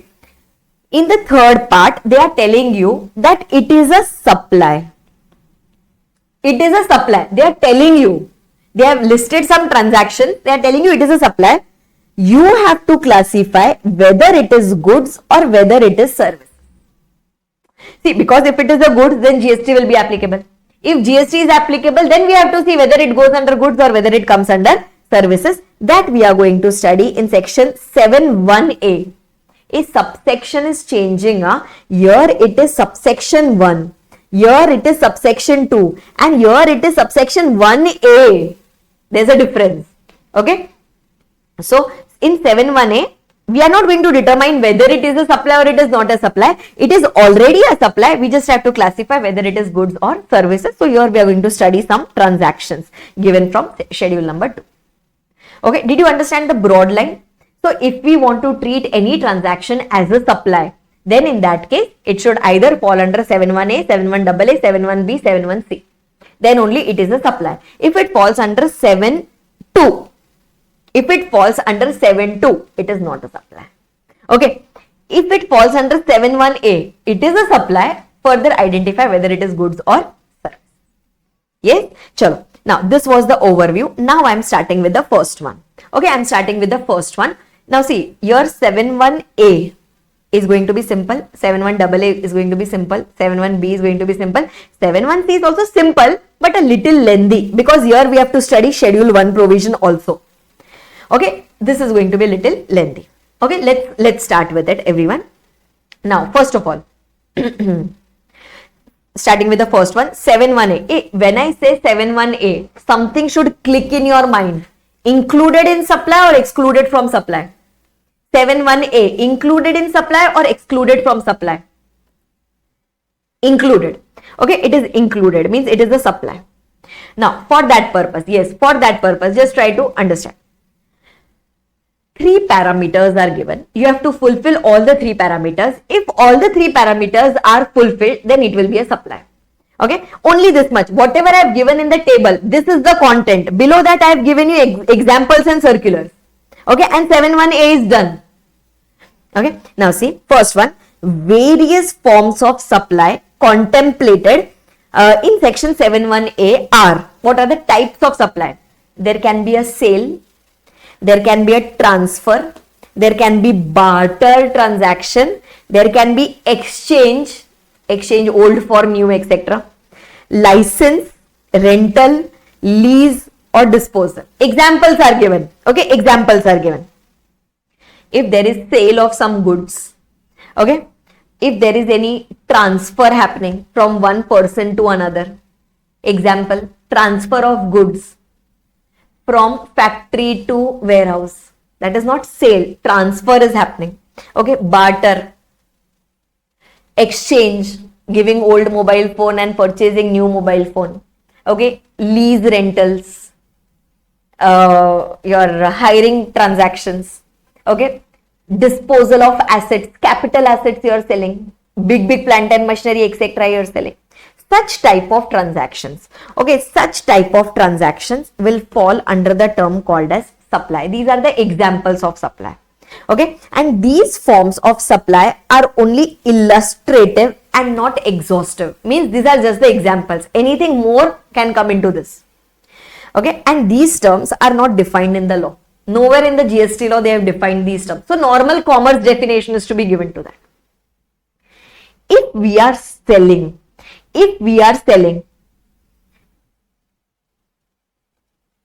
can you see this? One of the parameters to qualify as supply of goods or services is that a supply is made for a consideration. Means, first of all, there should be a supply. Second, there should be some consideration. Ma'am, consideration definition, did we learn? Yes, we had learnt. Consideration definition. What was consideration definition? Anything that we get in return. It can be monetary, it can be non-monetary. Okay, it can be from the recipient or any other person. But it does not include subsidy from central government or state government. And it will include that deposit if we have applied that deposit. Yes, that was your consideration. Means there should be some consideration. Okay, and last, another parameter to qualify as supply of goods or services is that supply is made in the course or furtherance of business. Means it is done in the course. This word you have to remember. course or furtherance of business, means during business or to enhance my business. Means business word is important. Business definition also we have studied. Everything was included in the term called as business. So as per section 7(1)(a), if you want to make something as a supply, then there should be any forms of supply, sale, barter, exchange, etc. There should be a supply of any form. Okay, plus there should be some consideration in return, and plus it should be done in the course or furtherance of business. If all of these parameters are fulfilled, then the transaction will be considered as a supply as per section number 7(1)(a). Are you understanding this? Yes, I'm giving you certain examples. You tell me whether it is a supply or it is not a supply. Okay, quickly try to tell me, everyone. Okay, examples of supply. Arpita providing coaching services to you. 5,000 rupees charges. Supply? Okay. Kalyan Jewelers selling jewelry, ornaments, 1 lakh rupees, say for example. Seeing today's rate, what will you get in 1 lakh? Still, okay. Kalyan Jewelers selling you jewelry for rupees 1 lakh. Supply? Yes. Okay. Super. Third.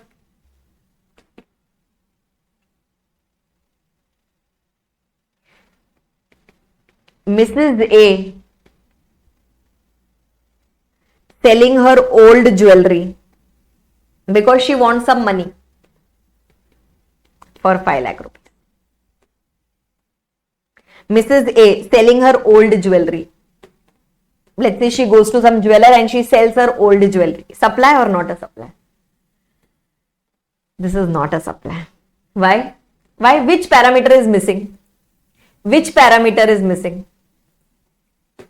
Okay, there is a transfer happening.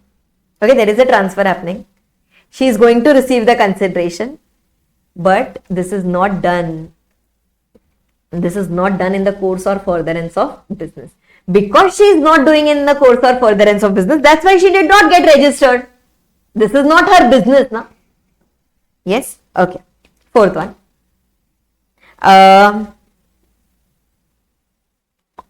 There is a lawyer, okay, who goes to a salon for haircut.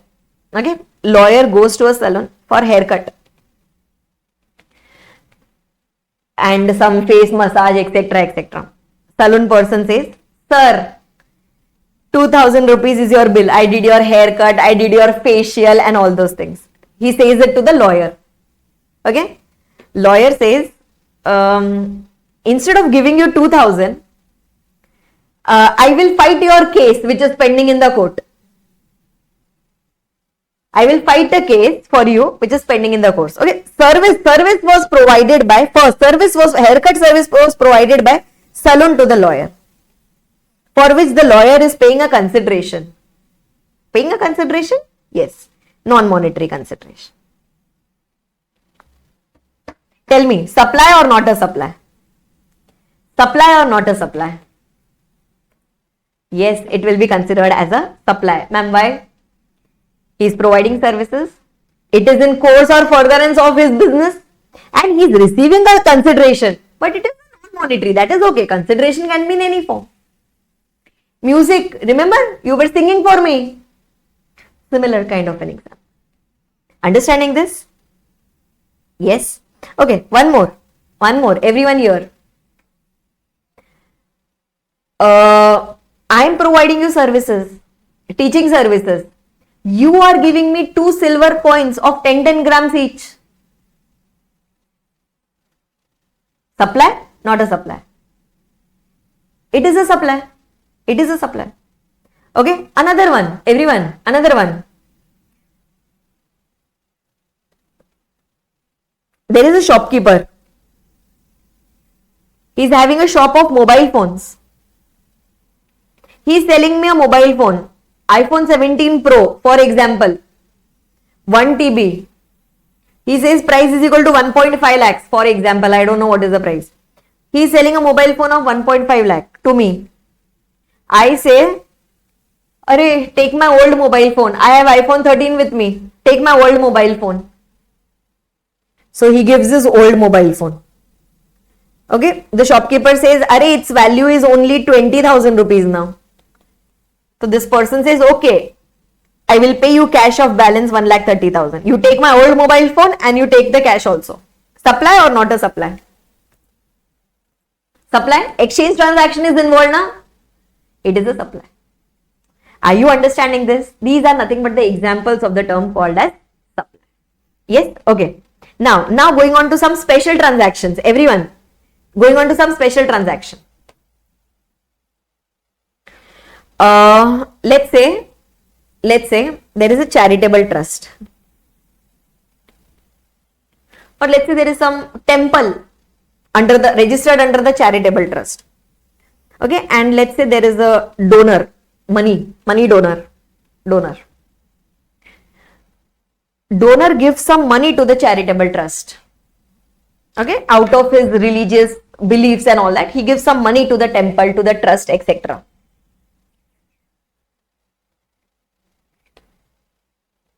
He is paying the consideration. Consideration is flowing.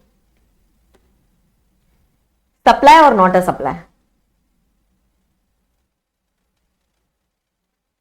He is giving a donation of, let's say, 10,001 rupee. Supply or not a supply? Handicap transaction, na? Only one side. Handicap transaction, only one side. Not a supply. Not a supply. Answer is correct. Now listen. I go to this donor. I go to this charitable trust. I as a donor, I go to this charitable trust and I say, I will give you 10,001 rupees of donation. Can you put a banner outside the temple premises? Tomorrow is a special day. So many people will come and visit the temple. Can you put a banner? Best wishes from Arpita's Commerce Edu World. Best wishes from something like that. Can you put a banner? Can you put a banner? Charitable says, yes, okay, I will put a banner. Okay, it is putting my banner outside the temple premises or wherever. It is putting a banner for me. I say, okay, thank you. Supply or not a supply? Supply or not a supply? Now this becomes a supply. Why? Can we say it will be considered? Can we say it will be considered that charitable trust is providing certain services, okay, and for which it is getting something in return. Okay, if charitable trust is doing something in return for me in place of this consideration of 10,001 rupees, then this will be considered as a supply. Acha, ma'am, charitable trust, is it a person? Is it a person?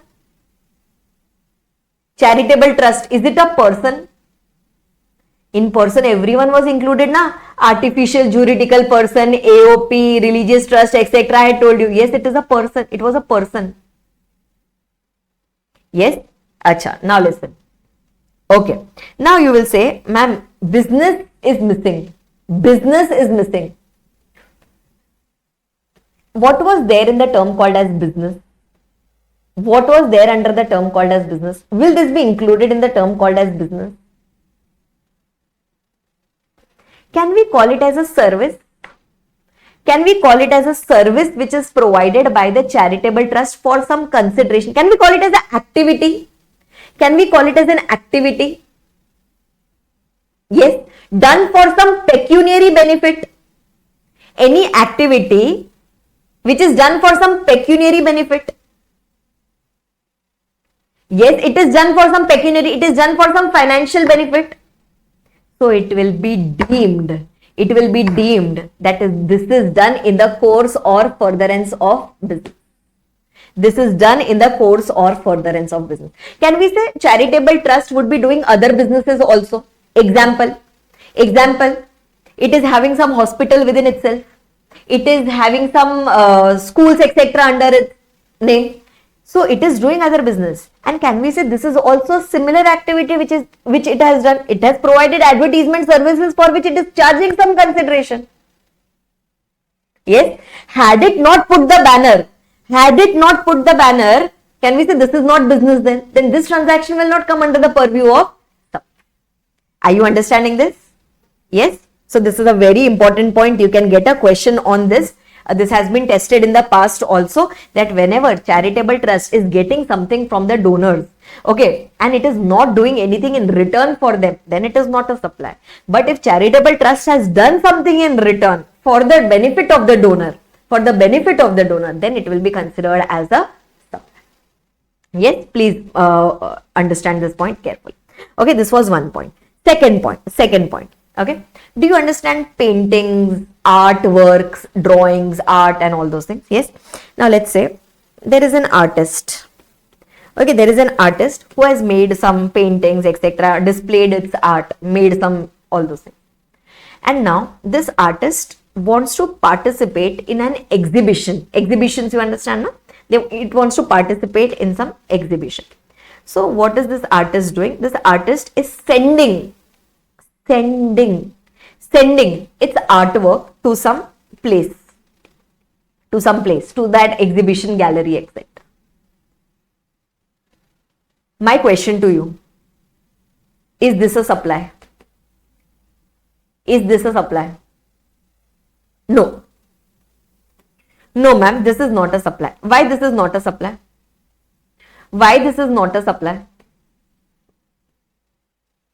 As of now, we are simply sending it, right? There is no consideration which I am going to receive it now. Okay, later, when I send it there, okay, someone likes the painting, someone purchases it, then someone will pay me the consideration. At that time, it will be considered as a supply.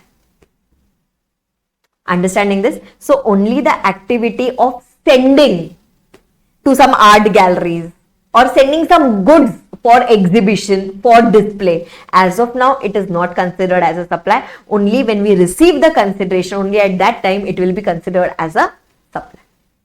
Understood this? Yes. And then going on to the next one. Okay, last point, everyone here. Do you understand insurance of motor vehicles? Insurance of motor vehicles. Yes, I am having an Activa, I am having a two-wheeler. Okay, can we get, as per the laws, we have to get compulsory insurance done. Whenever we ride any two-wheeler, four-wheeler, etc., insurance is compulsory. Okay, means you have to insure if something happens to your vehicle, and if something happens to the third party because of you riding the vehicle, you have to take that insurance. Okay, now listen. Arpita is having her Activa. Okay, I am having my two-wheeler. Okay, now I went to, let's say, Bajaj Insurance. Okay, I go to Bajaj Insurance and I say, sir, I want to take insurance of my motor vehicle. Bajaj says, okay, no problem. 1 year insurance premium is equal to 1,000 rupees, for example, plus GST applicable. I say, okay, I will pay. Okay, now listen. Bajaj Insurance Company also tells me that, Arpita, this is your premium for the first year. If you ride your Activa properly, safely during the year, and if you don't claim any amount, means there is no damage caused to the vehicle. If there is any damage caused to the vehicle, you will go to the insurance company and ask for the claim amount. Bajaj tells me, if you ride it properly, then in the next year, in the second year, you will get a no claim bonus. You will get a bonus which is called as no claim bonus. It is kind of a discount. You will get a no claim bonus on your premium. Let's say you will get a discount of 10%. If there is no claim, a no claim means it is benefit for the insurance company. Now they don't have to pay anything to any claim to you.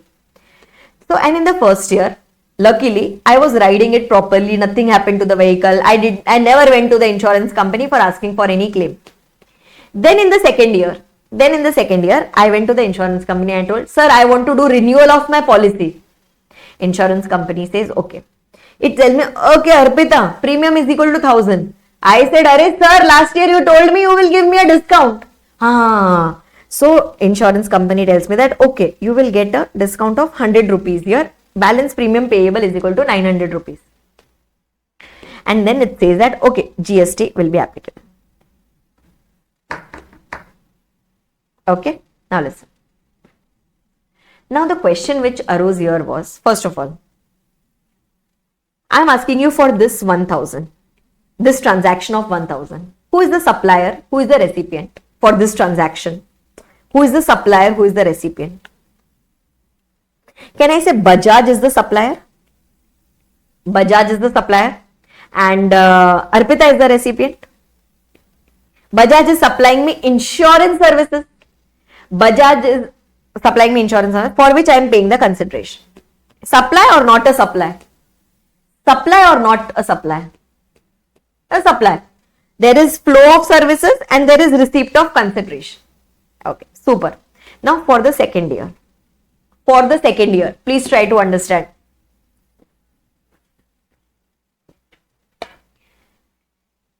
First question, GST will come on 900 rupees or 1000 rupees?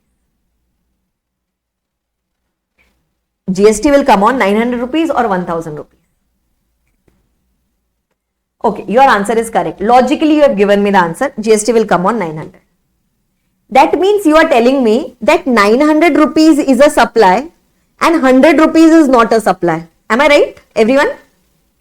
You are telling me that 900 rupees is a supply, but 100 rupees is not a supply. This is what you are assuming. And yes, Arpita is also paying only 900 rupees. So you are telling me that on 900 rupees only GST will come. Okay. But now under GST law, okay, GST law, they ask that, see, even if the consideration that you have paid is 900 rupees, give a proper reason why on 100 rupees there is no GST. Why on this 100 rupees there is no GST? So the reason for that was, try to understand, this is little different, try to understand. Bajaj is providing service to Arpita. Bajaj is providing service to Arpita, for which Arpita is paying a consideration of 900 rupees. Or we can say 1000 minus whatever, 100. This 100 which has been deducted, is it a supply done by Arpita to Bajaj? Can I say Bajaj is paying me 100 rupees back? Let's treat it that way. Bajaj is paying me 100 rupees back. Bajaj is giving a benefit. Bajaj is giving a benefit of 100 rupees to Arpita. Does it mean Arpita has done a supply to Bajaj of this no claim bonus?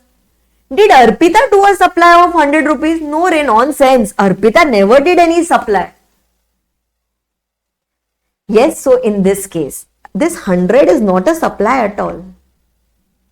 Okay, if 100 is not a supply, then only the consideration which I paid to Bajaj, only that will be considered as. Are you understanding this? Did you understand the logic behind this? The benefit which flowed from Bajaj to Arpita, that is not a supply. That's why there will be no GST applicable on the same. Yes? Okay, and later we will study. Okay, later we will study in value of supply chapter that's why out of this 100 rupees is deducted, and that's why GST is applicable on 900. Here we are studying that entire 1000 is not a supply.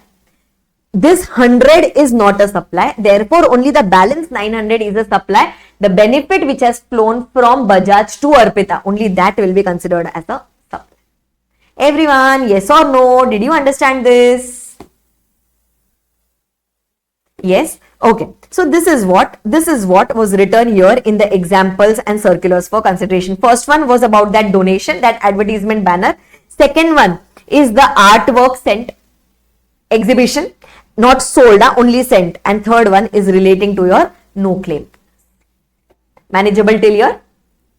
Yes. So this was your with section number. This was your section number 71A. 71A is very, very simple, which says that if there is any supply which is done for some consideration and which is done in the course or furtherance of business, then in that case it will be considered as a supply as per section 71A. And if it is considered as a supply, then GST will be applicable on it subject to other provisions of GST. Means at least it is a supply. At least it is a supply. Yes. Then after that, the next one, that is section number 71AA. Very, very simple again. Section number 71A talks about any transaction. Okay, I will first explain it to you, then we can go and read, so it becomes super simple. Now they are telling that if there is any transaction, okay, between some person, okay, if there is any transaction between some person, but excluding individual. Okay, if there is any transaction between some person excluding individual with its members, Example, let's say there is a cooperative society, housing society where we stay. There is a cooperative society doing some transaction with its members. Or vice versa. Means either cooperative society is supplying something to its members or members are supplying something to the cooperative society. For some consideration. In the course or furtherance of business. Will it be a supply? It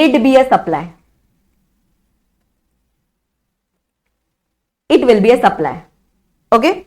Now, ma'am, why this question came into picture? Normal, na? The question came into picture because cooperative society and its members, they are not same persons. They are different persons. Cooperative society is one assessee and members are another assessee. You cannot say, I am the member of this cooperative society, so I and cooperative society are the same. No. Cooperative society is different and its members are different. Okay, similarly, have you heard about joint ventures? Or have you heard about AOP, Association of Persons? Or have you heard about body of individual? Yes, if they are doing some transactions with its members, or members are doing some transactions with them for a consideration in the course or furtherance of business, then it will be considered as a supply, because this and this are two different persons. Are you understanding this? Yes, these are two different persons. So it will be assumed as if one person is providing the goods or services to another.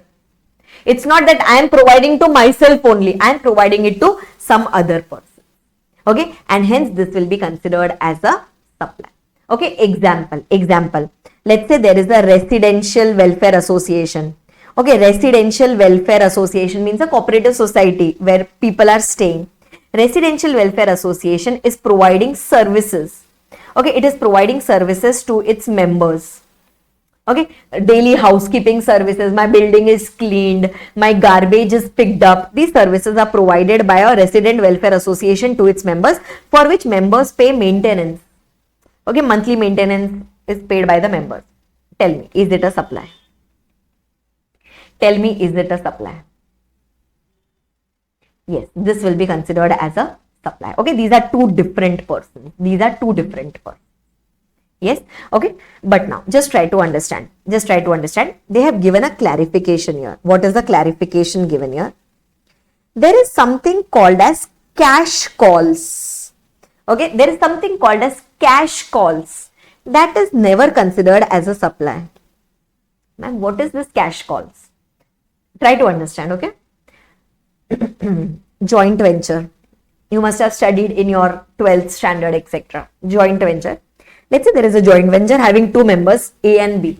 They have jointly come together and they are doing some business. And they have done some capital contribution. Okay, they have done some capital contribution into joint venture so that that money can be used and the joint venture, capital investment kind of a thing. So, Mr. A has paid 1 crore rupees to the joint venture. Mr. B has paid 1.5 crore rupees to the joint venture. They have paid this amount so that the joint venture can start the business. Capital contribution, Ray. Yeah. Supply or not a supply? Supply or not a supply? Capital contribution.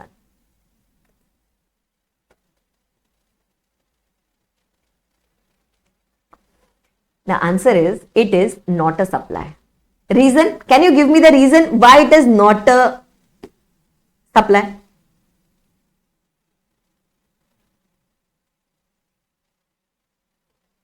Can you tell me what is the reason why it is not a supply? Can we say this is purely a transaction in money? Can we say this is purely a transaction in money? This is merely a transaction. Yes, when the joint venture will get closed, we will again get back this money. We can again withdraw our capital contribution. So there is no supply of goods or services happening, right? There is no supply of goods or services happening. Hence, this is not considered as a. Are you understanding? So for the purpose of section 7(1)AA, just remember this much. Whenever any person is doing transaction with its members or members are doing the transaction with this person, okay, for a consideration in the course of business, then it will be considered as a supply. The only exception is cash calls. Cash calls is a very sophisticated word given capital contributions. Are you understanding this? This is given under section number 7(1)AA. Actually, earlier this section was not there. Like when the GST law came into picture, after few years, they introduced this section number 7(1)AA because there were confusions that if a cooperative society is providing some service to its members, means they are providing the service to itself. They are providing the service to itself. So then the GST law clarified that cooperative society and its members are not same persons. They are different persons. It don't say distinct persons. Huh? Distinct persons is altogether different.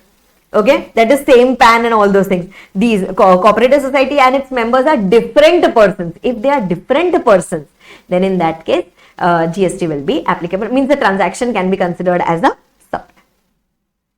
Are you understanding this? Yes. And so I'll just read it from the book, everyone. Section 7(1)AA, activities or transaction by a person other than individual, means that entity, AOP, BOI, joint ventures, to its members or constituents, means part of them, or vice versa, means members to the entity, for cash, for deferred payment. Deferred means later they are going to pay, or other valuable consideration, means there will be some consideration.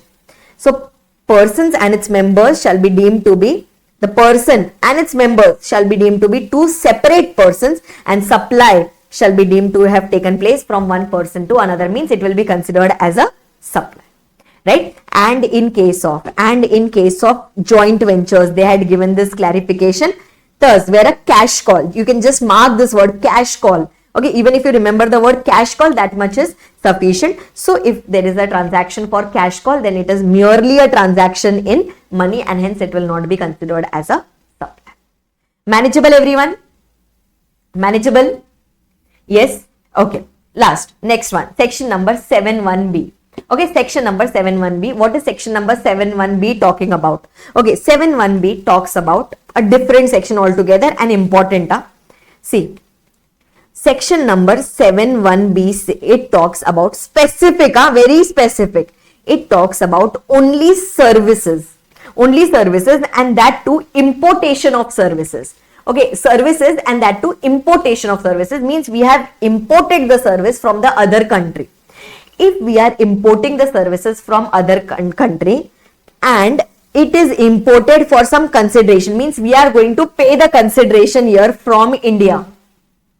Listen, whether or not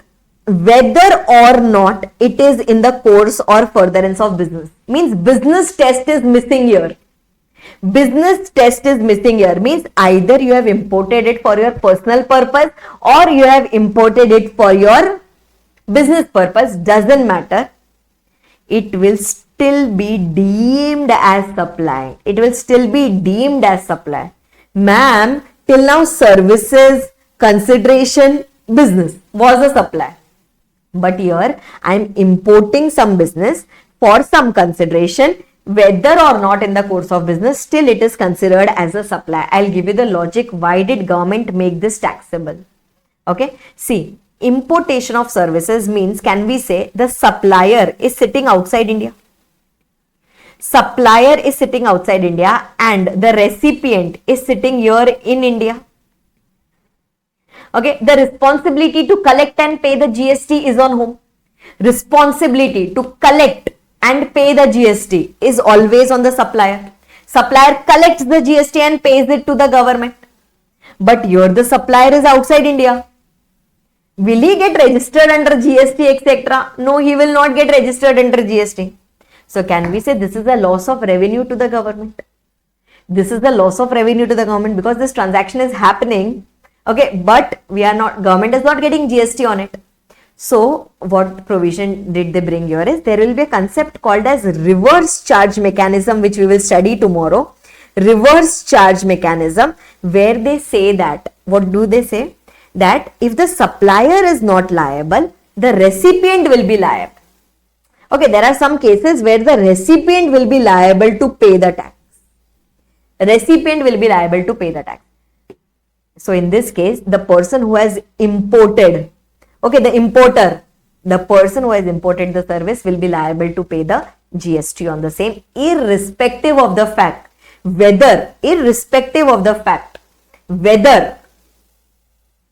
he is importing it for business or for other purpose. Now, ma'am, if this person is importing it for business, he will be registered. He can pay the tax. What if he is importing for personal purpose? Still, this transaction is taxable under reverse charge mechanism, and because it is taxable under reverse charge mechanism, this person will have to get registered and pay the tax on it. Okay, we will study more things about it as in when we proceed ahead, but here the entire funda is in case of importation. Let's say I am importing architect services, okay, interior designer services, and I want to get my office designed. Tell me, is it a supply or it is not a supply? I have taken some architect service from a person outside India. Tell me whether it is a supply or it is not a supply. It is a supply. Okay, because it should be done for some consideration also. Okay, secondly, I have imported some services because I wanted to get my house also designed from him.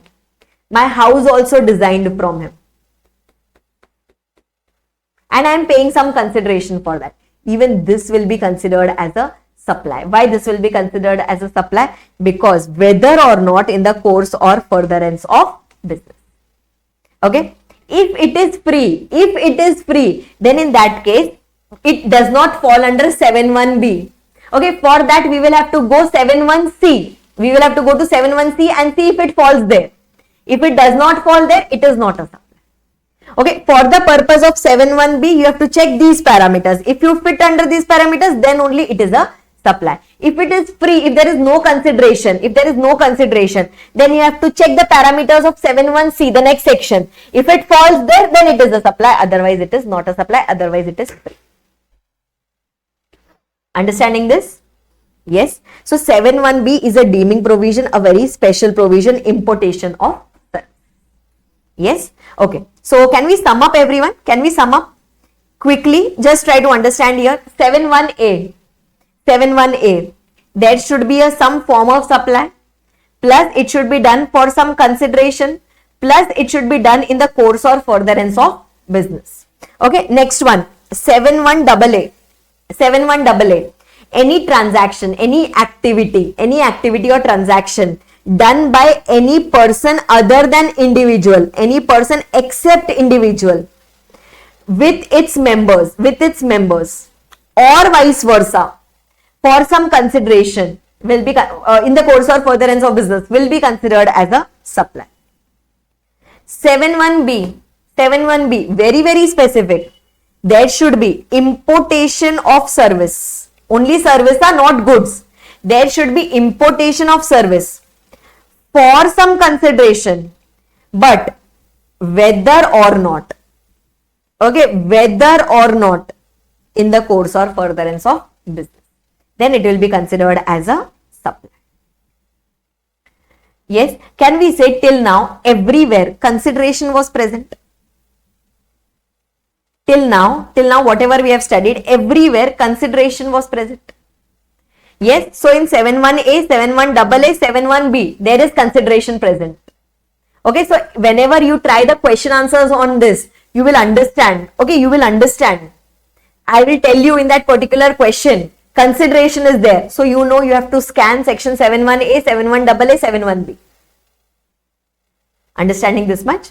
Yes, this was all about your first three sections. Okay, first three sections of the supply term. Now the last section which is left. Can you see this? In supply, four things were included: 71A, 71AA, 71B. These three we have already completed. Now the last part which is left here is section 71C. Okay, let's quickly complete section number 71C along with schedule number 1.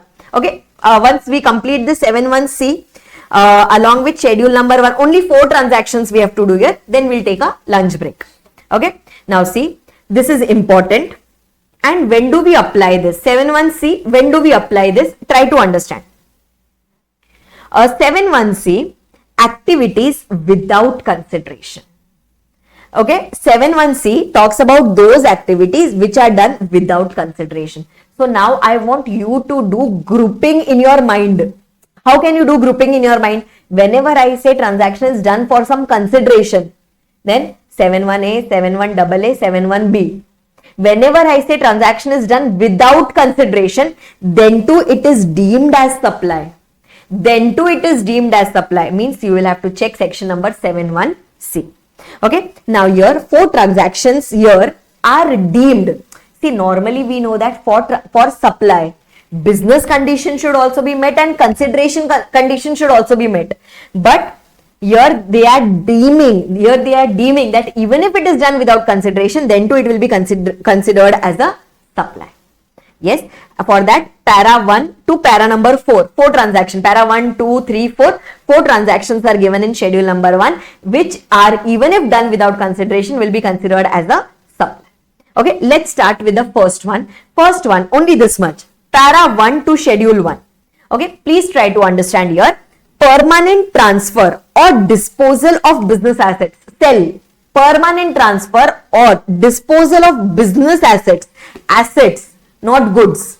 Permanent transfer of business assets where input tax credit has been availed on such assets. That's it. The provision is only this much. Now try to understand, please. Okay, first para 1 to schedule 1. Now they are telling, now just imagine, everyone, please try to understand the logic, don't mug up. Okay, now listen, AC is there. Okay, I purchased AC. Can I say, and I have installed it in my office. Can I say this is my business asset?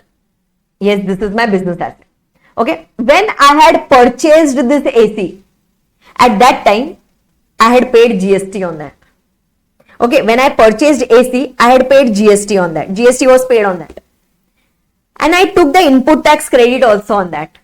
Okay, I paid GST from my pocket. Now I am providing you services. On these services, I have to pay tax to the government. While paying that tax to the government, I will utilize this ITC. Okay, so first of all, first I purchased AC. Okay, I took ITC on that and I used that ITC to pay my liability. Everyone tell me, benefit taken or not taken? Benefit of that ITC taken or not taken? Benefit of that ITC taken or not taken? Taken. Okay? Now listen. Now after using it for few years, I am selling it. Selling it means without consideration. I am selling it or giving it, not selling, I should say. I am transferring it or disposing it off. Either I am transferring it to someone or I am simply disposing it off without consideration for free. I am telling you, take my AC. Let's say I am giving it to my friend. Doesn't matter. Okay. Holding company is giving it to its subsidiary company. Doesn't matter. Okay. Now listen. Now you will say, ma'am, you have given it without consideration. Means can we say selling price is equal to 0? Selling price is equal to 0. Now my question to you is, okay, forget about para 1. Forget about para 1. Whatever you have studied as per till now, should this be considered as a supply? If you have studied it till now, on the basis of whatever you have studied till now, can we say this should not be considered as a supply? Ma'am, why? Ma'am, why? There is no consideration involved. Okay, there is no consideration involved, so it should not be considered as a supply. Super awesome. Okay, but para 1 says, don't try to act over smart. Okay, it says that, dude, you had purchased this AC and you took the benefit of ITC also. Okay, so now when you're selling it, even if you're selling it for 0, this transaction will be deemed as a supply. This transaction will be deemed as a supply, means you will have to pay the GST on this transaction. Someone asked, ma'am, on what value? 0 value should we pay the GST? Array, government says, don't worry, go and refer value of supply chapter. In value of supply chapter, I have given you the rules. In value of supply chapter, I have given you the rules how to calculate the deemed value for the purpose of para number 1. So government says, while you purchase the asset, you took the benefit. While selling the asset, you will not pay me the GST. I will not let you go like this. So this will be deemed as a supply. Are you understanding this? Everyone, did you understand this? What is the government telling us here? Yes. Acha. Ma'am. Listen. Ma'am, I had purchased the AC, but at that time I did not take the ITC. Now I want to sell it. Supply or not a supply? Like deemed supply or not a deemed supply? Now it is not a deemed supply because it will come under the provisions of deemed supply only if you had taken the input tax credit benefit. Are you understanding this? Acha, a little different example. Okay, one little. I purchased a motor vehicle, 4-wheeler. Okay, 4-wheeler I purchased for normal, office to home, home to office. I wanted to travel. I purchased a 4-wheeler. Okay, we will study later. ITC on motor vehicle means whenever you purchase a motor vehicle, even if it is for my business, ITC, input tax credit on that is blocked. Means you can never get the input tax credit of that. Okay. The companies charge you GST, but you will never get the input tax credit. It is blocked. We will study it in section 17(5) of the CGST Act. I purchased the motor vehicle for my business. ITC was there, but it was blocked. Government never allowed me to take the ITC of that. Now I am supplying it for free. Now I am disposing it off for free. Tell me, deemed supply or not a deemed supply? Can we say it is not a deemed supply? It is not a deemed supply. Why it is not a deemed supply? Because I never took the benefit of ITC. Government says if you take the benefit, I will punish you. If you don't take the benefit, I will not punish you. Manageable till here, everyone? Yes. And see what are they writing here? This clause is wide enough to cover transfer of assets from holding to subsidiary for nil consideration. Means whenever a holding was transferring its asset to subsidiary for 0 value, for 0 consideration, now you will have to check your para number 1. Means if holding had taken the ITC on that while purchasing, if holding had taken the ITC on purchasing, then on sale also it will have to pay the GST. Manageable? Manageable, everyone. Para number 1 is done. Yes? Chalo. Next, going on to para number 2. Para number 2 to schedule number 1 talks about what? It talks about supply of goods or services. Anything. Supply of goods or services. If para 1 was only for business assets. Okay, para 1 was only for business assets. Para 2 is for goods or services or both. If there is any supply happening of goods or services between related persons, do you recollect the definition of related person? Family members, employer, employee, director or company, your legally recognized partners, business partners, then that holding more than or equal to 25% of voting shares in the other company. Yes, one person controlling 2 companies, one company controlling another company, 2 of them controlling the third one, and all those points. Sole agent, remember all those things? Yes. Okay, so those, if there is any transaction happening between related persons or between distinct persons or between establishment of distinct persons. Now all the definitions will start making sense. Okay, related persons or distinct persons, remember? Same PAN but different registrations. Okay, Establishment of distinct persons, same PAN, one registered, one another establishment not registered. Okay, if there is any transactions happening between this of goods or services, okay, goods or services in the course or furtherance of business for zero consideration. For zero consideration. A entire section 71C is without consideration now. In first one also we are just giving it for free. In the second one also, because we are doing the transaction with our related person. Okay, because we are doing our transaction with distinct persons, because we are doing it with EDP. That's why we told, hey, this is my person only, I will do it for free. Then too, it will be considered as what? Okay, then too, it will be considered as a supply. Okay, then too, it will be considered as a deemed supply. Are you understanding this? Then too, it will be considered as a deemed supply, even if it is done for free. Again, everyone here, what if it is done for zero? GST, if it is deemed supply, tell me, GST applicable or GST not applicable? If it is a deemed supply, GST applicable or GST not applicable? GST is applicable. On what value?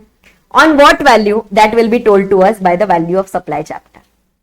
Okay, on what value? It will be told by the value of supply chapter. I'll give you some examples for this. Try to understand. Okay, I will give you some example. Please try to understand. Let's say two companies, A Limited and B Limited, are related persons. Okay, they are related persons. So A Limited is supplying some goods. Okay, it is supplying some goods to B Limited, and B Limited says that we are related now, so zero value. GST applicable, GST not applicable. Supply of goods or services between related persons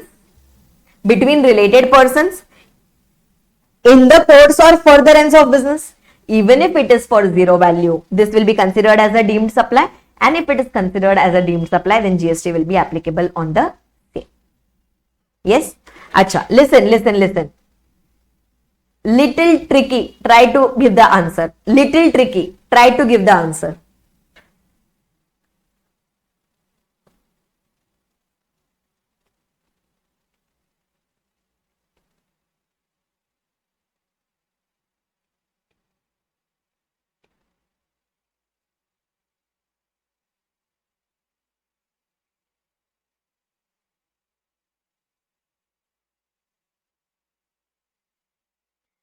Architect is providing some services to Arpita. Okay, architect is providing some services to Arpita. Architect services. Consideration paid by Arpita is zero. Quickly give the answers. Huh? Architect is not my related person. Means architect and Arpita are not related. Architect and Arpita are not related. Unrelated persons. Consideration is equal to zero. Can we say this is not a supply? Not a supply. It does not fall under schedule 1 transactions at all. Does not fall under para number 2. Why? Because under para number 2 you have to be related persons. Okay. Next. Okay. Here it was unrelated. What if in the same example, what if same as 1 and they are related persons? What if same as 1 but they are related persons? What will happen? Supply or not a supply? Architect is providing services to Arpita for consideration 0 and both of them are related persons. Means there is supply of goods or services between related persons for 0 consideration. Even if it is for 0 consideration, it will be considered as a supply. Okay, next.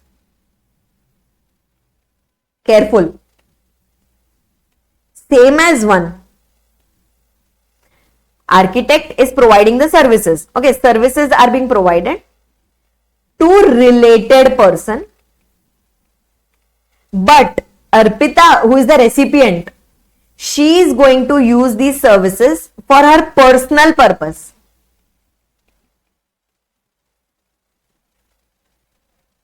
Arpita is going to use these services for her personal purpose. Supply or not a supply?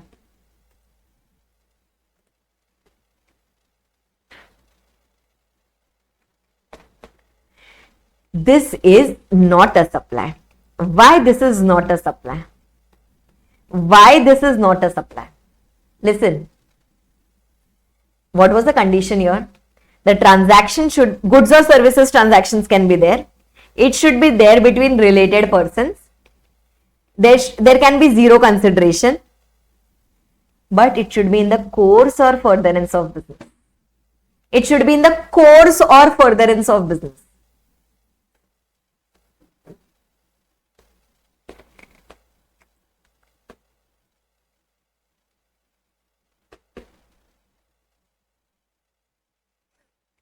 Now, one more question. One more question.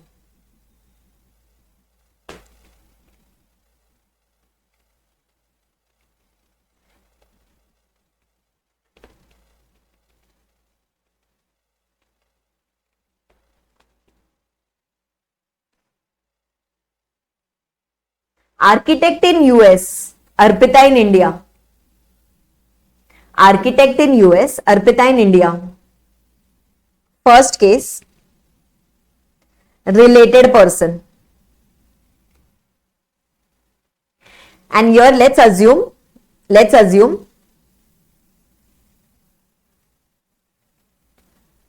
consideration 0. Give me the answer for the first one. Both of them are related person and consideration was 0.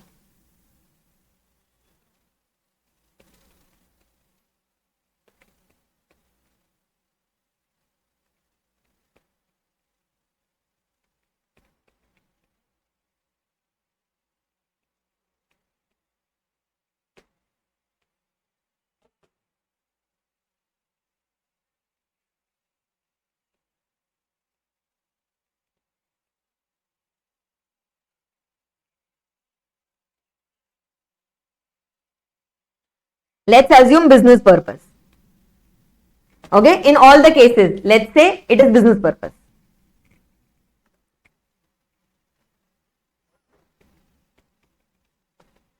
Tell me.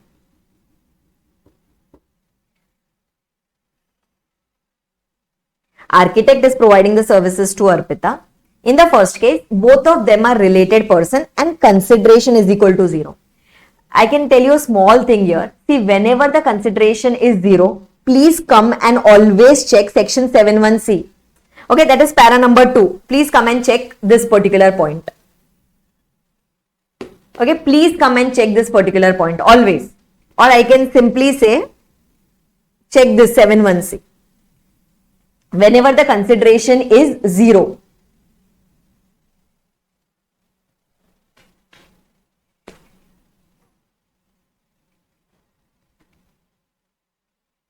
Can you give the answers for 1, 2, 3, 4? Did we already study something about importation of services earlier? Have we studied something about importation of services earlier? Where did we study about importation of services? Where did we study about importation of services? We studied just now. We just now studied in section 71B. Importation of service. Importation of service, yes, we studied it in 71B. Okay, when was 71B applicable? When there was importation of services. Okay, when there was importation of services, which is done for some consideration and purpose is irrelevant. Purpose is irrelevant. Means importation of service is there plus consideration should be there. Can we say in this case? Can we say in this case, if there is any importation of services happening for some consideration, means for the second one and for the fourth one. Can you give me the answer at least for the second one and fourth one? Is it a supply or it is not a supply? Is it a supply or it is not a supply?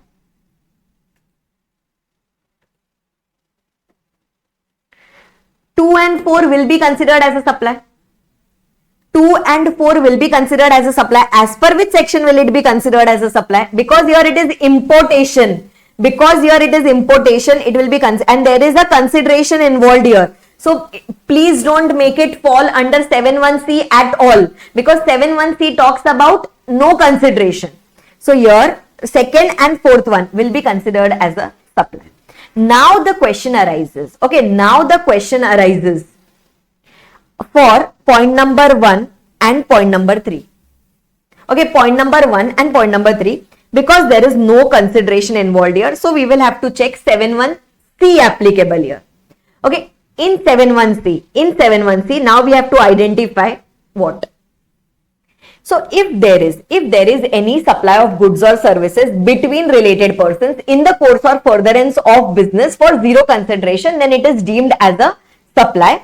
But for importation of services, they have introduced one more para, which we will do now itself, so that you will be able to link it.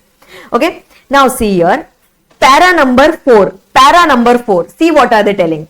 If there is any importation of service, again, we will again summarize here, don't worry. Okay, if there is any importation of service by a person from a related person or any of his establishment outside India, I am importing some services from my related person or my other entity which is located outside India in the course or furtherance of business, then it will be treated as supply. Specific point given, para number 4, specific, importation of services from related person or from any other entity outside India for zero value, but in the course or furtherance of business, will be considered as a supply. Applying this point, can you give me the answer? Can you give me the answer for the first one? Can you give me the answer for the first one?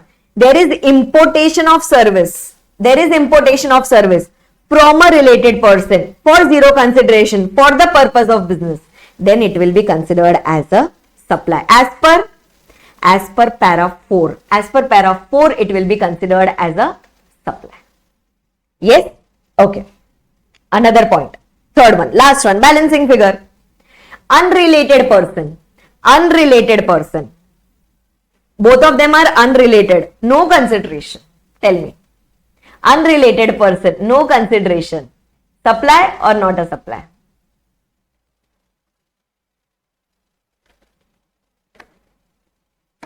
First of all, consideration is zero.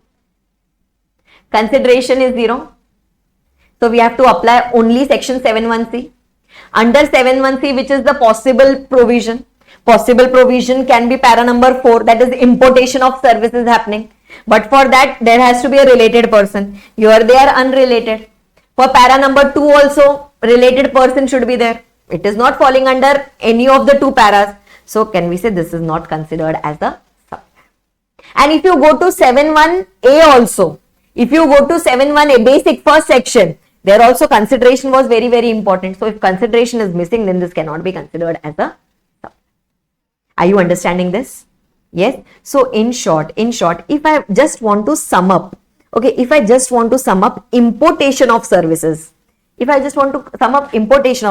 everyone, if it is with consideration, okay, please, without looking in your textbook, can you tell me if it is with consideration, which section will be applicable for importation of service? If it is for some consideration, then always check 7.1b. Okay, always check section 7.1b if importation is happening with the consideration.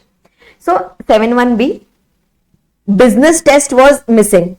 Okay, business test was missing. It can be for business, it can be for not a business, it will always be considered as a supply.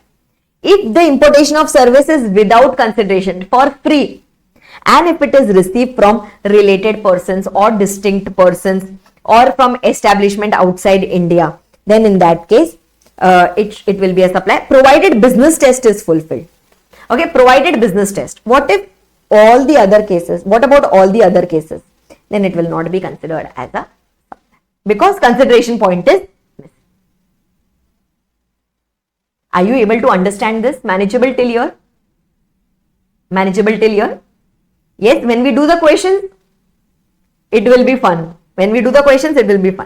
Okay, now I'm going back to para number 2. So in para number 2, apart from importation of services, if there is because for importation of services we have got specific provisions, so we'll have to follow the specific provisions. Okay, now apart from that, normal, if there is any supply of goods or services between related persons or between distinct persons or between establishment of distinct person for zero consideration, but in the course or furtherance of business, then it will be considered as a deemed supply. Okay, I am asking you few questions, try to give the answer. Okay, I am asking you some questions based on para number 2, everyone. A Limited has sold some goods to B Limited. Both of them are related persons. Okay, goods are sold in the course or furtherance of business. That is common. Goods are sold. Consideration 0. Quickly tell me, supply or not a supply? Goods are sold by A Limited to B Limited, or some services are provided by A Limited to B Limited for zero consideration in the course or furtherance of business. Then this will be deemed as a supply as per para number 2. Okay, one more. Everyone here, one more.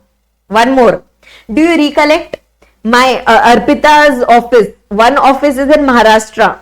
Arpita's one office is in Maharashtra. I am talking about Mumbai office. Okay, she is providing some goods or services to A Limited, Chennai. A Limited, Chennai, Tamil Nadu, for zero consideration. Example, stock transfer.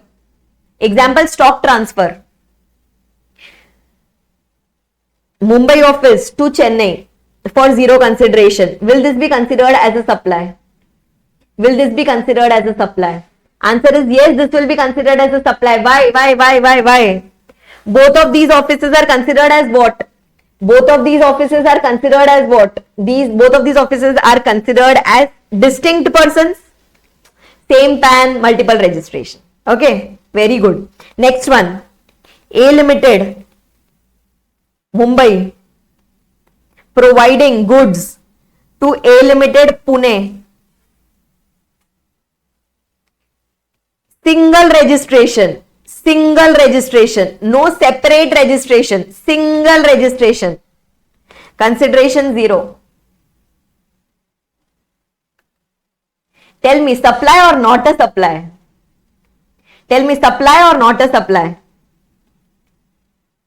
Arey, this is not a supply. Why this is not a supply? Same persons, na? Same persons. They are not distinct persons. They are not establishment of distinct persons. They are one and the same person. It is just like my another hand. Yes, so this is not considered as a supply. Okay, next, one more example. A Limited, Mumbai, providing taxable services.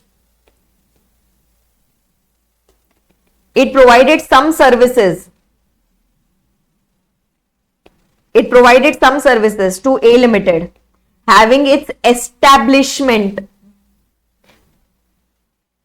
in, let's say, Tamil Nadu, and this is unregistered till now. A Limited. One office Mumbai, which is providing taxable services, so it is registered. Another office, Tamil Nadu, unregistered. Consideration 0. Supply, not a supply. This will be considered as a supply. Why this will be considered as a supply? Because these are considered as establishment of distinct. Manageable till here? Simple till here? Yes, whatever I told you now, that is written here. Stock transfers or branch transfer, giving it to given by one branch to another branch. So if it is separately registered, then it is supply. If it is not separately registered, then it is not a supply. If I am registered, the other one is not registered, it will be considered as a supply because establishment of distinct persons. Acha. Then after that, next. Acha. Now in this para number 2 itself, they have given clarification. Okay, 2 clarification, and then only para 3 will be left. Okay, now 2 clarification. Please try to understand. Okay, everyone here. Let's say employee has provided some services to employer. Employee of a company has provided some services to employer. First of all, tell me, related persons or not related persons? employee has provided to employer, it is related person. And any transaction between related persons, even if it is done for zero, any transaction between related persons, even if it is done for zero, in the course or furtherance of business will be considered as a supply. Can I say employee provides employment services? Like it is doing some employment services for the employer, for which employer pays the consideration in form of salary. Yes. Now listen, just try to understand. This we will study today after the break, that any transaction between employer and employee, okay, any transaction between employer and employee is considered as not a supply. Okay, this we will study where? This we will study in schedule 3. Just like we are doing schedule 1 now, it will be considered as schedule 3. Means it is considered as not a supply. Manageable till here, it is considered as not a supply. Now, next thing that arises, that comes, have you heard about perquisites? Perquisites, allowances, etc. What if apart from salary, if employer gives allowances, perquisites, etc. to the employee, then even that is considered as not a supply, because it is a part of employment services only. Means because he is providing employment services, for that he is getting some extra consideration. So even that is treated at par with salary only, and hence on salary, perquisites, allowances, etc. there is no GST. Okay, there is no GST coming on that also. Okay, but there was a special point coming up here. What if employer is giving some gifts? Okay, what if employer is giving some gifts to the employee? Okay, because he is my employee, so I am giving him some gifts. Then in that case, what will be the treatment? Gift is obviously without consideration. Okay, free gift given. Then what will be the provision? So normally they say that if employer, apart from salary, if it is giving some gift to the employee, and they are telling that this is also given in the course of employment only, means employee is providing employment services for which he is giving me salary, perquisites, allowances, and now he felt like giving me some gift also. So ideally they are telling that gift should also not be taxable. It should be considered as not a supply. Okay, but to bring some amount under the purview of GST, okay, just to bring some amount under the purview of GST and to avoid such unnecessary gift transactions, okay, so for that what they have told is gifts up to rupees 50,000. Okay, gifts up to rupees 50,000 given by the employer to the employee per annum, to single employee, per annum per person. Okay, per annum per person given by employer to the employee. Up to this, it will not be considered as a supply. But as soon as the value goes above rupees 50,000 in a year given to an employee, then in that case, the entire amount will be taxable under GST. Entire amount will be taxable under GST. Okay, otherwise unnecessarily you can try to evade some taxes, or unnecessarily you can do some transfer of money transactions in the name of gift. So to just put a control on that, the government has put a condition that gifts, if it is up to 50,000 per annum per employee, then it will not be considered as a supply. But as soon as it goes above rupees 50,000, even if you are giving a gift of 50,001 rupee, then entire 50,001 rupee will be taxable under GST. Are you understanding this, everyone? Are you understanding this? A specific point. Otherwise, everything between employer-employee is not a supply. But gifts point, please remember it separate. Yes? Okay. Last clarification, last point which is coming up here. Last point which is coming up here. What is that point? Just try to understand. For example, what example should I have? Mobile phone example I will give you. Okay. Now let's say Apple is there. Okay. Apple company, iPhone, who makes? Okay. Apple company is there. And Apple, what it does is, Okay, whatever is the processor, etc., it manufactures on its own. But for making the battery, let's say for example, for making the battery, it outsources the works to some manufacturer. Okay, there is a person called as component manufacturer, CM, component manufacturer, and I am the OEM. OEM stands for original equipment manufacturer. Original equipment manufacturer is Apple, and Apple has outsourced the work of making the battery, etc., to an outsider. Let's say some XYZ company. It has outsourced the work to that person. Yes, I'm just giving an example of Apple here. It can be any manufacturer. Okay, so now Apple tells to XYZ, please make battery for this new iPhone that we are going to launch. This component manufacturer says that, okay sir, I will make it, but can you give me the proper size of the phone? The battery should fit now. So can you send me a mold or a die of the phone, so that on that basis, exactly as per the size, I will make the battery. So Apple says that, okay, I will send you a dummy mold or dummy dies, etc. On that size, you can make, on the basis of that size, you can make the battery. Okay, now listen, everyone, try to understand. Original equipment manufacturer is sending some molds and dies to the component manufacturer for free. It is sending it to the component manufacturer for free. Zero. My question to you is, and this is obviously done in the course of business, but it is done for zero consideration. My question to you is it a supply as per 7.1c? Is it a supply as per 7.1c? Before that, why did I directly tell you 7.1c? Because consideration is zero. Whenever consideration is zero, will directly come to 7.1c. Okay. The answer is, it is not a supply. Your answer is absolutely correct. If you are given the answer as not a supply, your answer. But why? Ma'am, it does not fall under para 1. What was para 1? Transfer of business assets for free. It does not come under that. Okay. Second, supply of goods or services. Supply of goods or services, but it should be between related persons or distinct persons. So these are not related, na? They are not related. So you do not fall under para 2 also. Para 3, we are not yet done. Para 4, importation. This is not importation of services. So you are not falling under any of the para. That's why the transaction is not considered as a supply. Are you able to understand this? Did you apply the same logic, everyone? Did you apply the same logic? Yes. Super. Done. So clarifications are done.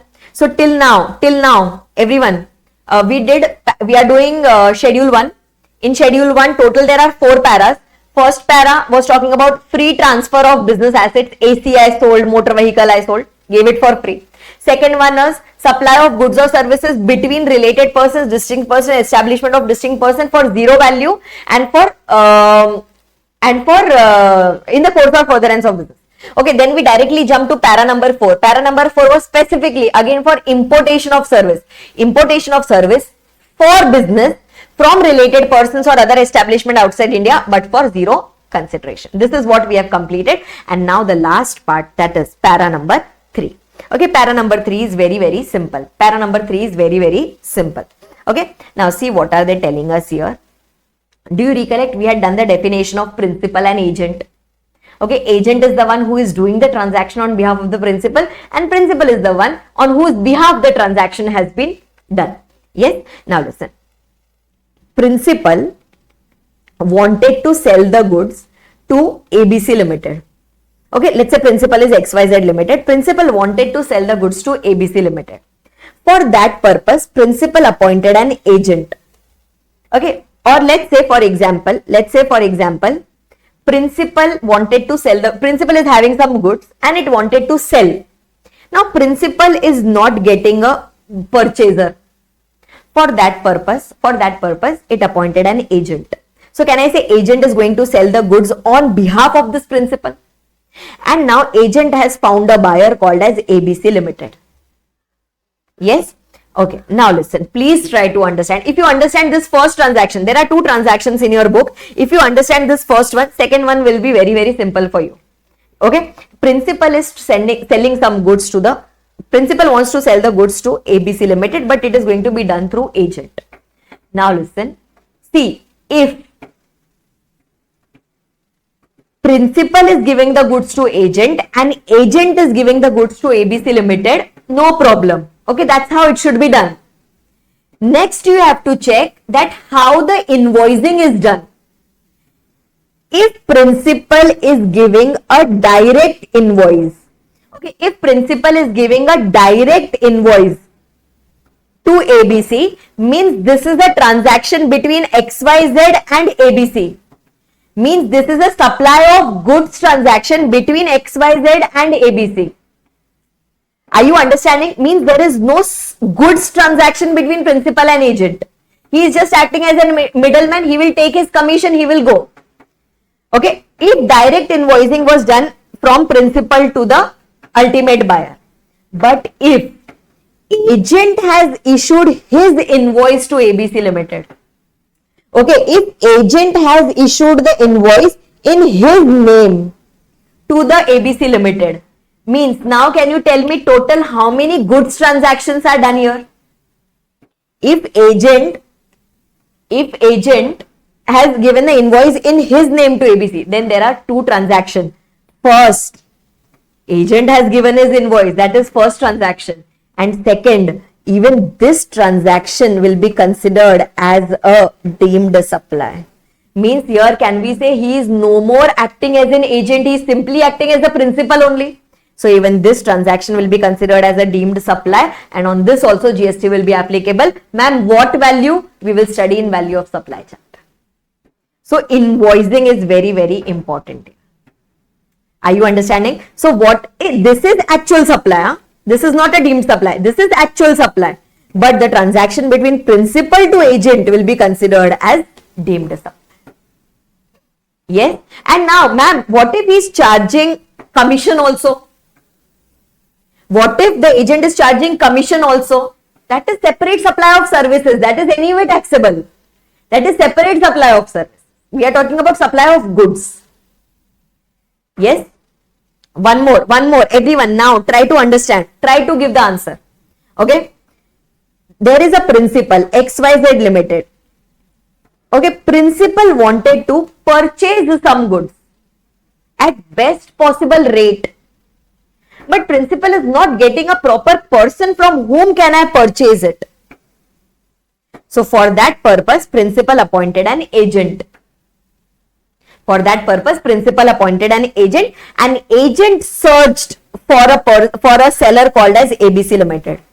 Means now principal is not selling the goods, principal is now buying the goods. Okay, everyone here. While buying these goods, ABC Limited gave the invoice directly in the name of principal. ABC gave the invoice in the name of principal. Tell me, one supply, two supply. For goods, direct invoice, one supply, two supply. Only one supply. Acha, second, in the second one, this third person issues the invoice in the name of agent. And then agent issues the invoice in the name of the principal. One supply, two supply. Now this will be two supply. So, this transaction between agent and principal, just like here happened, na? Principal and agent. Similarly, here the transaction between principal and agent will be considered as deemed supply. Okay, this will be considered as deemed supply. Are you able to understand this? Yes, and this entire thing depends only on one thing, that is, has agent issued the invoice in its name, or is invoice being issued in the name of the agent? If there is a direct transaction happening between the buyer and the seller, then this para 3 will never become applicable.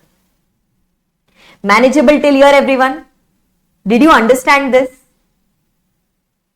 Yes. Okay, done. So this was all about your section 71A, 71AA, 71B and 71C. Okay, I'll just quickly revise. 71A, there should be a supply. Okay, 7, there should be a supply, plus there should be a consideration, plus it should be done in the course or furtherance of business. Okay, 7(1) was that simple between that entity and the person. Joint venture example we had taken. Entity and person, if they are doing some transaction between themselves, even if they are part of the same entity, still they will be considered as different persons and it will be considered as a supply except for cash call. Right? 7(1)(b), very specific, importation of services for a consideration whether or not in the course or furtherance of business. And 7(1)(c), read with schedule number 1. Para 1 was talking about permanent transfer or disposal of business assets. 7(1)(c) is no consideration always, no consideration but for business. So para 1, I am transferring the assets for no consideration in the course of business on which I had taken the ITC. Very important condition. Para 2, supply of goods or services between related persons, distinct persons, establishment of distinct persons. Again, for no consideration in the course or furtherance of business. Para number 3, now we can go in sequence. Para number 3, any transaction between principal and agent. Okay, the transaction between principal and agent will be deemed as a supply if the invoice, if agent issues the invoice in his name or the invoice was issued in the name of agent. Okay, while selling, if the agent issues the invoice in his name, or while buying, that person issued the invoice in the name of agent, then the transaction between principal and agent will be deemed as supply of goods. Right? And the fourth one, last one, again specific point, which was talking about importation of services. Okay, importation of services from my related person or my establishment outside India. Importation, na. So these people are situated where? These people are situated outside India and I am importing it for business. If it was for not business, for no business and for consideration, then it would have gone under 7(1)(b). Here it is for business and there is no consideration involved, then it will be deemed as a supply. Are you able to understand this? Are you able to understand this? Yes, properly. Okay. Achha, if I simply ask you, everyone, if I simply ask you, during Diwali,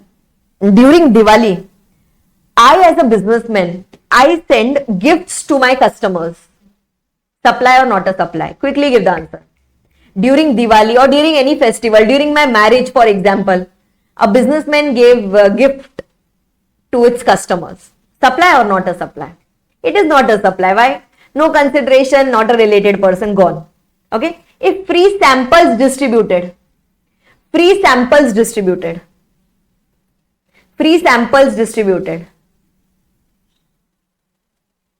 again not a supply. Huh? Careful. Free samples given to my related person in business. Free samples given to my related person during business. It is a supply. Understanding? Yes? Acha, ठीक है. Next, last. Everyone, buy one get one free. Have you heard about these offers? Okay, let's say one chocolate is there, 10 rupees dairy milk. There is a BOGO offer going on. Means I have to pay 10 rupees only, but I will get 2 chocolates in return. There is a supplier who is selling me chocolates under this BOGO offer, buy one get one free offer. Supply or not a supply? Supply or not a supply? This will be considered as a supply because there is some consideration. Even if the consideration is less, doesn't matter. But there is some consideration and it is done in the course or furtherance of business. That is nothing but your 2 clarifications, free gifts and samples and BOGO. Quickly tell me, were you able to understand the entire section number 7(1)? Yes. Okay. So big part of the chapter is done. Okay, big part of the chapter is done. Now we are left with 7(1)(a) and 7(2) and then section 8 and circulars. So we'll just take a break, everyone. We'll take a break and then we can continue. Yes. So we resume at what time? 15-20 minutes is enough? 20 minutes? 320?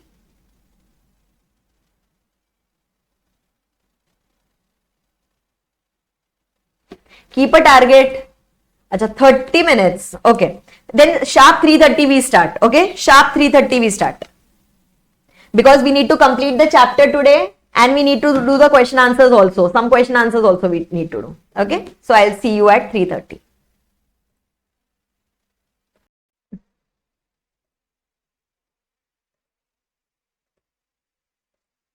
Chalo. Let's start. Audible, visible, all good?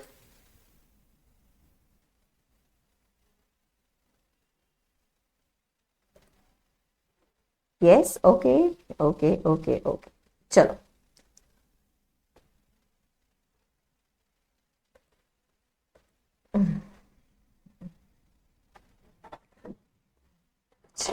Fine. So we just completed our section number 7.1c, right? Before this, section 7.1c is done. Now going on to the next section, section number 7.1a. Okay, 7.1a, section 7, subsection 1a itself. Now here, for the purpose of this section, they are already telling you the transaction which are mentioned here, these are supply. Okay, we don't have to find out whether it is a supply or it is not a supply.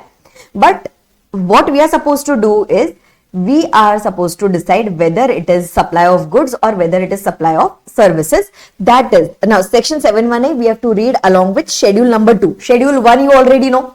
Schedule 1 just now we completed, where the transaction was done with zero consideration.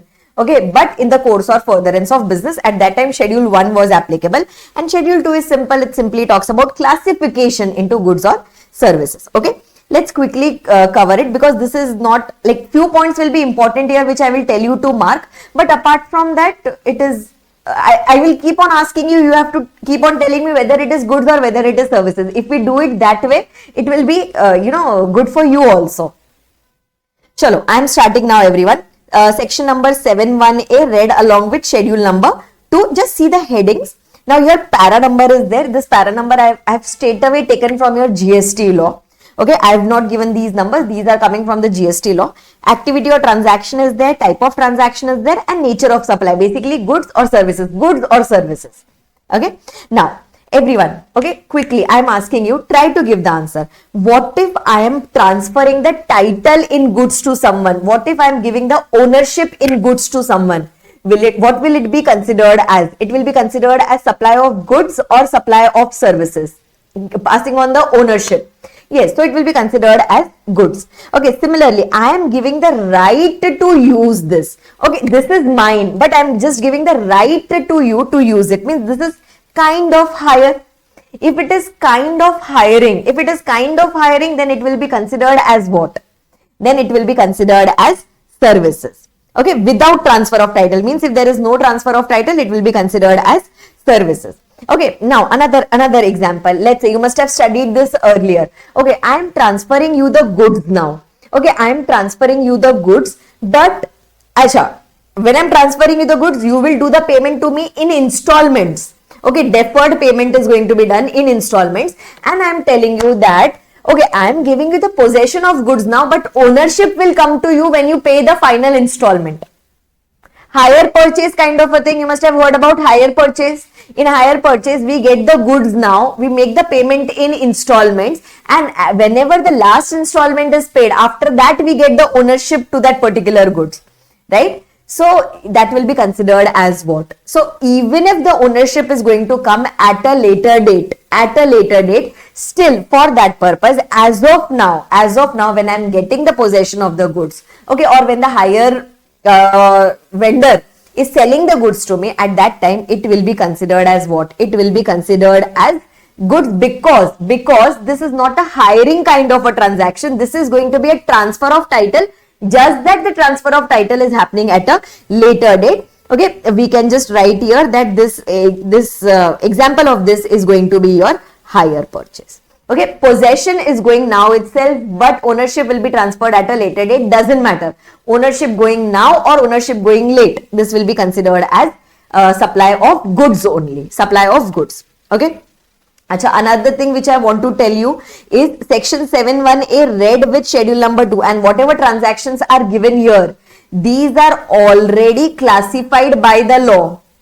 Okay, we don't have to apply. No, as per me, it should be services. I understand. At some places, we will feel, no, this is not good, this is services, etc. But these are already classified. These are already deemed, applying a given logic. Yes? Okay. Then after that, everyone here, chalo, with me. Everyone here. What if land and building? Achha, first of all, land and building. Goods, services or nothing. What? Or normally I say land and building. Land and building. Is it goods? Land and building?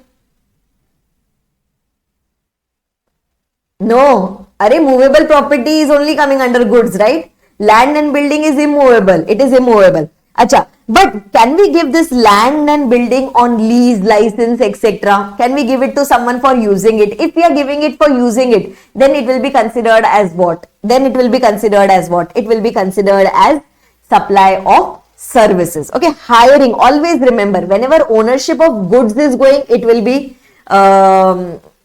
goods. Whenever there is any hiring transaction, etc. applicable, at that time it will be considered as services. Okay. Then after that, treatment or process. Treatment or process. Example. I had given you the example of job worker today, a subcontracting for any service. Okay, let's say this AC remote I am having with me. Okay, and on this AC remote, I want my name to be engraved. Okay, I want my company's name to be engraved. So, and then I will sell this remote further. Or let's say I want to engrave someone else's name, and then we are going to sell it to the customer. So, I am giving it to you that please engrave the name on this and then give it back to me. Tell me, is it goods or is it services? Okay, the goods belong to me as of now. I am just giving it to you so that you can engrave the name on it and you will give it back to me. And then you will give it back to me after doing this processing. This will be considered as what?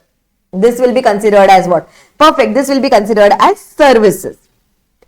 Any treatment or process. Okay, example is job work. Means you are just giving your goods to someone else to work on it, and that person is going to return back the goods to you.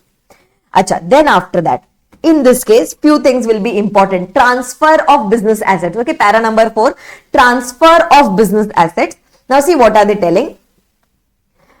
Goods forming part of business assets are transferred or disposed of by or under the directions of the person carrying on the business so as to no longer form part of those assets. Normal sale of, this is not sale of goods, it is sale of business assets. Can you quickly tell me? Sale of business assets. I am selling the assets to someone. Selling the assets. Obviously, ownership is going to go. This will be considered as goods. Perfect. Acha, now listen everyone. I am having some business assets. Okay, I am having some business assets and I am giving it to you for using it. It is my business assets, but I am giving it to you for using it, and you are using it for personal purpose. You are using it for personal purpose. I will be charging some amount from you because you are using my asset. So that will be considered as what? That will be considered as service. Okay, that will be considered as service. Acha, another point, try to understand. Another point, try to understand. This is important. We will use this again when we go to ITC chapter. Okay, input tax credit chapter. Please try to understand. Goods forming part of assets of any business carried on by a person who ceases to be a taxable person. Who ceases to be a taxable person. Do you recollect we had studied the definition of taxable person? Definition of taxable person. In taxable person, every sort of registered person will be included, and that unregistered person will be included who was a defaulter. Means who was liable to get registered but he did not get registered. Right? So, if there is a person who ceases, who stops to be a taxable person, means what? Means he is no more liable. Yes, means if he ceases to be a taxable person, means he is no more liable to pay the GST to the government. And now, in this case, if he ceases to be a taxable person, then whatever goods were forming part of his assets shall be deemed to be supplied by him. shall be deemed to be supplied by him in the course or furtherance of business immediately before he ceases to be a taxable person. Now see, this is kind of a mandatory section. Forcefully the section has been made applicable under GST. What are they trying to tell you here is, see, let's say today I am a registered person. Okay, today I am a registered person. I'm going on purchasing the assets, etc., etc. And I'm taking the input tax credit also. I'm taking the benefit of the tax also. Now, let's say I'm closing my business. Okay, let's say I'm becoming a non-taxable person now. Means I'm ceasing to be a taxable person. Means there is no, I'm going to surrender my registration or I'm going to cancel my registration. So they are telling you, mind you, before you cease to be a taxable person, means the day before you apply for your cancellation, etc., it will be deemed as if you have sold all those. Okay, it will be deemed as if you have sold all those goods and assets. Okay, if you are selling your goods and assets, try to understand whatever stock is left with you, it will be deemed as if you have sold it. Okay, whatever assets are kept with you, it will be deemed as if you are selling that asset. Means what is the government trying to do? Before you cancel your registration, okay, whatever stock you have with you, whatever assets you have with you, it will be assumed as if you have sold it. Even if it is not actually sold, it will be, for the purpose of GST, it will be assumed as if you have sold it and it will be considered as deemed supply. Okay, because the government says that at the time of purchase you had taken the credit of it, so at the time of going out of GST, please pay us the tax on it. Yes, can you now identify this compulsory sale will be considered as what? Supply of goods or supply of services? It is deemed that I am selling my goods, it is deemed that I am selling my capital, business assets, etc. Yes, so it will be considered as goods. Okay, but it won't be taxable in two cases. Okay, it won't be taxable in two cases. One, when the business is transferred as a going concern, as it is if I am giving my business to someone else. We will study this in exemption chapter. Transferring the business as a going concern, on that there is no GST applicable. Okay, there is no GST applicable whenever you are transferring the business as a going concern. So at that time, you need not pay any taxes on your stock left with you or business assets. And next, if the business is carried on by a personal representative who is deemed to be a taxable person, if someone else is going to carry on the business on you and that person is a registered person, then no problem, the business is being continued. So in these two cases, it will not be liable to GST. Yes, okay, I will link this point when we do the ITC chapter. Please be careful. Okay, please remember this. So then going ahead, this entire para 5. Okay, this entire para 5, especially this A, B and E. Okay, especially within that sub para A, B and E will be very, very important. Please try to understand this. Okay, normally if I ask you, I am having this property. Okay, I am having this immovable property with me and I am the owner of this immovable property. If I am giving this property on rent, can you tell me, is it goods or is it services? I am giving this property on rent. So this will be considered as services. Perfect. Now see, one new concept that is coming up here is which talks about tenancy premium. Tell me, have you heard about tenancy premium? Have you heard about the concept of tenancy premium?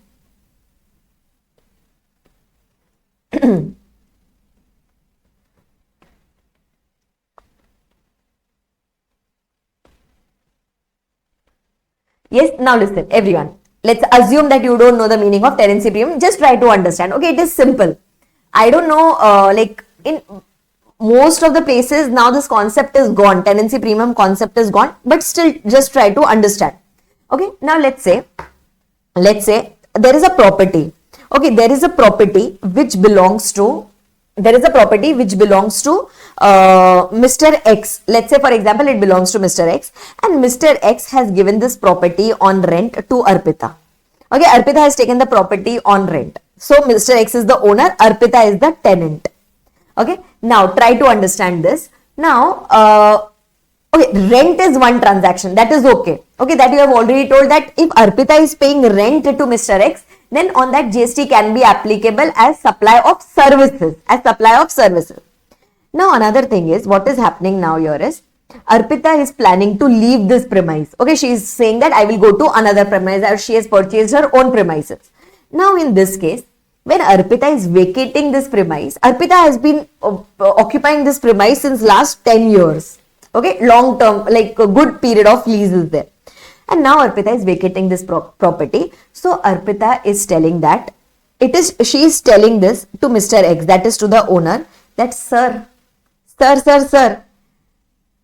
because of me, people have recognized your property. Means now, because of my business, people know that where is your property located, how good your property is. Your property has become, it has become like a landmark just because of me. Okay, maybe Arpita was into such a business, such a showroom, etc. she had, which was very beautifully decorated, and huge people used to come in there. So now when Arpita is vacating the property, she is telling to the owner that sir, because of my business, your property's value has increased, and now people want to come to your property and take it on rent. So sir, I have been paying rent to you since so many years. Now I am going to charge, tenant tells this, I am going to charge something called as tenancy premium from you because I have increased the value of your property. I want something called as tenancy premium. Yes, it happens sometimes, like in India also. In some places this still works. Okay, so Arpita is going to charge this tenancy premium. Either, okay, she can charge this tenancy premium either from the owner, that sir, I have increased the value of your property, or Arpita can charge this tenancy premium from the new tenant who is going to come. I am vacating this property, so now a new tenant is going to come. So Arpita will tell to the new tenant, dude, you are coming at such a place whose value I have already increased. Anyway, your business will work. So you will have to pay me something called as tenancy premium. So either the new tenant will pay Arpita some tenancy premium, or owner will pay Arpita some tenancy premium.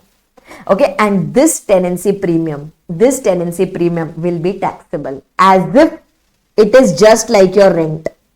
Okay, it will be taxable as if this is just like your rent. So if I say as if it is just like your rent, means will it be taxable as goods or will it be taxable as services? As if it is your rent, means now it will be taxable as service. Are you understanding this? Acha, another thing, please try to understand. Tenancy premium also has the same effect as that of rent. Okay, ma'am, what do you mean by this? Please try to understand. See, tenancy premium, when it is charged by outgoing tenant, means by Arpita, when it was charged by Arpita. Okay, when it was charged by Arpita. If Arpita is taking it either from the owner or from the new tenant, doesn't matter, it will be always taxable. Okay, this is not rent. Arpita was paying rent till now. Now she's charging a tenancy premium from whom? She can either charge it from the owner or she can charge it from the new tenant. Doesn't matter, it will always be taxable as services. Okay, acha. Then it clicked to the owner. Arey, my property's value has increased. I should charge from the new tenant. I should charge rent also, and I should charge tenancy premium also, because I am giving him a very super awesome property. So in that case, when it is charged by the owner, okay, at that time also it will be always taxable, except when residential, not commercial, residential dwelling is given on rent to unregistered person. Okay, when owner is giving a house on rent to an unregistered person for his personal purpose, at that time, let me tell you, the rent that he is charging, even that will be exempted. We will study that in the exemption chapter. So if along with the rent, if he is charging tenancy premium, then tenancy premium will also be exempted. Again I'll tell you, see, when tenant is charging, it will be always taxable. Okay, but when owner is charging along with the rent, when the owner is charging tenancy premium, then in that case, it will be always taxable, except when owner is charging from an unregistered person, and that too for a residential property he is charging. Okay, ma'am, why this is exempted? I'll give you the reason for that also. We will study in exemption chapter that whenever a owner is giving a house property, house property on rent to an unregistered person for his residential use, then that is exempted from GST. Okay, imagine people like you and me. Okay, let's say we are unregistered people and we take a house on rent. GST is not applicable on that. GST is exempted. Okay, so in this case, if they are charging tenancy premium also from you, then even tenancy premium will be exempted. Okay, if rent is exempted, then tenancy premium is also exempted. Okay, but in all the other cases, imagine the house is given on rent to a registered person, or there is a commercial property which is given on rent, then in that case, rent will also be taxable and tenancy premium will also be taxable. Okay, this bifurcation we have to do only when owner is charging the tenancy premium. If outgoing tenant is charging the tenancy premium, it will be always taxable. Okay, it will be always taxable, and that too it will be taxable as services. Okay, we have a question on this in our question bank, in our compiler. We will solve that question. Okay, which talks about tenancy premium. I'll quickly conclude it. Normal renting services will be considered as services. Okay, tenancy premium will also be considered as services. Okay, tenancy premium will also be considered as services. When outgoing tenant is charging it either from the new tenant or from the owner, always taxable. Residential, commercial, registered, unregistered, doesn't matter. Okay, and secondly, but when owner is charging, owner is collecting this tenancy premium, then at that time it will be normally taxable, except when owner have given this property on rent, a residential property on rent to an unregistered person for his personal use. At that time, because the rent is also exempted from GST, so even the tenancy premium will be exempted from GST. Yes, this is given under which point? This is given under para 5A. Okay, please try to remember this. Acha, another point again very important. Okay, another point very important. Please try to understand. Construction of complex building, construction services we are talking about. Complex building, civil structure, etc. Okay, construction of all these things. Can we say it is construction services are provided? Can we say if construction services are provided by builder to us, then in that case it will be considered as services. Acha, before that there is a doubt. What if in case of tenancy premium, if it is a commercial property, the tenancy premium is always taxable. Come what may, whoever is charging, it will be always taxable. Okay, if the outgoing tenant is charging, if the owner is charging, doesn't matter, it will be always taxable. Yes. Chalo, I am coming back to these construction services. In these construction services, whenever these construction services are provided by the builder, it will be always, it will be taxable, and it will be taxable as services. Now listen, I want you all to pay full attention for the next point. Okay, please try to understand this. Construction of a complex building, civil structure, etc., including a complex or a building intended for sale to a buyer. Means he is not only providing construction services, after constructing he is also going to sell it to a buyer. Okay, normal builders, purchase of house property that we do.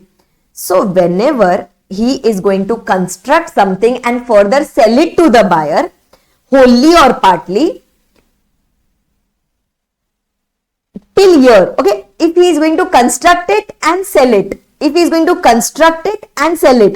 then also it will be considered as services only, except where the entire consideration, please try to understand this, very important, except where the entire consideration has been received after issuance of completion certificate of that building.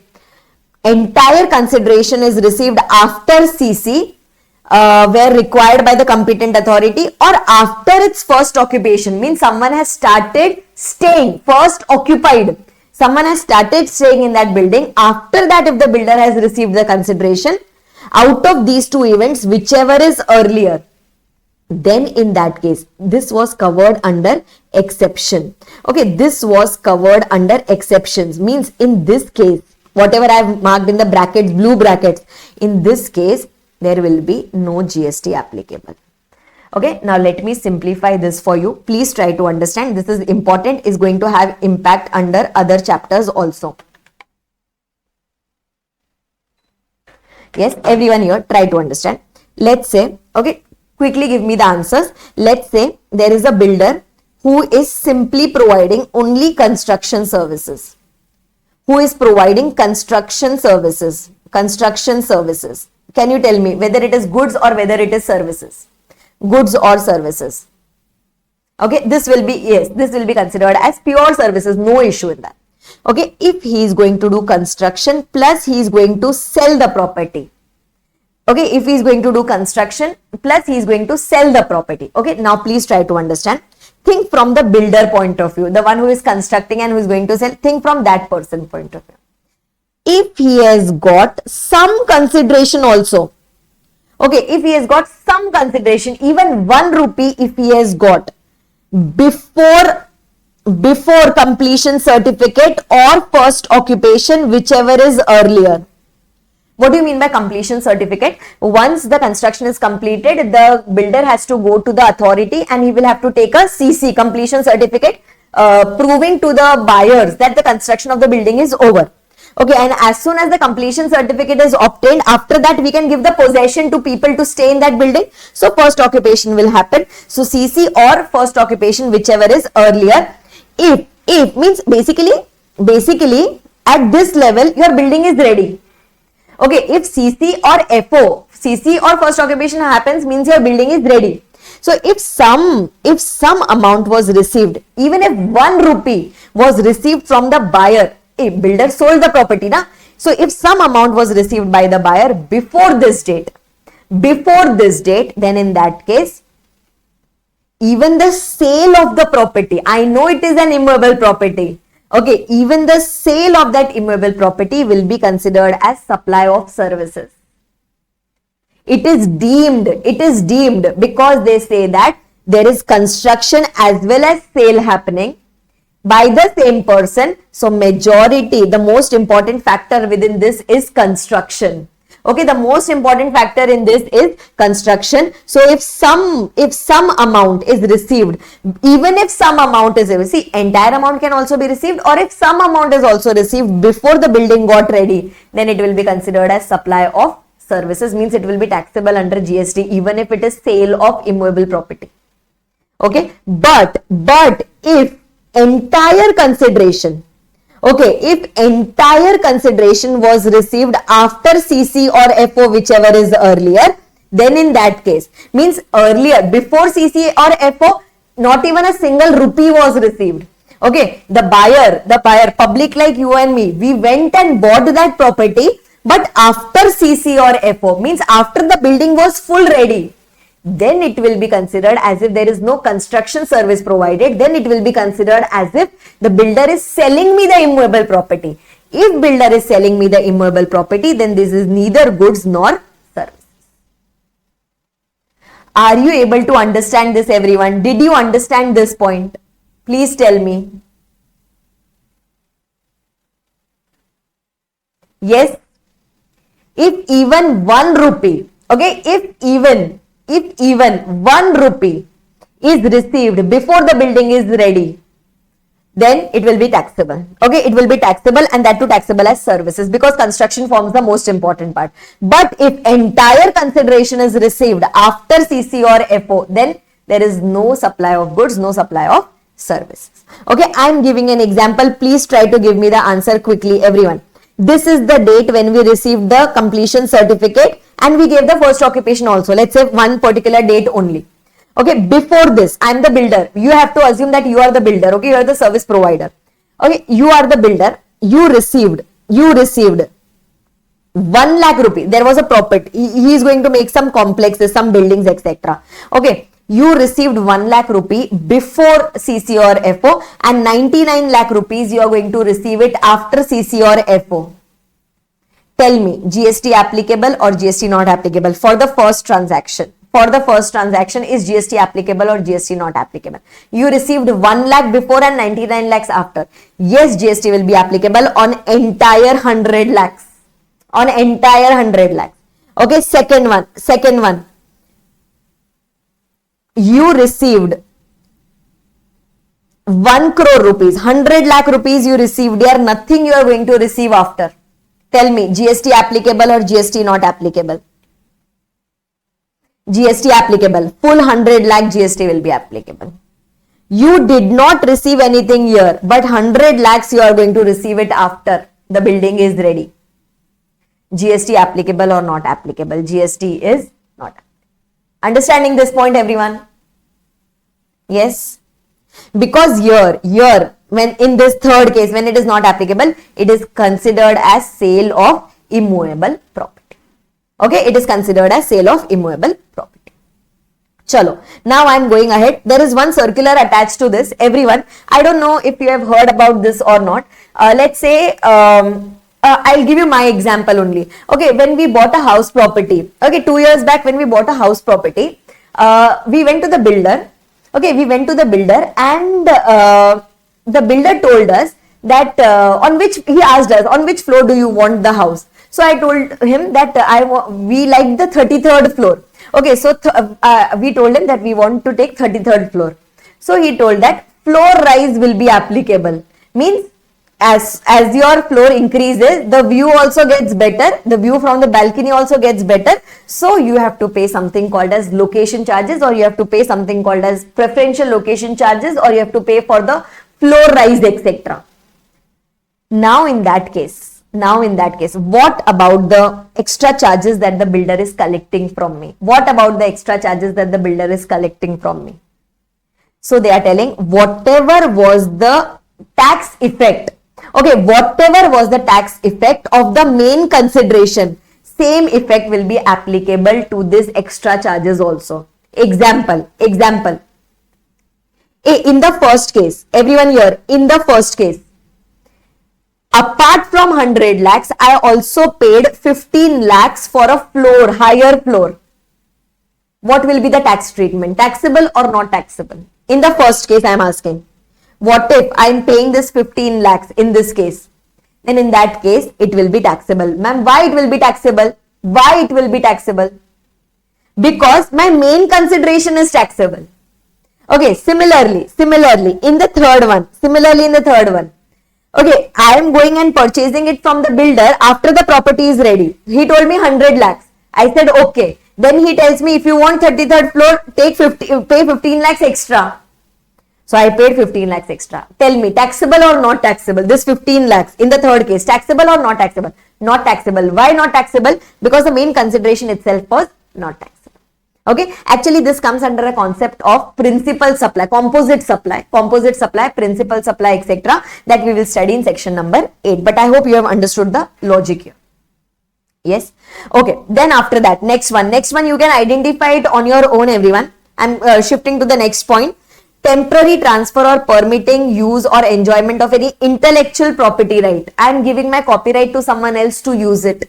I am giving some formula. I am a scientist. I am giving my formula to someone else to use it. Use it. I am not selling my copyright. Quickly tell me, supply of goods or supply of services? It will be considered as supply of services because it is simply use. Okay, next one. Similarly, there is a company who is making a customized software for me. I wanted a software for my classes, etc. and he is doing customization and he is giving me the software. Goods or services? Customization. Customization is always services because it is personalized. A software like Tally, WinZip, WinRAR or any other software, this is not customized. That will be considered as what? Tally software or any other paid software which I am purchasing, that will be considered as goods. But if someone is customizing and giving it to me, that will be considered as services. Okay? Acha. Chalo. Now I am going to the next point. Everyone here. Next point, E point. Acha, before I do the E point, let's complete the F point in this para number 5 itself, so that we'll be done with para number 5. Now see what are they telling? Transfer of right to use. Transfer of right to use any goods for any purpose.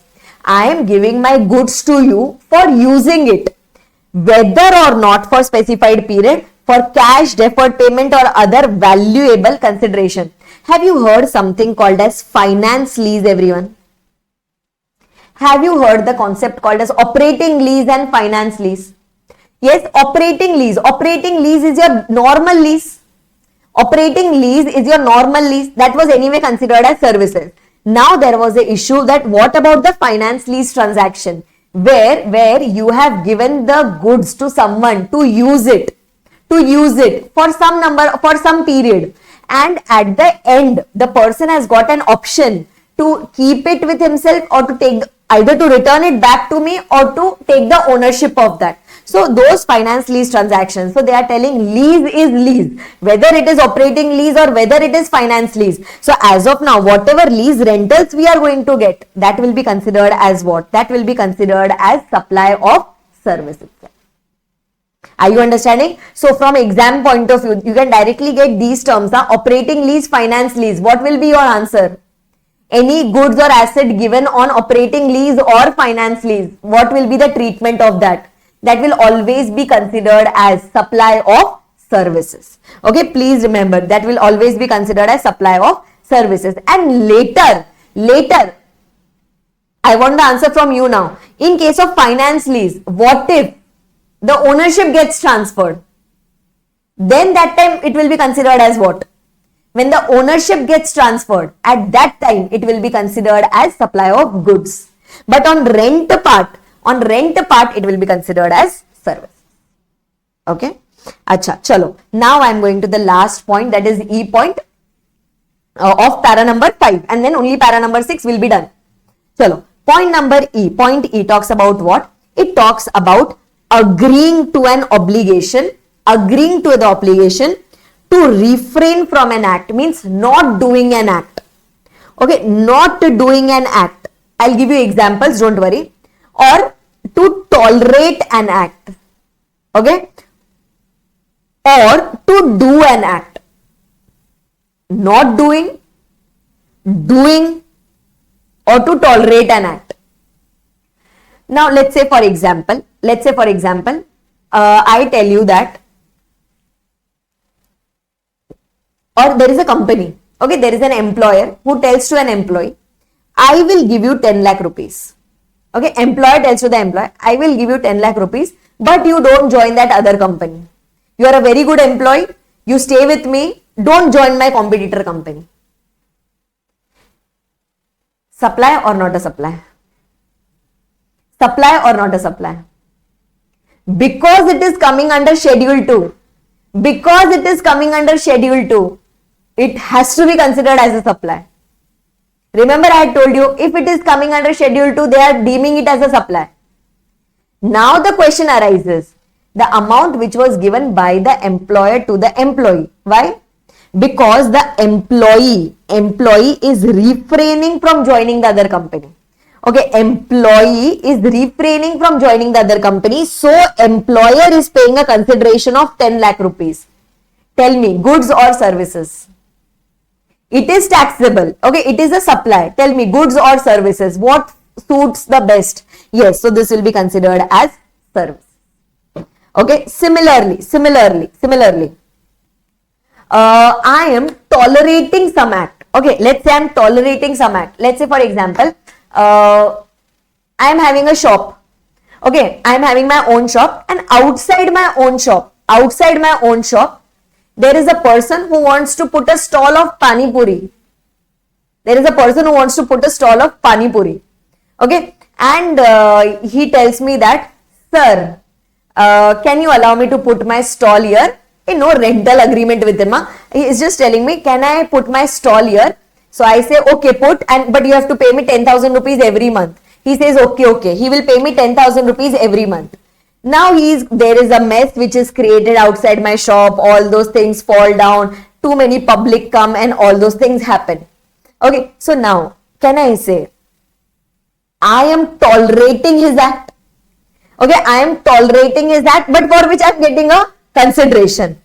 So again, this is considered as a supply, and that too, this will be considered as supply of services. Okay, this is considered as supply of service. Okay, similarly, let's say I am telling you to do something for which I will pay you the consideration. Okay, I am telling you to do something, please do something, I will pay you for this. In that case, you are doing that activity for me, for which I am paying you the consideration. Again, that is a supply, and that will be considered as supply of service. Manageable till here? Yes. So these things, refraining, that is not doing this. If you don't do this, I will pay you this amount. Or if you are tolerating any act, or if you are doing something for which you are getting paid, again that will be considered as supply of services. Now for this, there used to be huge confusions. So government came up with a circular, and government has clarified. Okay, and I have given you the summary of the circular here. They have listed few things which they are telling. Okay, they have listed a few things which they are telling that these are not considered as a supply. So no question of classification. Okay, let's try to understand what are those transactions. Now, first of all, something called as liquidated damages for breach of contract. I hope you must be knowing this. Liquidated damages for breach of contract. That is, if two persons are entering into a contract, and if there is a breach of contract by any of the persons, then one person has to pay. The one who is breaching the contract has to pay something called as liquidated damages to the other person. Liquidated damages means, is there any supply happening? Is there any like sale, barter, exchange, or any service that is happening here? If one person is paying liquidated damages to the other person, no, there is no such supply happening. Okay, it is merely a transaction. Okay, it is merely a finance transaction. So liquidated damages is one thing. Penalty for violation of laws. Example, you have violated any law. Let's say you violated GST law. There are late fees. There is penalty applicable. Okay, or let's say you have violated the traffic rules. So challan, traffic challan, etc. you have to pay. Okay, or let's say there is some check dishonor that is happening. Bank check dishonor. So bank charges fees, etc. from you. So in all these cases, whatever we discussed now, like the penalty or fines, let's say traffic challan. The government is collecting, or the traffic police is collecting the fine from you. You are paying the fine to them. Have they provided you some goods or services? Have they provided you some goods or services for which you are paying the fine, heavy penalties, etc.? No, you haven't. They haven't provided you any services, right? They haven't provided you any services. So again, this is merely a transaction. Okay, this is merely a transaction for violation. So they are telling that these will not be considered as a supply, because they are not a consideration for tolerating an act, because there cannot be any contract, and it's merely flow of money and not consideration for any supply. Okay, so now again, liquidated damages was there, penalty was there, fine or penalty was there for check dishonor. Acha, similarly, forfeiture of salary or payment of bond amount in event of employee leaving the employment before minimum agreed period. Suppose if there was a lock-in period in my job for 3 years, but I'm leaving 1 year early, then in that case, some companies keep your salary, or some companies ask you to pay some amount. Okay, now your employment is already done. Now they are asking you to pay some amount. Okay, you pay it. Legally, you will have to pay it. Again, is it a supply? Is it a supply for which you are paying? Is the company supplying you something? The company is not supplying you. You are paying the bond amount. That is okay. Okay, your salary is gone. You are paying that. But has your company provided you any supply? No, there is no supply. So again, they are telling this is merely a transaction. And on this, GST is not applicable, because this is not considered as a supply. Okay, similarly, I don't know, in income tax, you must have heard about forfeiture of money. In capital gains chapter, as far as I remember, forfeiture of consideration, forfeiture of compensation, or something like forfeiture. Let's say I'm going and booking a property, okay, or let's say I'm going and booking some particular, yes, advance money forfeiture, section 51, I think, I don't know, advance money forfeiture. So they take some advance from you, right? They take some advance from you, and once you pay the advance, then the contract is entered into. Let's say later on, if you do not pay the further amount, then the advance money is forfeited. Whatever advance you have paid, that amount is gone. So can we say there is going to be no future contract? If there is going to be no future contract, what will be the tax effect of this advance money? What will be the tax effect of this advance money? This will not be considered as a supply. Okay, so for all these things, so basically can we say even this is kind of a penalty only, advance money forfeiture, because you did not fulfill the contract, they are forfeiting your advance money. So all these will not come under the purview of, okay, all these will not come under the purview of supply. Manageable till here? Yes, and one more point was recently added here was penal charges. Yes, in income tax it is taxable, because it is the income, but on that income or on that value, GST is not applicable. Yes, acha. Then after that, new point was added, that is penal charges. Okay, penalty charges levied by banks, etc., banks and NBFCs for non-compliance with loan terms and agreements, loan terms and conditions. Now, whenever there is any loan agreement that we enter into the bank, for that they put some terms and conditions, and if we violate it, then they levy something called as penal charges. Okay, not penal interest. We are talking about penal charges. Some charges for defaulting the terms and conditions. Again, that is just like your breach of contract. If it is just like your breach of contract, then again no GST will be payable on the same. Okay, but on the other hand, what they have done is, there are few transactions which they have deemed that it is a supply. Okay, there are few transactions which they have deemed that it is a supply. Example, late payment surcharge or fee. Late payment surcharge or fee means there is some supply. Okay, there is some supply. Let's say I am providing you some services for which you are paying me the consideration of 5,000 rupees. Okay, and now I am telling, now the contract is on, but I am telling you, because you have paid the late fees, you have paid the amount late, you will have to pay some late payment fee. Now can you tell me whether it is a supply or it is not a supply? The contract is already on, and I have given you a facility. I have given you a facility that, okay, you can continue this contract, but you have to pay some late charges. Then they are telling that this will be considered as a supply. Okay, this will be considered as a supply. Are you able to understand this? Yes. Now let's say if I am charging 5,000 rupees fees from you for providing a particular service, and on that I am telling you, if you pay the fees late, then 500 rupees will be applicable. Okay, I am not charging this as interest, but I am charging something as late payment fee. Then in that case, the total taxable value will be 5,500, meaning that this 500 will also be taxable, because this is deemed as facility, as if I am providing you a facility that, okay, you can pay the fees late. Okay, that is one thing. And here something is written as naturally bundled and etc. I am not doing that now because it won't make sense. We can understand this once we do section number 8 today. Section number 8, that is composite supply. Yes, similarly, fixed minimum charges.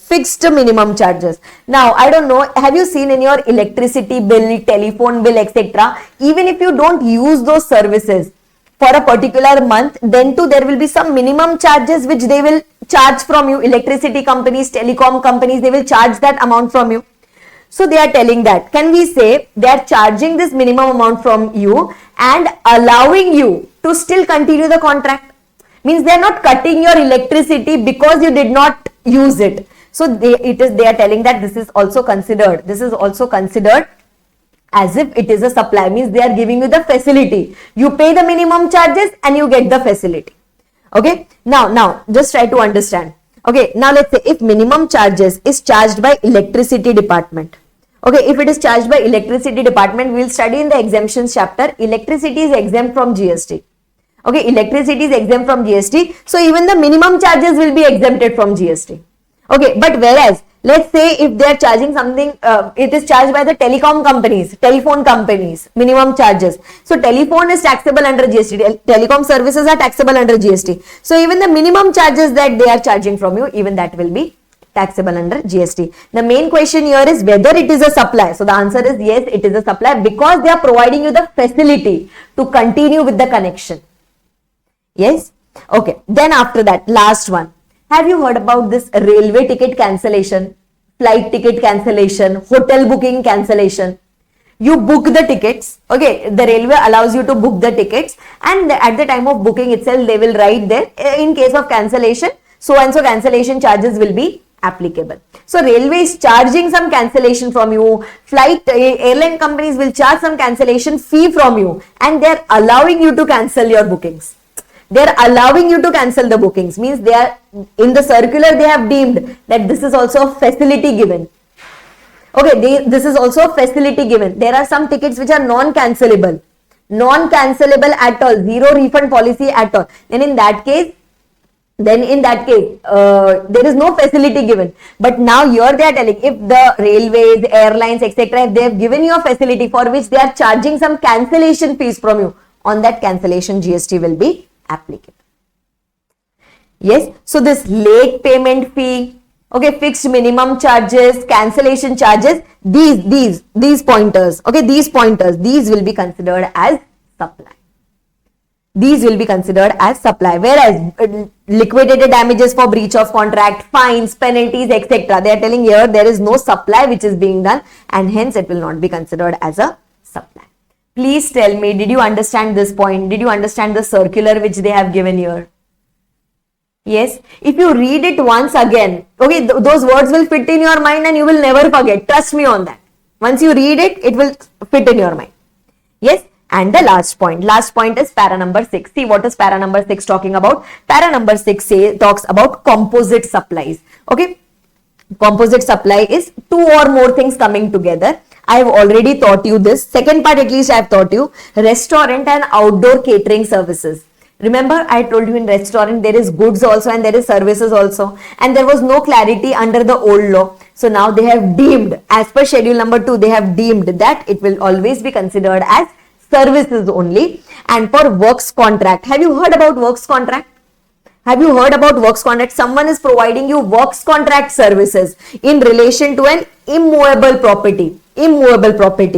Then in works contract means there is goods also and services also. Means the works contractor is using goods also and he is providing his services also to provide you this particular thing. So it will always be considered as supply of service. Even this was not clear under the old law.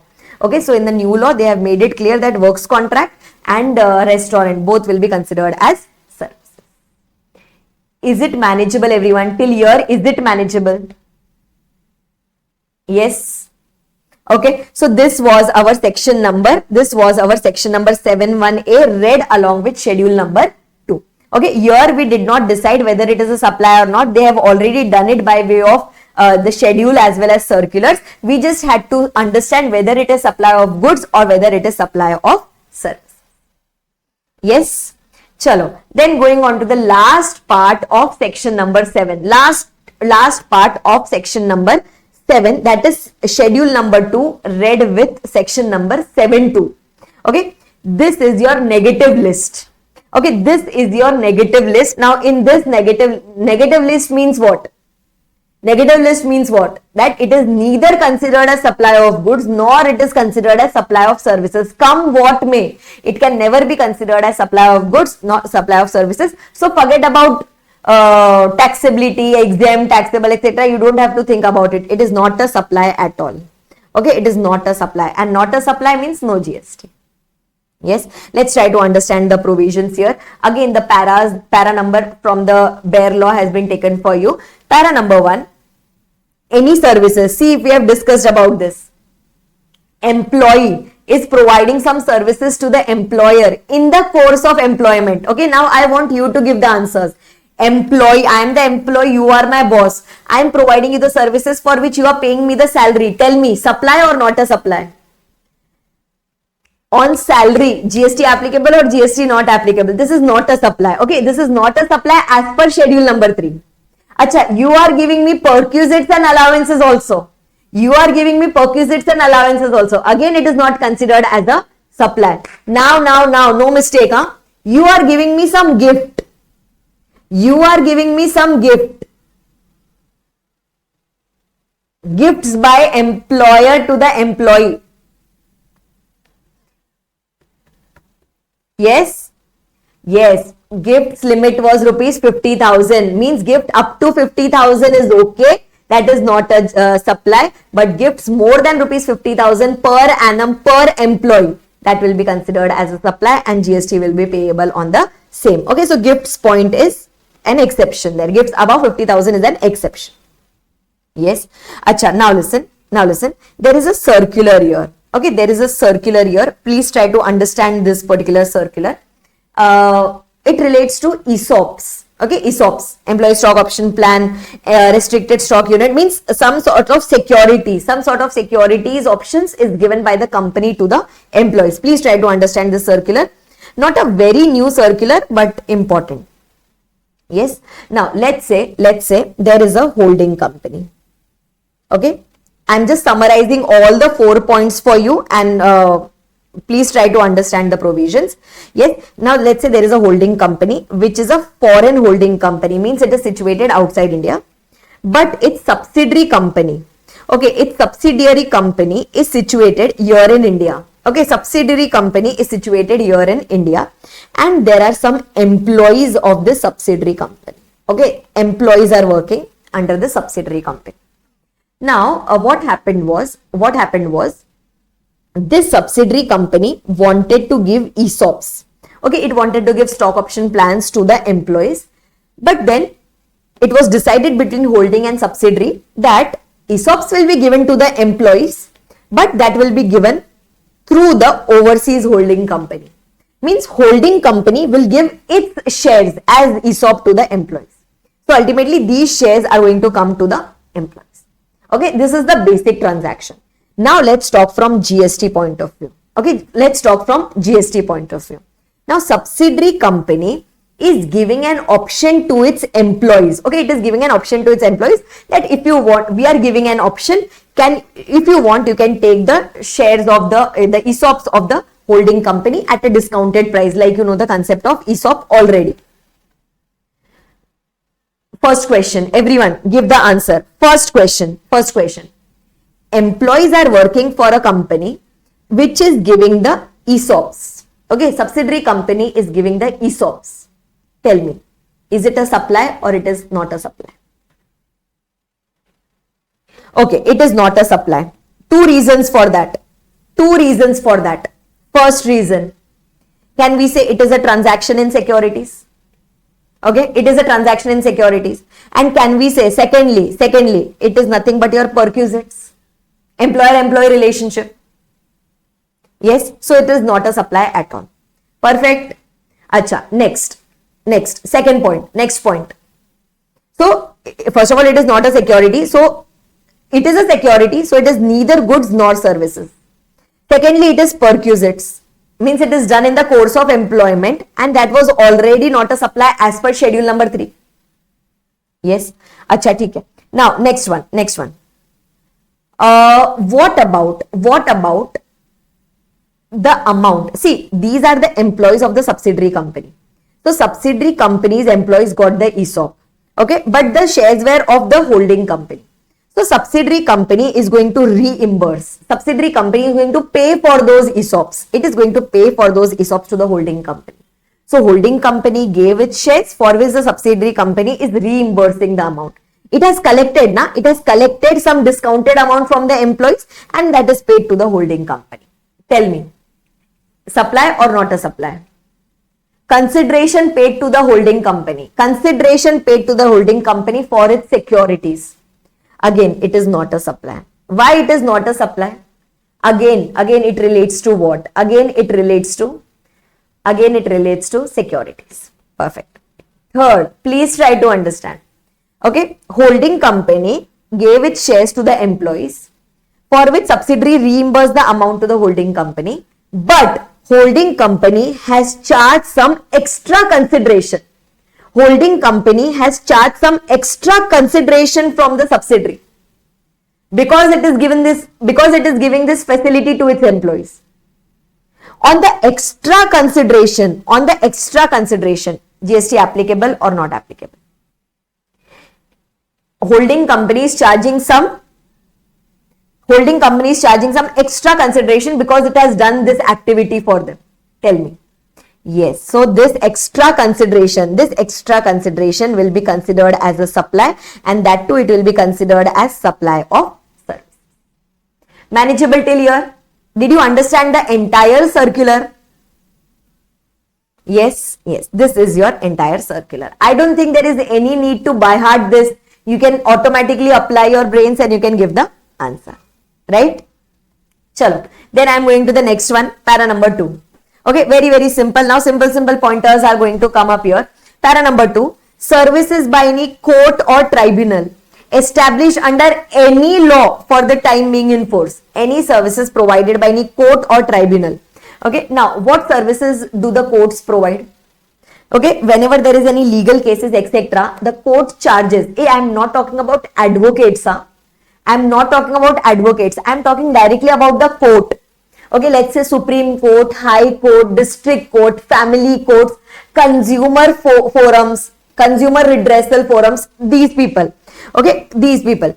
Can we say they give judgments? They hear the case and they give judgments. There are judges sitting and they give the judgments. For that, court charges a fee called as court fees. Nominal. Court also charges something called as court fees. Have you heard about it? Yes, on these court fees, GST is not applicable. I know it is a service, but it has been specifically put in the negative list. Means they don't want to levy GST on such a transaction.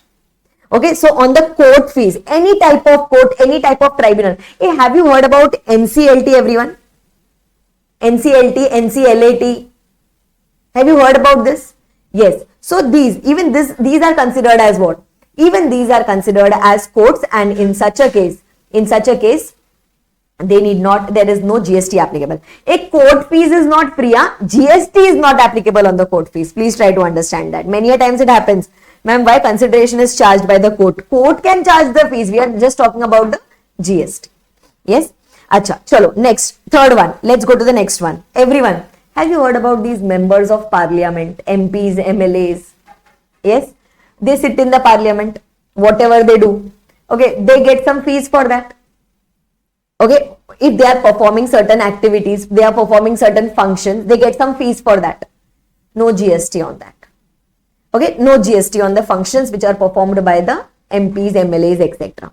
Similarly, let's say President of India, Prime Minister of India, or any person who is holding a capacity as per Indian Constitution.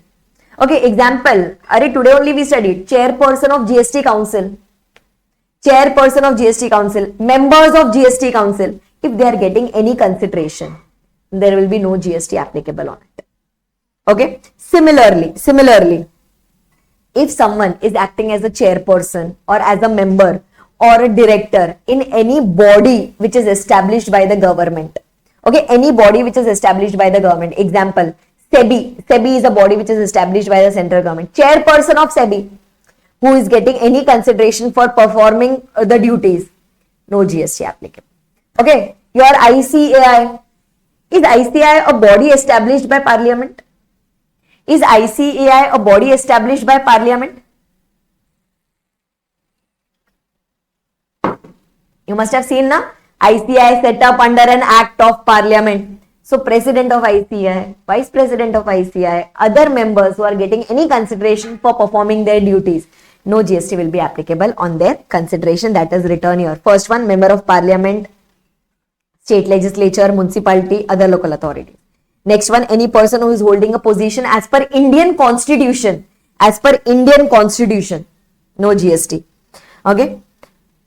any person holding the position of chairperson, members, directors, etc. of any body established by the government. Again, whatever consideration they are getting, there will be no GST applicable on the same. Yes. Then after that, next one, see the next one. Funeral services, burial services, crematorium services, mortuary services, including transportation of deceased, means transportation of dead body of any person. Can we say there are service provider who provides the services of burial, funeral, and whatever are the last right services, there are service providers. Okay, so government is telling that that person has already passed away and we are providing services in respect of him. So any services provided for that, okay, in respect of a dead person, that is totally, that is not considered as a supply at all. Okay, transportation of deceased person, you must have seen ambulances, etc. Yes, ambulances, etc. They carry the dead body of any person from maybe hospital to house or house to the crematorium, etc. That is again totally exempt. Yes, after death it is all free. Before death, when we are alive, at that time government has taken everything, right? It takes everything from us right before when we are alive. Chalo, then after that, so 4 points done, right? 4 points done. First one was about employer-employee, right? Second one was talking about court fees. Third one was the functions performed by the MPs, MLAs, constitutional, etc. Fourth one was about the death case. Okay, now fifth one, everyone, fifth and sixth, super duper important. Fifth point, now you should tell me, sale of land, immovable property, neither supply of goods nor supply of services, gone. Okay, and next, now I want you to give the answer of this. Sale of building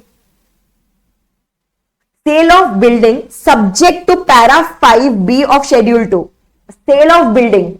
Can you tell me in which case that sale of building was not liable to GST? I had given you that example, 1 lakh, 99 lakh, etc. Yes, perfect. It was based on CC or first occupation. Do you recollect? If entire consideration is received later on, then that was not at all liable for GST. That is mentioned here in schedule number 3. Are you able to interlink now? Were you able to connect that schedule 2 as well as schedule 3? Yes? Okay, fine. Acha, this land is not a movable property, it is an immovable property, so no GST. This land can be a developed land, it can be an undeveloped land, it can be a leveled land, properly leveled with sand, etc. or it can be an unleveled land, doesn't matter. Any type of land, there will be no GST applicable on the same. Right? Next one, sixth point. Check what is the sixth point. It talks about actionable claims. Hey, today did we somewhere study about actionable claims? Where did we study? Do you recollect?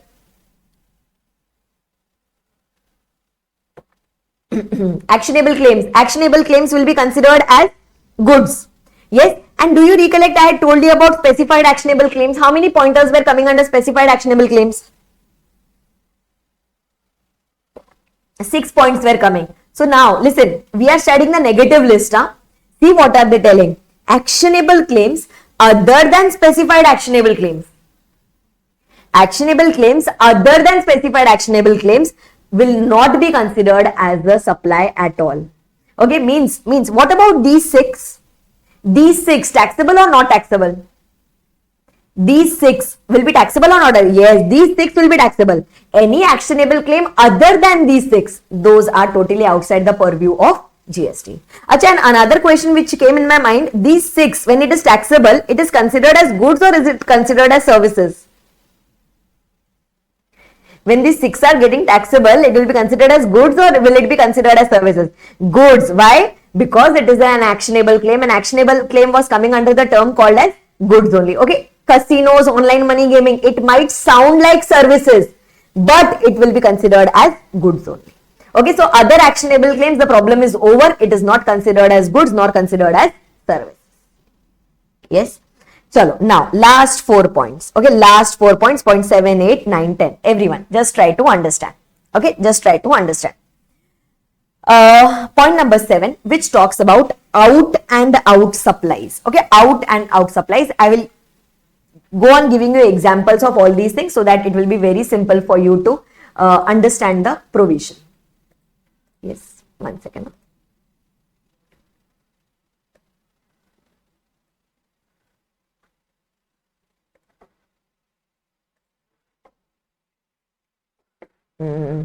Okay, chalo. Now see, for this out and out supplies, let's say I am sitting here in India. Okay, I am sitting here in India and I have purchased some goods from UK and I am supplying the goods to US. Okay, I am sitting here in India, I have contacts in US, I am purchasing the goods from there and I am supplying the goods to USA, but the goods are not at all coming into India. Means I have told this UK person to directly ship the goods to USA. Means the goods have not entered the Indian territory. If the goods have not entered the Indian territory, then they are telling that on this you cannot levy the GST and hence it has been put in your negative list. So this is not a supply of goods. Okay, you can call it as out and out supplies also. You can call it as merchant trading also. Okay, doesn't matter. It will not be considered as a supply at all because the goods have not entered the Indian territory. Okay, that is one point. Acha, more things about this we are going to study when we do customs. Yes. Acha, next one. Now see what are they telling. I don't know if you have heard about this or not. Whenever we import any goods, okay, let's say I'm importing some goods into India. Okay, after importing, I have to pay customs duty on that. Okay, now when we import, after that, the goods are kept in a warehouse. Okay, the goods are kept in the warehouse, then the valuation, etc. is done, and then you pay the customs duty. Then only you can bring the goods in your warehouse, in your godown. Okay, so first it is kept in a custom bonded warehouse. It is kept in a custom bonded warehouse. And till the time the goods are kept in the warehouse, you need not pay the duty. Okay, only if you want to remove the goods from that customs warehouse, only then you will have to pay the customs duty. Okay, see now what are they telling? Supply of warehoused goods to any person before clearance for home consumption. Means you have imported the goods have come into the customs warehouse. Okay, the goods have come into the customs warehouse and you are not bringing it in your office. Okay, you are not bringing in your own godown. What you have done is, from this customs warehouse itself, you have sold the goods to someone. You have sold the goods means you have transferred the ownership of those goods. If physically the goods are not removed, but you have sold the goods. You have made an invoice and you have transferred the ownership to someone else. Means have those, see, till the time it is into customs warehouse, we will say that it has not come into India. Okay, till the time it is kept into customs warehouse, we will say that it has not yet come into India. So can you tell me, will this be considered as a supply or it won't be considered as a supply? I have sold it. I have sold it before clearing it for home consumption, means before bringing it into India kind of a thing, I have sold it to someone. The goods are kept where? The goods are kept in the customs warehouse. Okay, from there itself, I have sold the goods to someone. I have transferred the ownership of the goods to someone. So they are telling, everyone please try to understand. So here what are they trying to tell us? They are telling us that this will not be considered as a supply. Okay, when will it be considered as a supply? At least now give me the answer. When will it be considered as a supply then? The goods were imported by me, by Arpita. Okay, when the goods were kept in this warehouse, I have sold it to Mr. B. Later, when Mr. B brings the goods in his own godown, in his own warehouse in India, at that time, will it be considered as a supply? Like at that time, will we be required to pay the customs duty, IGST, etc.? Yes, at this time we will be required to pay, but when the goods are kept in the customs warehouse and not removed from there, till that time it is not a supply at all. Okay, same logic, everyone, same logic. If this AA is the amendment, point AA, supply of warehoused goods in a special economic zone. Supply of warehoused goods in a special economic zone or a free trade warehousing zone to any person before clearance for exports or to domestic tariff area. Now, there were certain goods. Okay, just like your customs warehouse was there, na? Similarly, there is some warehouse in the SEZ or the free trade warehousing area. Okay, there is some warehouse in the SEZ area. and the goods are taken into the SEZ area. The goods are already warehoused in the SEZ area. While the goods are kept, SEZ is a tax-free area. While the goods are kept in the SEZ area or the free trade warehousing zone, then during that time, I have transferred the ownership to someone else. At that time, I have transferred the ownership to someone else. See, SEZ, even if it is in India, it is considered as if it is outside India. Okay. So, from there I have sold the goods to someone. From there I have sold the goods to someone. At that time, will it be considered as a supply? At that time, will it be considered as a supply? It won't be considered as a supply at that time. Okay. But when we are removing the goods, from SEZ or this free trade warehousing zone, at that time, will GST be applicable? At that time, will GST be applicable? Yes, at that time the GST will be applicable. Customs, whatever are the applicable other things, those things will be applicable. So when you are keeping it in the free area like customs warehouse, SEZ, free trade zone, etc., at that time there will be no GST applicable on the same. But later, when you remove from these places, okay, later when you remove, at that time you will have to pay whatever duty is applicable under customs, that also you have to pay, and whatever is applicable under GST, that also you have to pay. Right? Next point. Last point under this out and out supplies kind of a transactions. Now, let's say you are importing some goods from UK.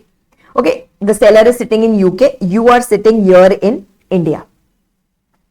What I did was, this person was sending the goods to me by ship, by vessel.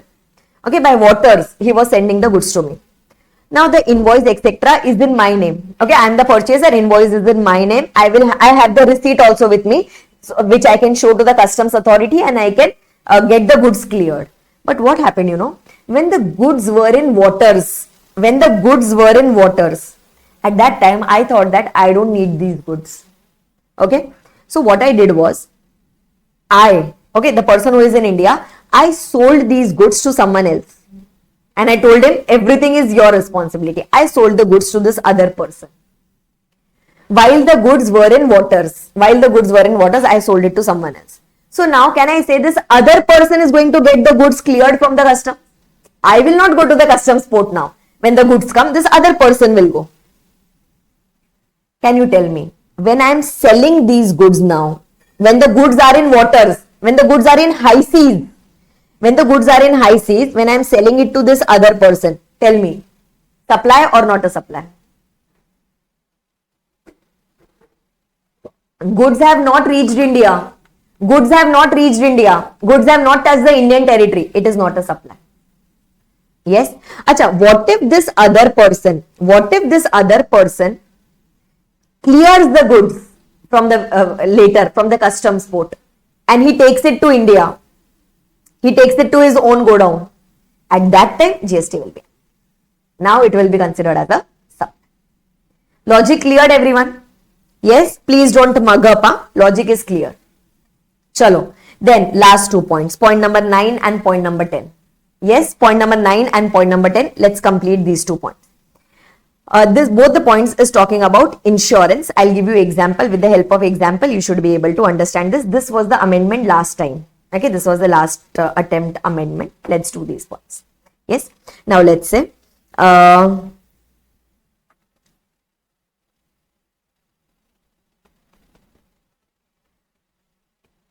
is an insurance company called as ICAI Lombard. Okay, it provides insurance services. And it is calling itself as the lead insurer, main insurer. Okay, now ICAI Lombard has partnered. Okay, it has partnered with SBI Insurance, and they both have planned to provide service to a company. Okay, big company, because it wanted to take a big insurance. So 2 companies came together to bear that risk. Can we say this insurance company is providing the services? Both of them taken together are providing the services to the insured. And this company is required to pay the premium. Okay, now generally in such cases, the premium is paid to the lead insurer. Okay, entire premium is paid to the lead insurer and then that premium is shared between both the insurance company. Let's say they have decided for a 70-30 ratio, means 70% risk is going to be borne by ICICI Lombard, 30% risk will be borne by SBI. So premium will also be divided in that ratio itself. Yes, let's say the premium paid this year, the premium paid by this company was, for example, 100 crore rupees. 100 crore itself was the premium. Yes, that's why both of them came together to bear such a big policy. So now what is going to happen? Company, this insured is going to pay 100 crore to ICICI Lombard. ICICI Lombard will keep 70 crore with itself and 30 crores it will pass it on to SBI Insurance. Okay, now my question to you is, everyone, acha, before I give you the question, let me tell you one more thing. Can we say ICICI Lombard is providing service to the company? And this is a taxable insurance service which it is providing to the company, for which it is getting the premium. Consideration is also there, it is in the course of business. So, what did the ICICI Lombard do was, it paid the GST. It got a consideration of full 100 crore. It collected GST on full 100 crore from the company. And it paid this full GST to the government. Okay, ICICI Lombard is the supplier. So, it will collect the GST and pay it to the government. So, already government has got the tax on full 100 crores. Okay, government has got the GST on full 100 crore. Government is happy. Wow. For doing nothing, the government has got the GST on it. Right? Now, in this case, later ICICI Lombard gave this 30 crore to SBI Insurance. My question to you is, on this 30 crore, is GST applicable? On this 30 crore, is GST applicable again? When ICICI Lombard is giving it to SBI Insurance, on that 30 crore, is GST applicable? Answer is no, GST is not applicable. Why? Logic. Can we say this 30 crore was a part of this 100 crore? This 30 crore is a part of 100 crore and on that 100 crore we have already paid the GST. So why to tax the same transaction again? Yes, why to tax the same transaction again? So they are telling that please consider this 30 crore, don't consider this as a service given by SBI, consider this as apportionment of premium. Okay, consider this as what? Consider this as apportionment of premium and hence no GST will be applicable on this. Simple, manageable everyone? Yes or no? Yes, okay. This was your point number 9. Okay, now I am going to the next point, that is point number 10. Okay, what is going to happen in point number 10? Just try to understand. Maybe you must have heard about this in your intermediate, etc. Insurance, reinsurance, etc. Yes, let's say, first of all, there was a person, let's say there is a bank, or let's say there is Reliance Industries, for example. Okay, Reliance Industries go and approach ICICI Lombard. Okay, and it tells to ICICI Lombard that I want an insurance policy. ICICI says, okay, sir, I will give you the policy. Reliance Industries says, I want a policy of 100 crore rupees. Means if something happens, I will need a claim of 100 crore rupees. ICICI Lombard got a mini heart attack. Okay, so ICICI Lombard says that, okay. It enters into an reinsurance contract. Okay, it enters into a reinsurance agreement with SBI Insurance. It says that, sir, let's bear the risk together. Okay, this is not a joint insurance. This is a case of reinsurance. Multiple agreements exist under insurance. So ICICI Lombard goes and tells to SBI Insurance, sir, Reliance Industries has come. I need your help. SBI says, okay, I will take care of it.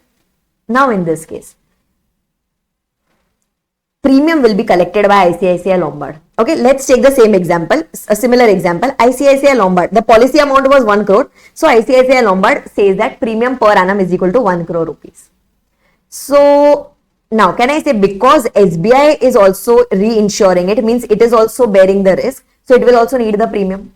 So ICICI Lombard paid a premium, let's say, of 70 lakh, 70%, na? 70 lakh rupees of this 1 crore to SBI Insurance also.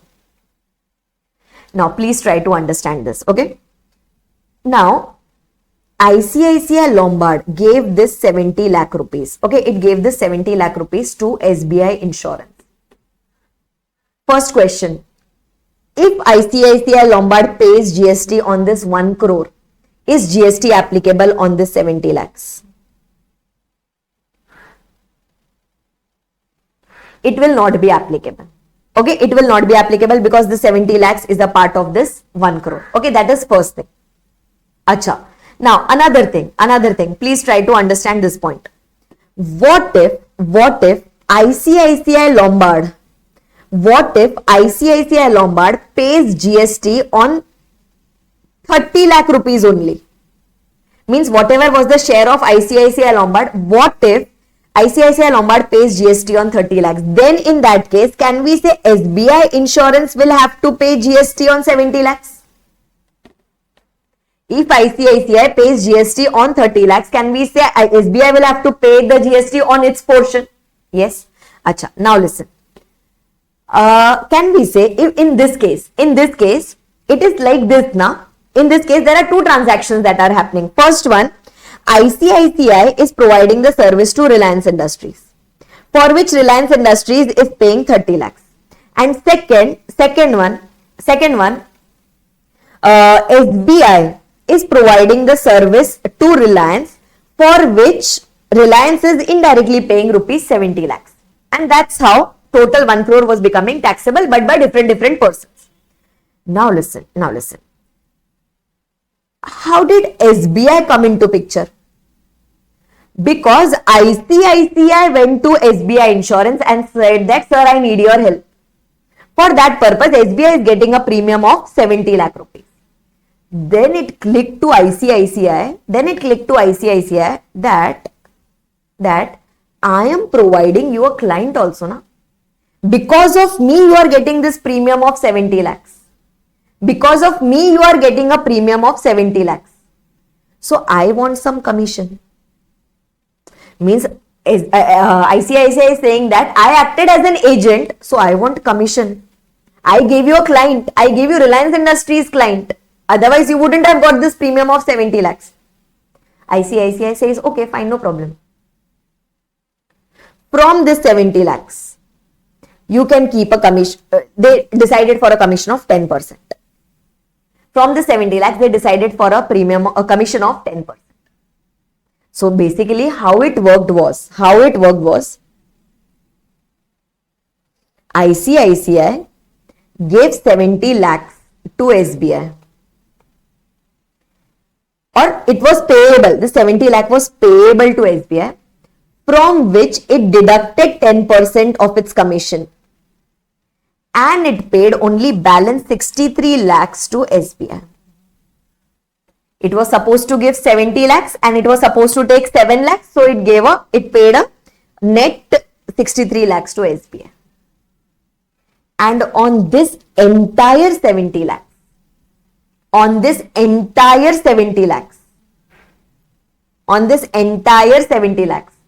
GST was already paid to the government. On this entire 70 lakhs, GST was already paid to the government. Now my question to you, will GST be applicable on this 10% commission? 70 lakhs. On this entire 70 lakhs, GST was already paid.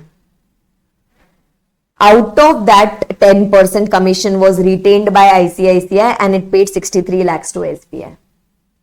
So here it was decided that whenever there is any reinsurance premium, please try to understand the words. Okay, if there is any reinsurance premium which is paid or which is payable by the main insurance to the reinsurer, if that includes the ceding commission, ceding commission is nothing but this commission for giving a client. If the reinsurance payable, that is 70 lakhs, if it includes the ceding commission of 7 lakhs, then on the ceding commission, there will be no separate GST payable.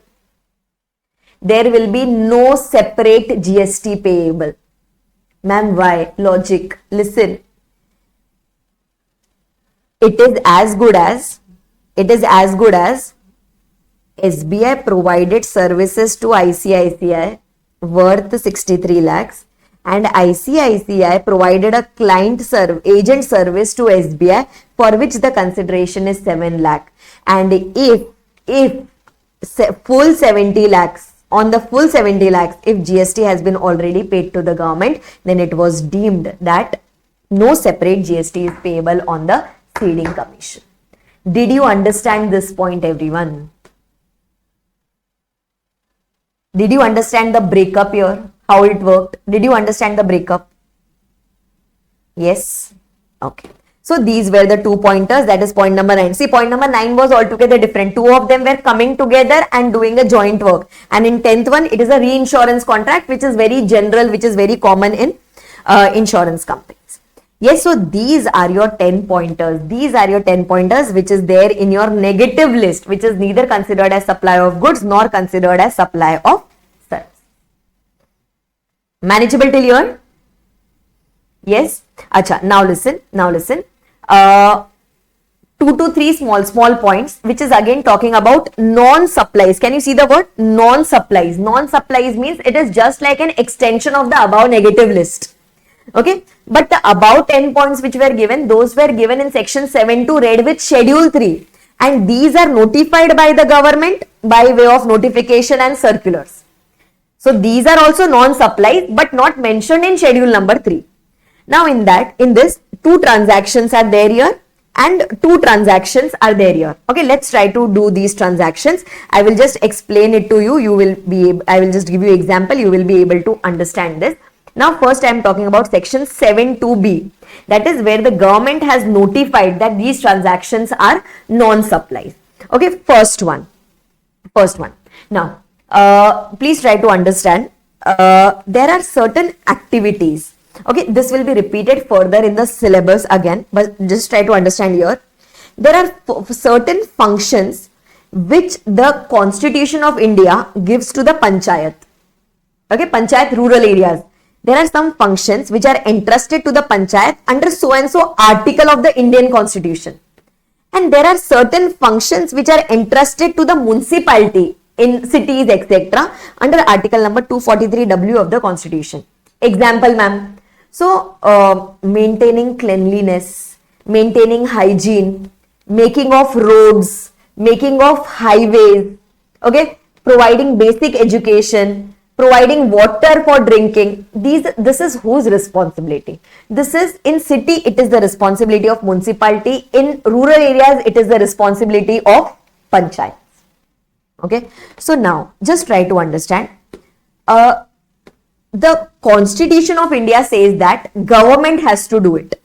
Okay, Constitution of India says that government has to do it. And then government later passes on this responsibility to the local authorities, panchayat and municipalities. Yes. So now what are they trying to tell us here is in the first transaction that any such services, okay, any such services when it is provided by central government, state government and local authority. Whenever these services are provided by central government, state government and local authority. Which services, ma'am? The services which were actually given to panchayat and municipality, water, roads, etc. When these services are provided by central government, state government or local authority, then these services are considered as non-supplies. Ma'am, can you give an example for this? Yes. Now, let's say for example, making of roads. Okay, making of roads in a particular area. Okay, that is the responsibility of that area's corporator and all those things. Okay, but government ministry, okay, a ministry under the central government. Now they are providing you these services. Okay, now they are providing you these services. Okay, for that purpose, let's say there is a area outside a society. Okay, this is my building and outside the society the road is very bad, for example. I asked my local corporator that, sir, please repair this. He said, no, not my work, and he is getting rid of that work. So then the government comes into picture, or some authority under the government some body under the government comes into picture, and it says that okay, we will do it, but your society has to pay so and so amount for that. Now ideally we should not have paid anything for that, because this is the responsibility of the government to repair that road. But then our society said okay, let's get the work done, we will pay this amount. So here who is providing the service? Government, central government or state government, or that local authority is providing the service.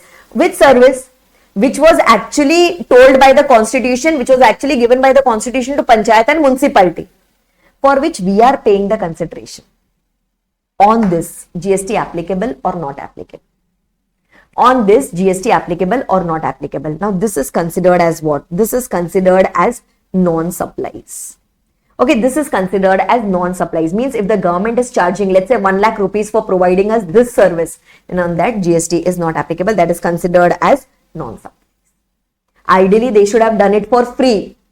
Ideally, they should have done it for free, but for which we are paying the taxes. But they charge the consideration from us, so that will be considered as non-supply. At least don't take GST on that. Did you understand this? Yes, this is one point. Another point is alcoholic liquor license.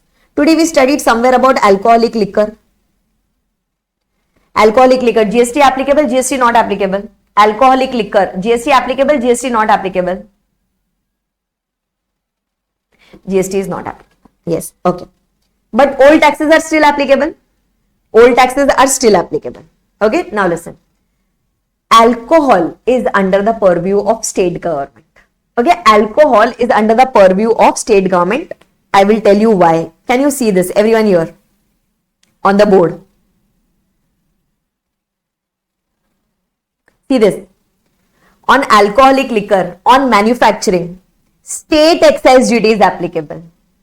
State excise duty is applicable, and on sale, VAT or CST is applicable. Do you recollect this? We had studied already. Yes. So if someone wants to start an alcoholic liquor shop, okay, if someone wants to start an alcoholic liquor shop, then he will have to go and apply for a license from state government. Okay, if I want to start a shop of alcohol, then I will have to take a license from the state government. Can you tell me who is providing the service to whom? License is being provided by whom to whom? License is being provided by state government to me. Okay. Now, for which I will be required to pay some license fee. For which I will be required to pay some license fee. On this license fee, there is no GST applicable. On this license fee, there is no GST applicable. And please remember, this was a special benefit. Okay, this was a special benefit given only for alcoholic liquor license and not for other licenses.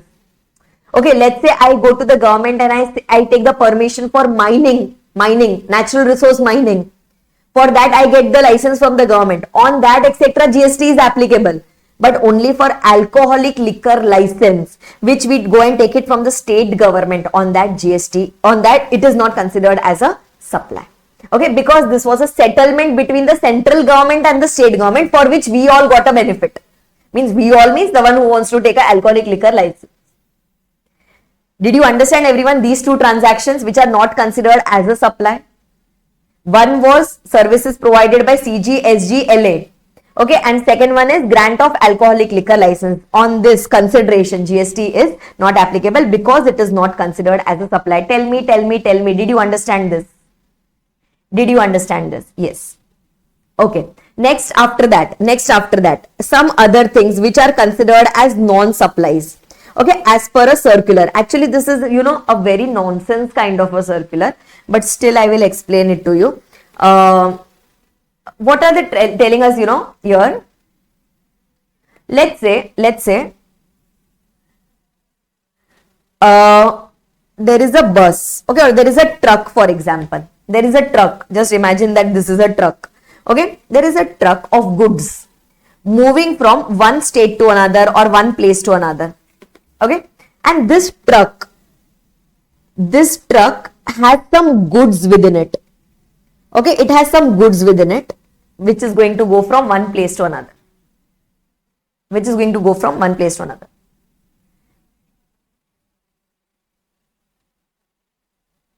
Supply or not a supply? Supply or not a supply? Supply or not a supply? Movement of goods. Movement of goods from one place to another. Supply or not a supply?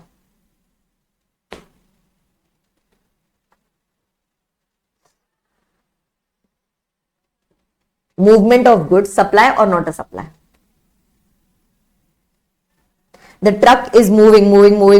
It is going, let's say it is going from Maharashtra to Gujarat, for example.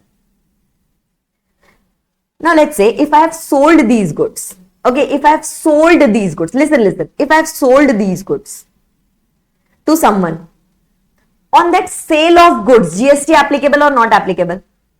If I have sold these goods from Maharashtra to Gujarat, GST applicable or not applicable? GST is applicable. Okay.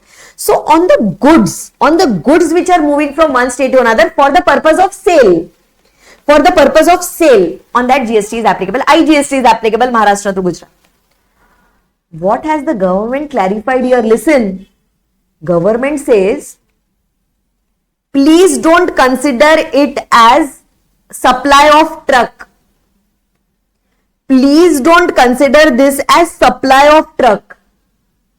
Is it supply of truck? Am I selling my truck or am I just using it for selling the goods? Is it a supply of truck? It is not a supply of truck. Okay, it cannot be considered a supply of truck. That is what the government has clarified here. It cannot be considered as supply of truck. Please consider it as supply of goods. On transportation charges, GST is applicable. I am not talking about that also. See, if you have hired the truck and taken someone's services, on that transportation charges, the GST will be applicable. But will you consider it as sale of truck? And then when again the empty truck will come, you will call it as purchase of truck? Nonsense. So this was clarified by the circular, and that's the reason I told you in the beginning, this is nonsense. Yes? Okay, one more, everyone. In this itself, second point. Do you know, whenever we use any mode of transportation, in the big trucks, trailers, etc., there are some extra stepney, tires, extra tires kept. Suppose something gets punctured in between. Okay, or there are some spare parts, etc., kept in the truck itself, that if there is a breakdown of the vehicle, we can use this and we can repair our vehicle. Do you understand that much? Basic, in our car also we keep this much thing. So when the truck is moving from one state to another, the tires, spare parts, rigs, etc., even those move from one place to another. Will GST be applicable on that? Will GST be applicable on this tire, spare parts, etc.? No, GST will not be applicable because they are telling that there is just a movement happening of some spare parts, tires, etc. Okay, and this is considered neither as supply of goods nor supply of services. Hey, have you taken this tires and spare parts to further sell it? Are you going to further sell it or you are going to consume it? We are going to consume it, right? We are not going to sell it further. If we are not going to sell it further, then why GST on it? We are the consumer. We would have already paid the taxes while purchasing this tire and spare parts. So when you are just moving it from one place to another, there will be no GST applicable on the. Did you understand these 2 pointers, everyone? On movement, there will be no GST applicable on the vehicle and there will be no GST applicable on the spare parts, rigs, tools, etc. Yes, even if you don't study these two circulars, that's okay, because I expect you to at least give the answer for this. Yes, without even studying. Yes. Done, everyone.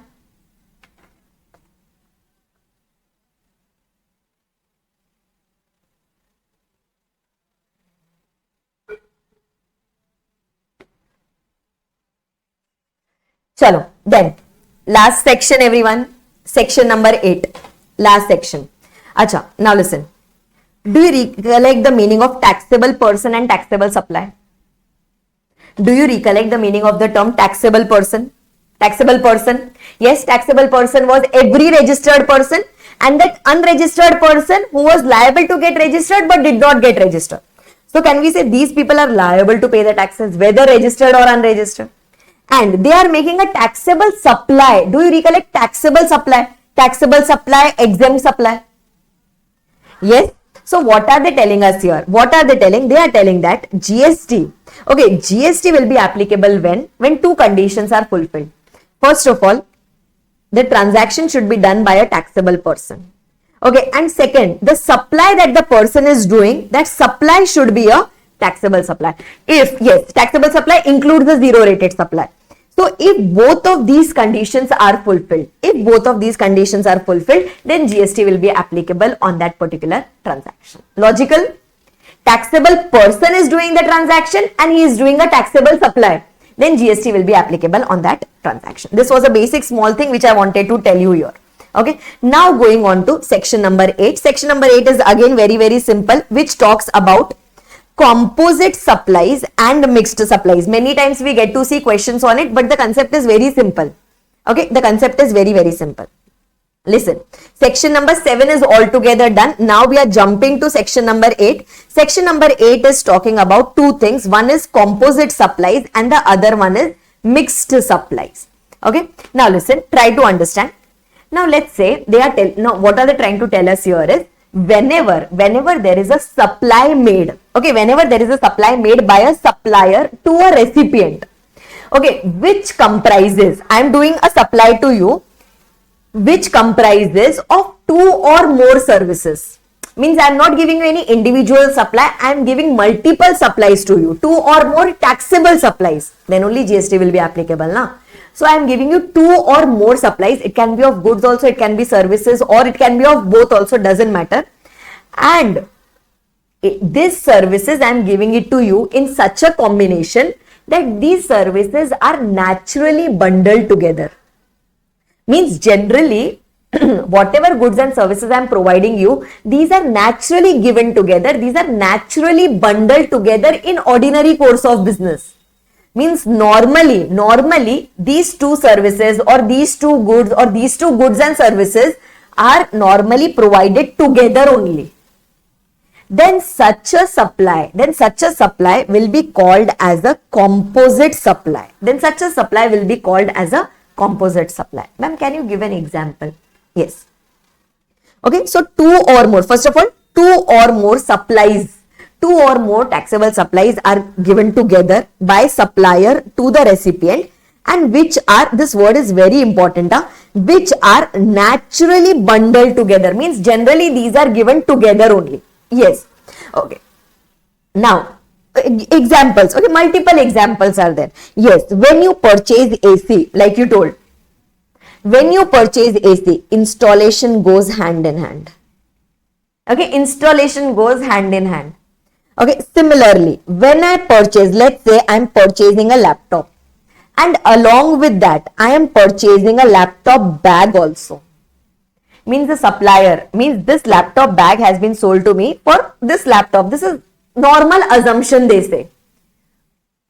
Okay, then mobile along with its scratch guard, screen guard and etc. If these are sold together and these are naturally bundled together, then it can be considered as composite supply. Ma'am, what is so special about composite supply? So now in this case, let's say AC price is equal to 40,000 rupees. Installation charges is equal to 5,000 rupees. So total value of supply will be considered as 45,000. Wow, ma'am, wow. Array, that is okay.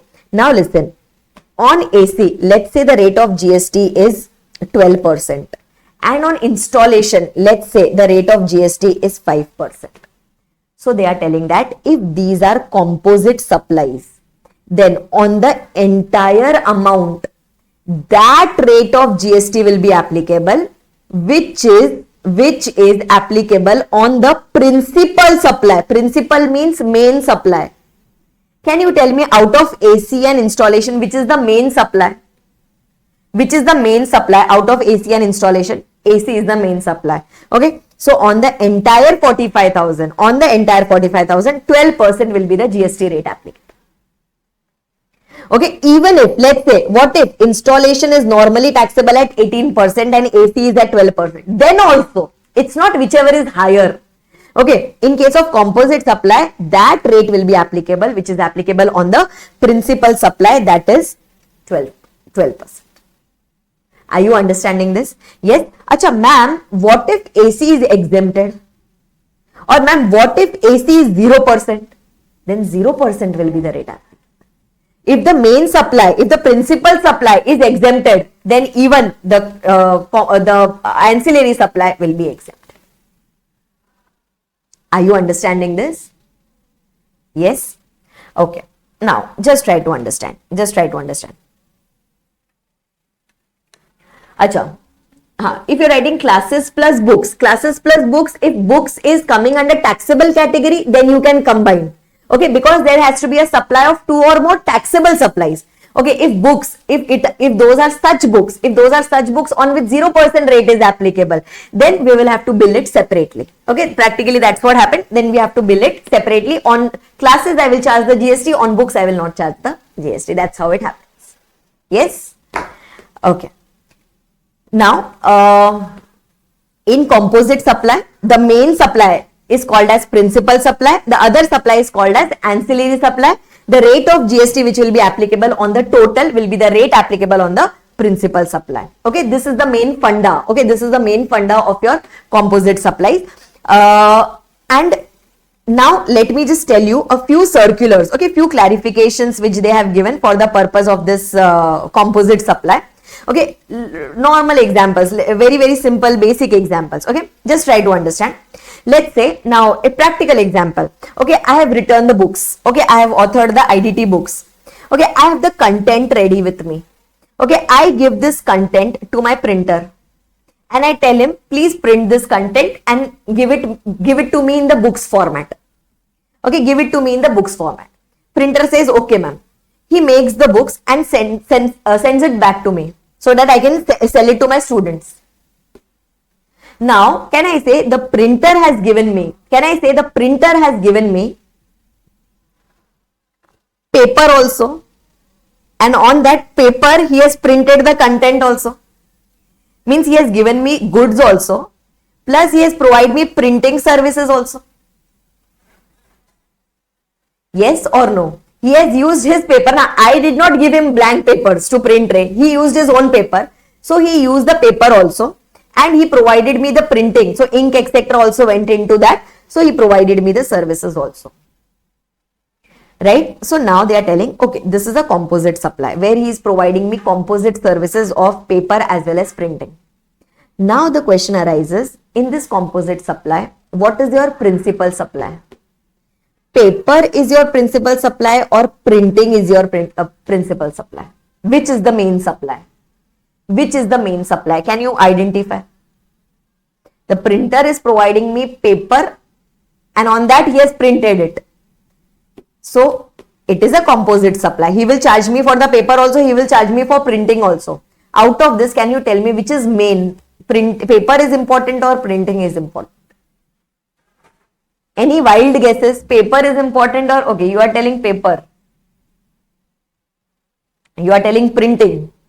Okay, tell me, what? Acha, based on value. So now, okay, so there is a dilemma.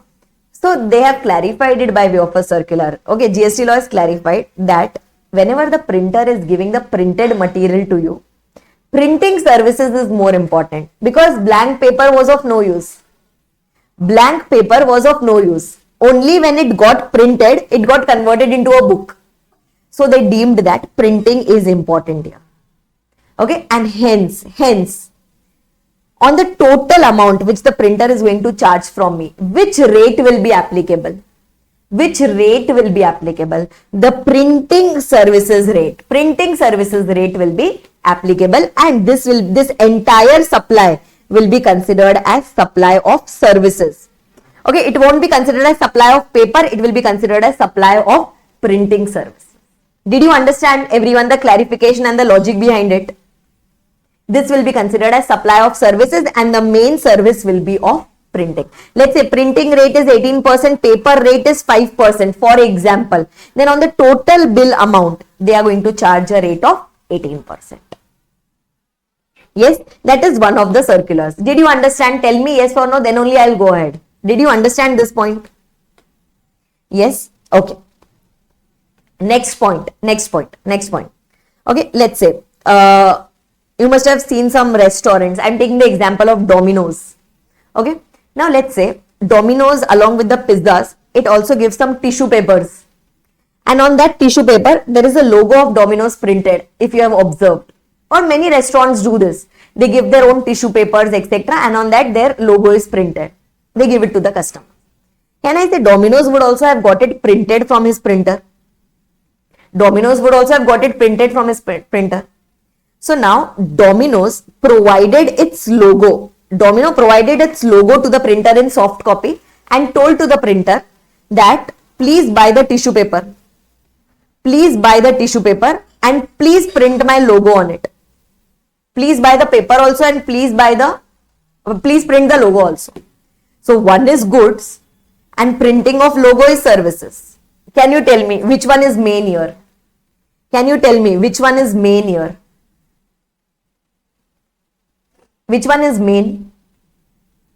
Paper is main or logo is main? Considering the usage.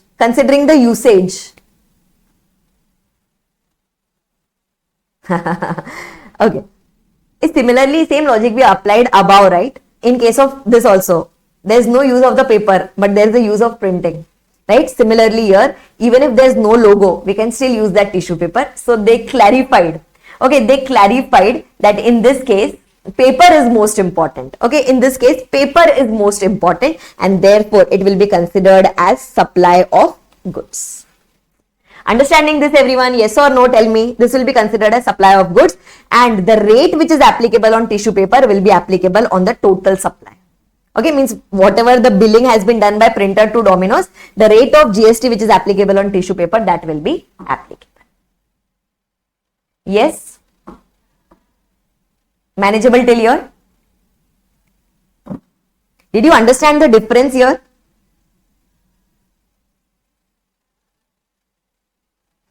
Chalo, I am going ahead, going to the next circular, everyone. Movie tickets, everyone, movie tickets.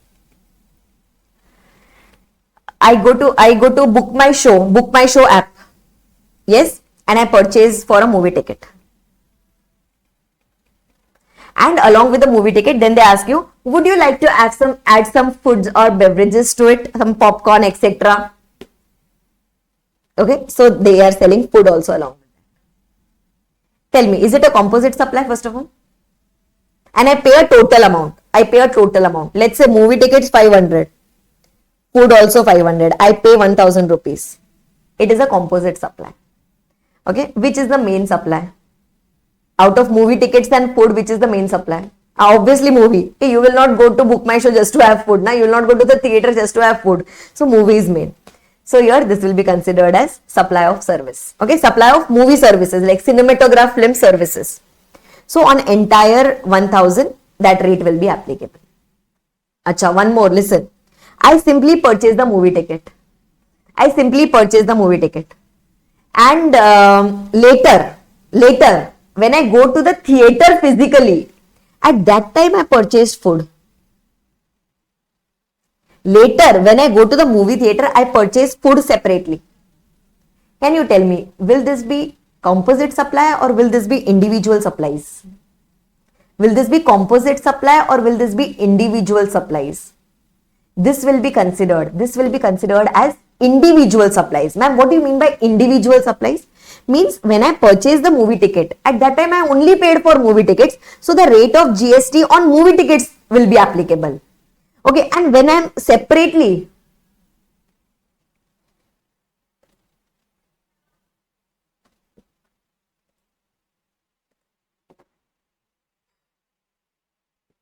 am I audible, everyone?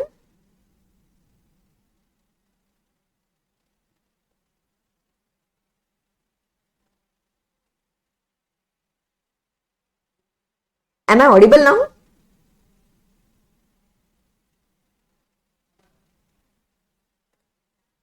Am I audible now? Yes, okay. So when I paid for movie ticket, GST was applicable only on that. And when I paid for food, can I say GST on restaurant service will be applicable separately? So these will be considered as individual supplies. Simple, logical. Did you understand this? Yes. Okay, fine. Then going ahead to the next circular. So printed books is done. That tissue paper, etc. is done. Movie ticket is done. Acha, another point. Now let's say everyone here, just try to understand.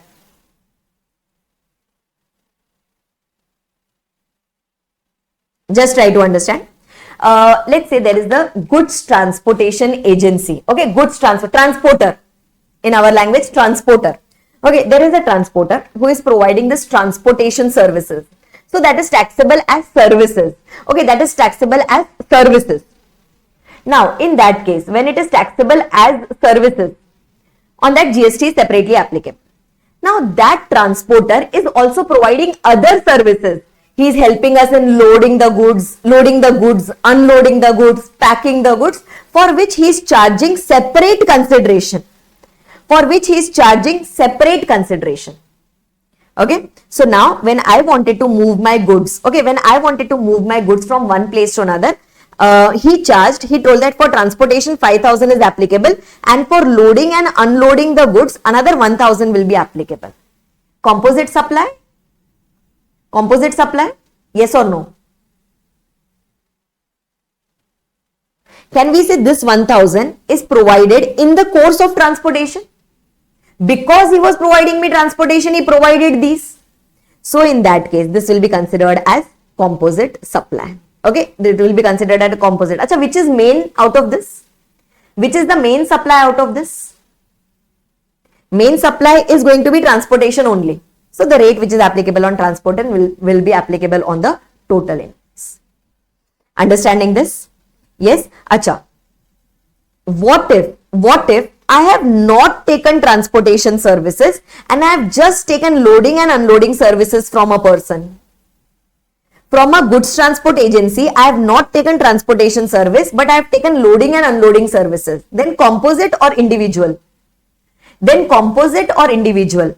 it will be considered as individual. Okay, then individual. Then only the GST will be applicable on this part. Yes, but when I am taking transportation also and I am taking loading, unloading also, then it has to be composite irrespective of the fact whether he is giving me two separate invoices or whether he is giving me one single invoice. Doesn't matter.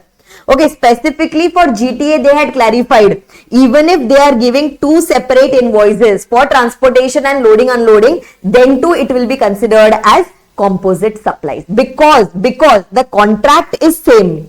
It was already decided that they will provide me transportation and loading, unloading, just that they have billed it separately. Doesn't matter. Yes? Okay. Then after that, last 2 points. Bus body building and rethreading of tires. Okay, bus body building means what? Now let's say I have purchased a bus. Okay, I have purchased a bus from the manufacturer, from the maybe Ashok Leyland, or I have purchased a truck from a company called as Mahindra, Ashok Leyland, etc. And after purchasing the bus, I go to a local person and I tell him that, I want to put a big cloth or big cover so that the bus is protected from water. I want to decorate the outer part of the bus, etc. I'm not talking about purchase of bus, but I'm talking about the second transaction where I went to a local person and I told him, can you please put a big cover? Can you please decorate the windows? Can you put this sticker, etc.? Can you tell me this bus body building, the second part, bus body building, means where you are getting the work done on the bus. This is considered as supply of goods or this is considered as supply of services. Now the person who is providing me these services, that local person who is providing me these services, he is using some raw materials also. He will be using that cover, he will be using some paint, he will be using some gum, glue, etc. and he will be doing all those things on my bus. So there is material also involved here and there is labor also involved here. What is main here? Material is important or affixing that on the bus? The service is important, labor is important. What is important? Material is important or labor is important? So, okay, so if you say both, okay, if you say both, then we will not be able to come to a conclusion. So for this they clarified, okay, for this they clarified that material you can purchase it from anywhere, but the main service, the main thing which has been provided by that person is to apply that material on your bus and to make it ready in the way you wanted it.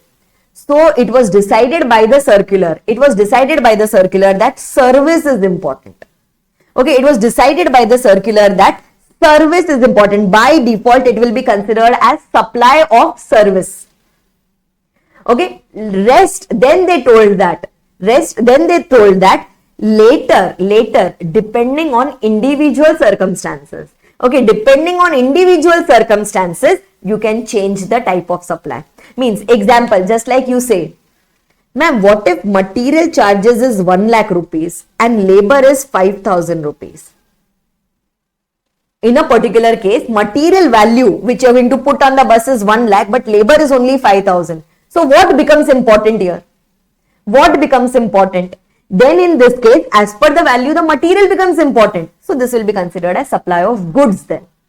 Okay, this will be considered as supply of goods. But by default, bus bodybuilding, activity of bus bodybuilding, repairing something, it is just considered as repairing something. So it will be considered as service. Yes.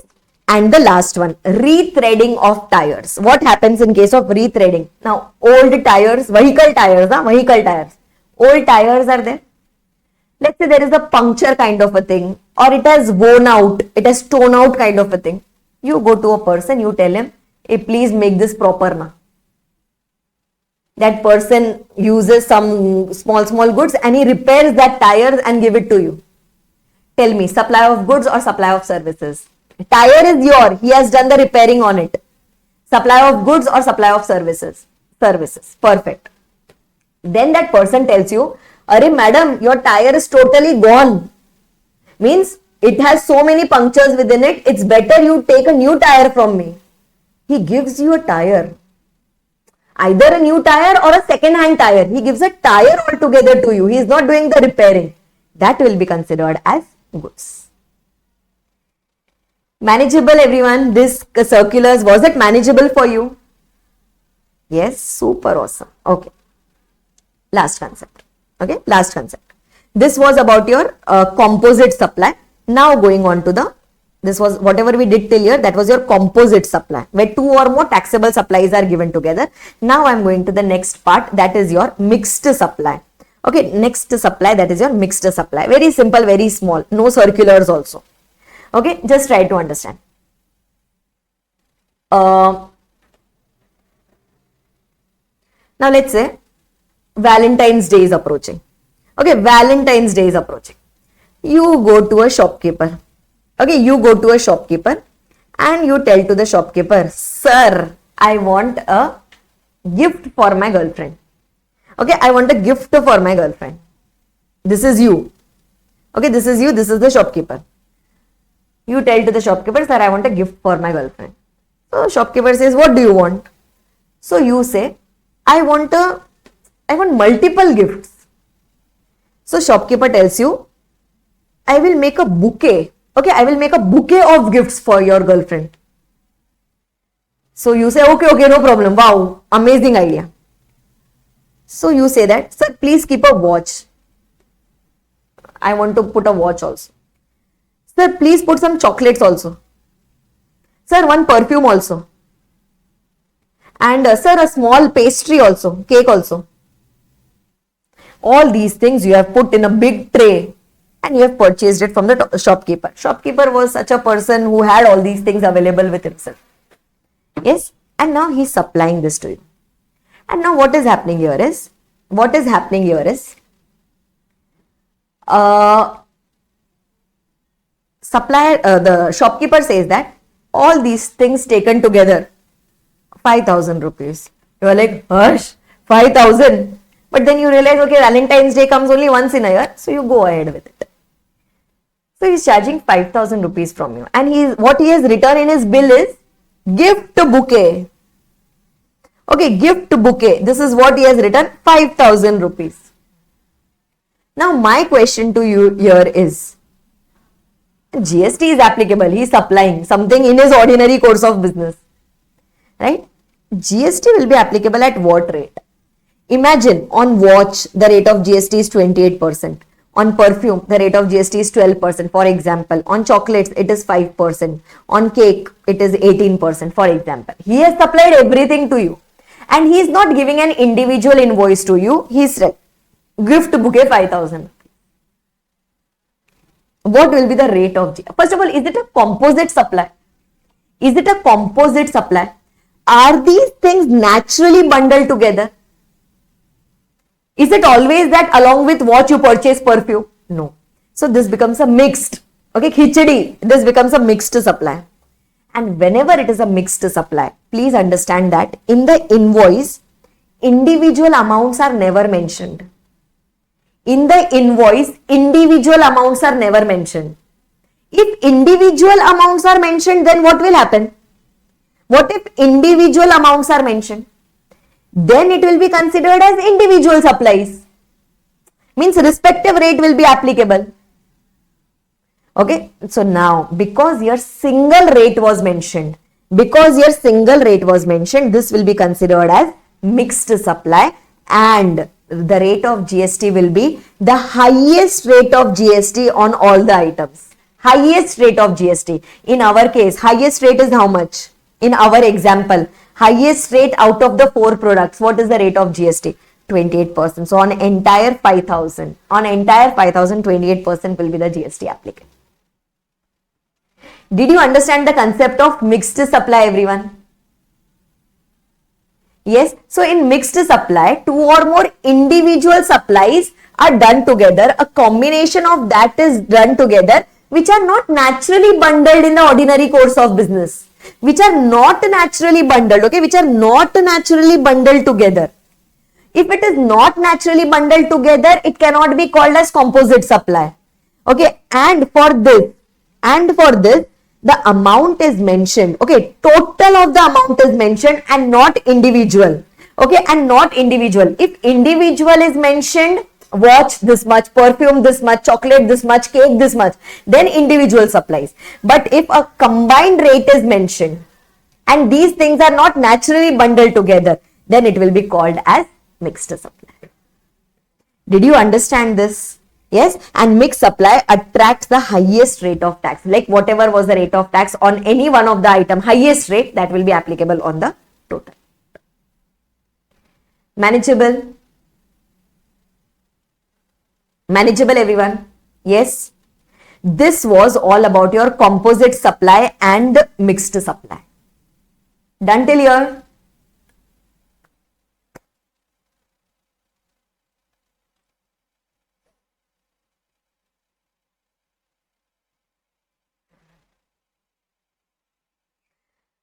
Yes. Okay. Now listen, everyone. 2 to 3 small points. Securities, you told me. Is GST applicable on securities? Is GST applicable on securities? No. It is neither goods nor services. Okay. You must have heard about derivatives. Derivatives. For the purpose of your securities law, derivatives is a part of securities. Okay. Derivatives comes under the definition of securities. So if I say trading in derivatives or transaction in derivatives, GST applicable or GST not applicable? Transaction. Transaction in securities. GST is not applicable. Okay. Acha. I don't know if you have heard about this or not. There is certain type of transaction in derivatives where there are contracts with delivery option. There are certain contracts which have delivery option. That is, whenever that derivative contract is settled, either you pay the amount or you have to take the delivery of those goods. Either, let's say if you are dealing in some commodities, okay, if you are dealing in some commodities, and let's say if you have entered into any future contracts, whenever the contract is settled, either you pay the amount or you have to take the delivery of that commodity. So if such a transaction happens where you are taking the delivery, actual delivery of the underlying commodity, then they are telling that such contracts are deemed as supply of goods. It will be deemed as if someone has supplied you the goods. And can you tell me the conclusion of that? If it is deemed as supply of goods, then what will happen? If it is deemed as supply of goods, then what will happen? Then GST will be applicable. That is, it will be considered as a supply. But only in which cases? Only in those cases where you are taking the delivery, of those goods, of those commodities, only then the transaction will be considered as supply. Did you understand this, everyone? Tell me yes or no. You must have heard about all these things in your FM. Yes? Okay. This is the second point. Okay, in your circulars, this is the second point. I've left the first one for the time being. This is the second one. Okay, next one, everyone. This is applicable only for commodities. This is applicable only for commodities, only for underlying commodities, only for MCX type of transactions. Only there it is applicable, not for shares. Not for shares, it is applicable only for commodities. Yes? Chalo, next one. Do you recollect that artwork example which I had given? Artwork example, exhibition, etc. Sending of drawings, paintings for an exhibition. Was it a supply or it is not a supply? Sending of goods or sending of paintings, etc. for exhibition. It was not a supply. Why? Because we were just sending it. When it gets sold, at that time we'll pay the GST on that. Yes? Okay. Now let's say there are some paintings which are sent outside India. Sending outside India, not selling. Sending outside India for exhibition. There is an exhibition outside India. So I am sending the paintings outside India. My question to you, will this be considered as zero rated supply? Or to simplify it, will it be considered as export? Will it be considered as export? I am sending the paintings for exhibition outside India, not yet sold. Will this be considered as zero rated? Zero rated supply, one of the part of zero rated supply is export. Because you are sending it outside India, should we consider this as export? Answer is correct. Answer is no, this is not zero rated supply. For zero rated supply, first of all, can we say it should be a supply? For considering it as a supply, for considering it as a zero rated supply, first it should be a supply. And is it meeting the parameter of supply? Is it meeting the parameter of supply? No, it is not meeting the parameter of supply, ma'am, because today there is no consideration. So only when later we receive the consideration, then you can call it as a zero rated supply.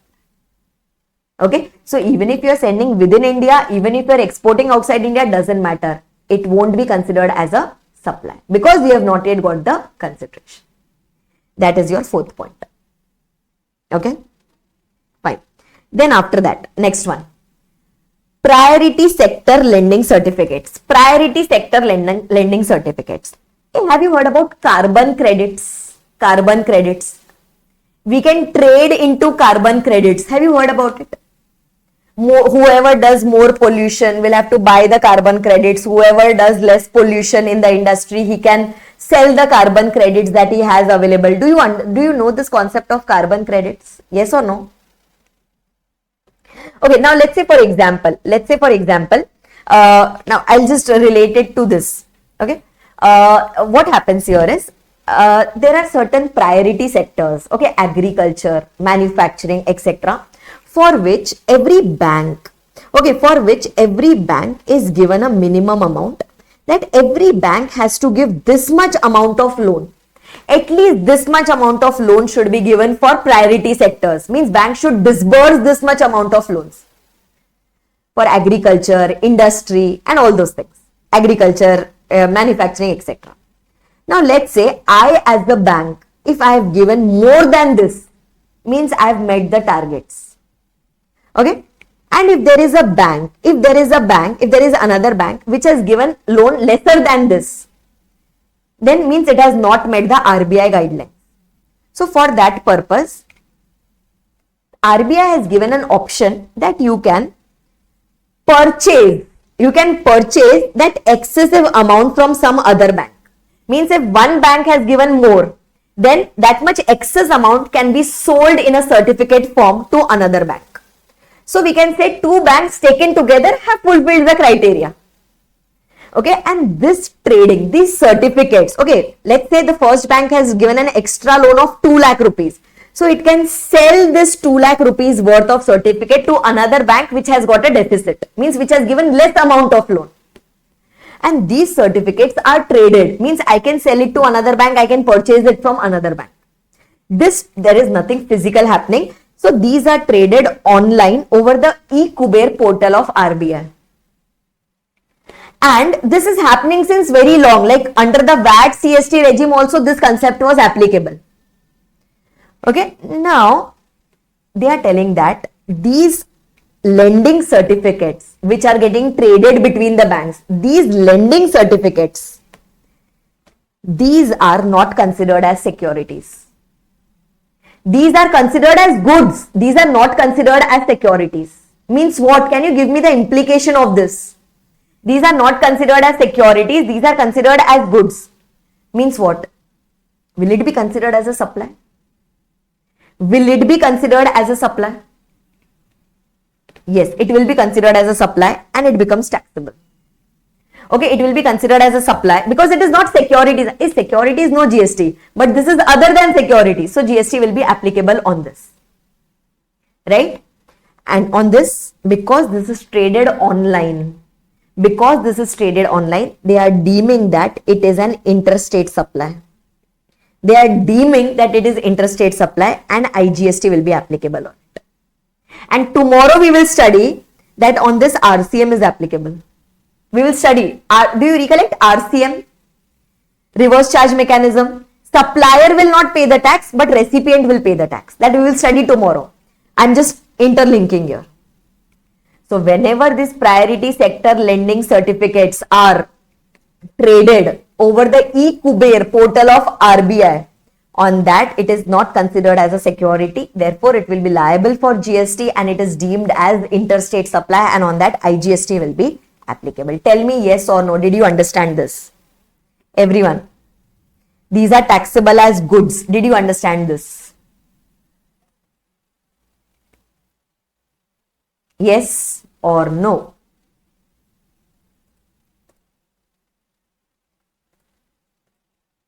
Yes? Okay. Last point for the day. Okay, last clarification for the day. Everyone here. Taxability of cost petroleum. Okay, taxability of cost petroleum. Just try to understand. Acha, alcoholic liquor license.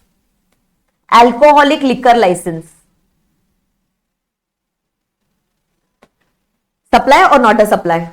Alcoholic liquor license. Supply or not a supply? Not a supply, non-supplies. We had already studied. What about other license? I told you at that time, mining license, etc. Mining license, natural resource extraction license, taxable, normally taxable. Okay, now listen, just try to understand. Good circular. Let's say, for example, there is a company called as Indian Oil, for example. Okay, there is a company called as Indian Oil. Indian Oil approaches the government and tells the government that, sir, I want to do some extraction. I want to do some mining of petroleum crude. Okay, I want to do some mining of petroleum crude in this particular area. Please give me the permission. Government says, okay, fine. But for that, two things are applicable. First of all, you will have to give me some royalty also. I'm giving you the permission now. I'm giving you the permission to do the mining. So kind of a license fee, you have to give me the royalty also. And second, whatever is your outcome, means whatever is your extraction, from that you will have to give me some share. Means 10% of your output, 10% of the petroleum crude, you will have to give it to the government. And government will sell it, or government will further sell it to some other company for further processing it. Indian Oil says, okay, anyway, I don't have any other option. I will have to go with your offer. Now, in this case, please try to understand. Can we say government is providing this service to Indian Oil? First of all, government is providing the permission, it has given the permission to the Indian Oil, for which Indian Oil is going to pay some royalty. Okay, on this royalty, first of all, on this royalty, GST applicable or GST not applicable?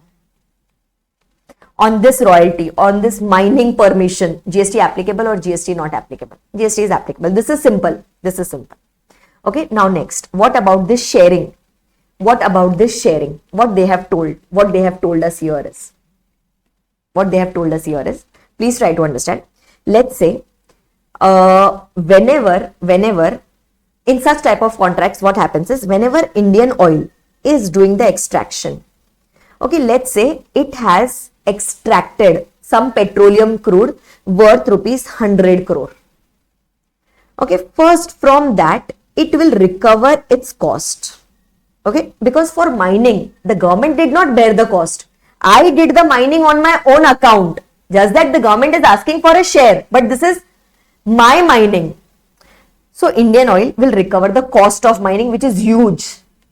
Let's say the cost for mining was 20 crore rupees. Big machinery, big, like so many employees will be required and all those things. So now it is left with a surplus of 20 crore rupees. Okay, now this 20 crore is called as cost petroleum. Okay, this 20 crore is called as cost petroleum in their language. So it will recover, means by selling this 100 crore of petroleum crude, it will recover this 20 crore of cost petroleum. Yes, so that its cost is recovered. Now, this 80 crore is called as profit petroleum. Out of this 80 crore, some portion will go to government and some will be retained by the Indian Oil. Logical? This was the contract. Now, the portion which goes to the government, let's say 20 crore goes to the government, or let's say 30 crore goes to the government and 50 crore is with Indian Oil. Achha, this is the output of the mining which I have done on my own account. I will sell it, realize the money. At that time, whatever will be the tax position, that we will see it later. Now, the question that arises is, this 30 crore which I am giving it to the government. Okay, this 30 crore which I am giving it to the government, the consideration, okay, either you will give the petroleum, or generally what happens is government will say that give me money. Okay, this 30 crore rupees which you give it to the government. Why are you giving this? Because there was a contract of you with the government that if you do mining here, then you will have to give me a share out of the profit petroleum. So you are paying this 30 crore to the government. Now they are asking, what about the tax impact on this 30 crore? If this is my extraction, this is just like my manufacturing. On this 50 crore, there will be no tax now. When I further sell it, whatever is the tax law, as per that, it will be applicable. What about the consideration which I am paying to the government? So government entered into a contract with me, with Indian Oil, for which I am paying a consideration of rupees 30 crore. So here it was clarified. Okay, here it was clarified that you are sharing your profit. You are sharing your profit with the government. Can you tell me GST applicable or GST not applicable? Can you tell me GST applicable or GST not applicable? Very, very logical, very nice answer. There will be no GST applicable because we are just sharing the profit. Yes, it is money. Yes, we are sharing money with the government. There will be no GST. Achha, what about this royalty? What about this royalty which we paid to the government for the license? For the license? On that GST is applicable. That was normal. That was a service. On that the GST is applicable. That's what is written here. Can you see first one? Achha, what about the cost petroleum which I recovered? What about the cost petroleum which I recovered? This 20 crore. Any GST or no GST? Cost petroleum which I kept in my pocket aside for meeting my expenses. On cost petroleum also there will be no GST. It's not that I'm selling to someone else. Yes, and in this profit petroleum also, the amount which I'm giving it to the government, on that also there will be no GST applicable. See this, everyone. Firstly, the contractor is entitled to recover the contract cost from the total sales proceeds. The value of petroleum which the contractor is entitled to take in a year for recovery of contract cost is called the cost petroleum, and cost petroleum is not a consideration. No one has paid me this cost petroleum. This is the amount which I have recovered. Okay, for doing the mining, etc., I have recovered it from my sales proceeds. So this is not considered as a consideration which I have paid to the government or government has paid to me. So there will be no GST applicable on this. Secondly, the share which we have given it to the government. Okay, the share of profit petroleum that we have given to the government, again that is exempted from GST. And last, if there is any separate royalty charged by the government like license fee, etc., then that will be separately taxable. Are you able to understand this, everyone? Are you able to understand this? Yes, manageable till here. So these were your circulars and clarifications, notifications, etc.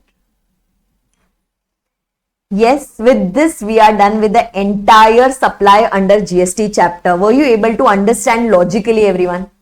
Could you understand? Were you with me throughout the lecture? Yes, was it manageable? Okay, super. So now we are left with the questions that we can take it up in the next lecture.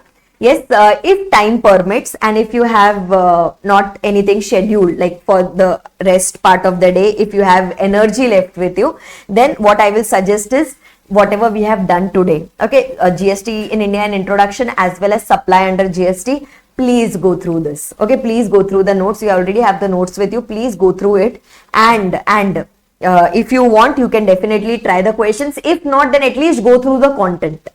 Okay, that much is the minimum thing which I am expecting from you. Yes, done and done. These class notes I will share with you in the link. Don't worry about that. That is okay. So I'll see you all. Acha, homework sums. Okay, I'll give you the homework sums of supply under GST also. For GST in introduction, I had already given you. Or let's do one thing, na. Supply under GST. First, we'll solve some questions together tomorrow in the class, and then I will give you the homework sums tomorrow, so that it becomes very simple for you. You'll come to know how to apply the provisions. So for homework for GST in India, only that one question, just go through it once. Okay, so, supply under GST homework questions, I'll give it to you tomorrow. First, we will do a few questions in the class, and then I'll give you the homework. That makes more sense. Yes. Okay, so then I'll see you all tomorrow again, morning 9 o'clock. Yes, and we'll continue ahead. We'll complete these sums and we'll go to the charge under GST chapter. Bye-bye. Thank you so much. See you all tomorrow.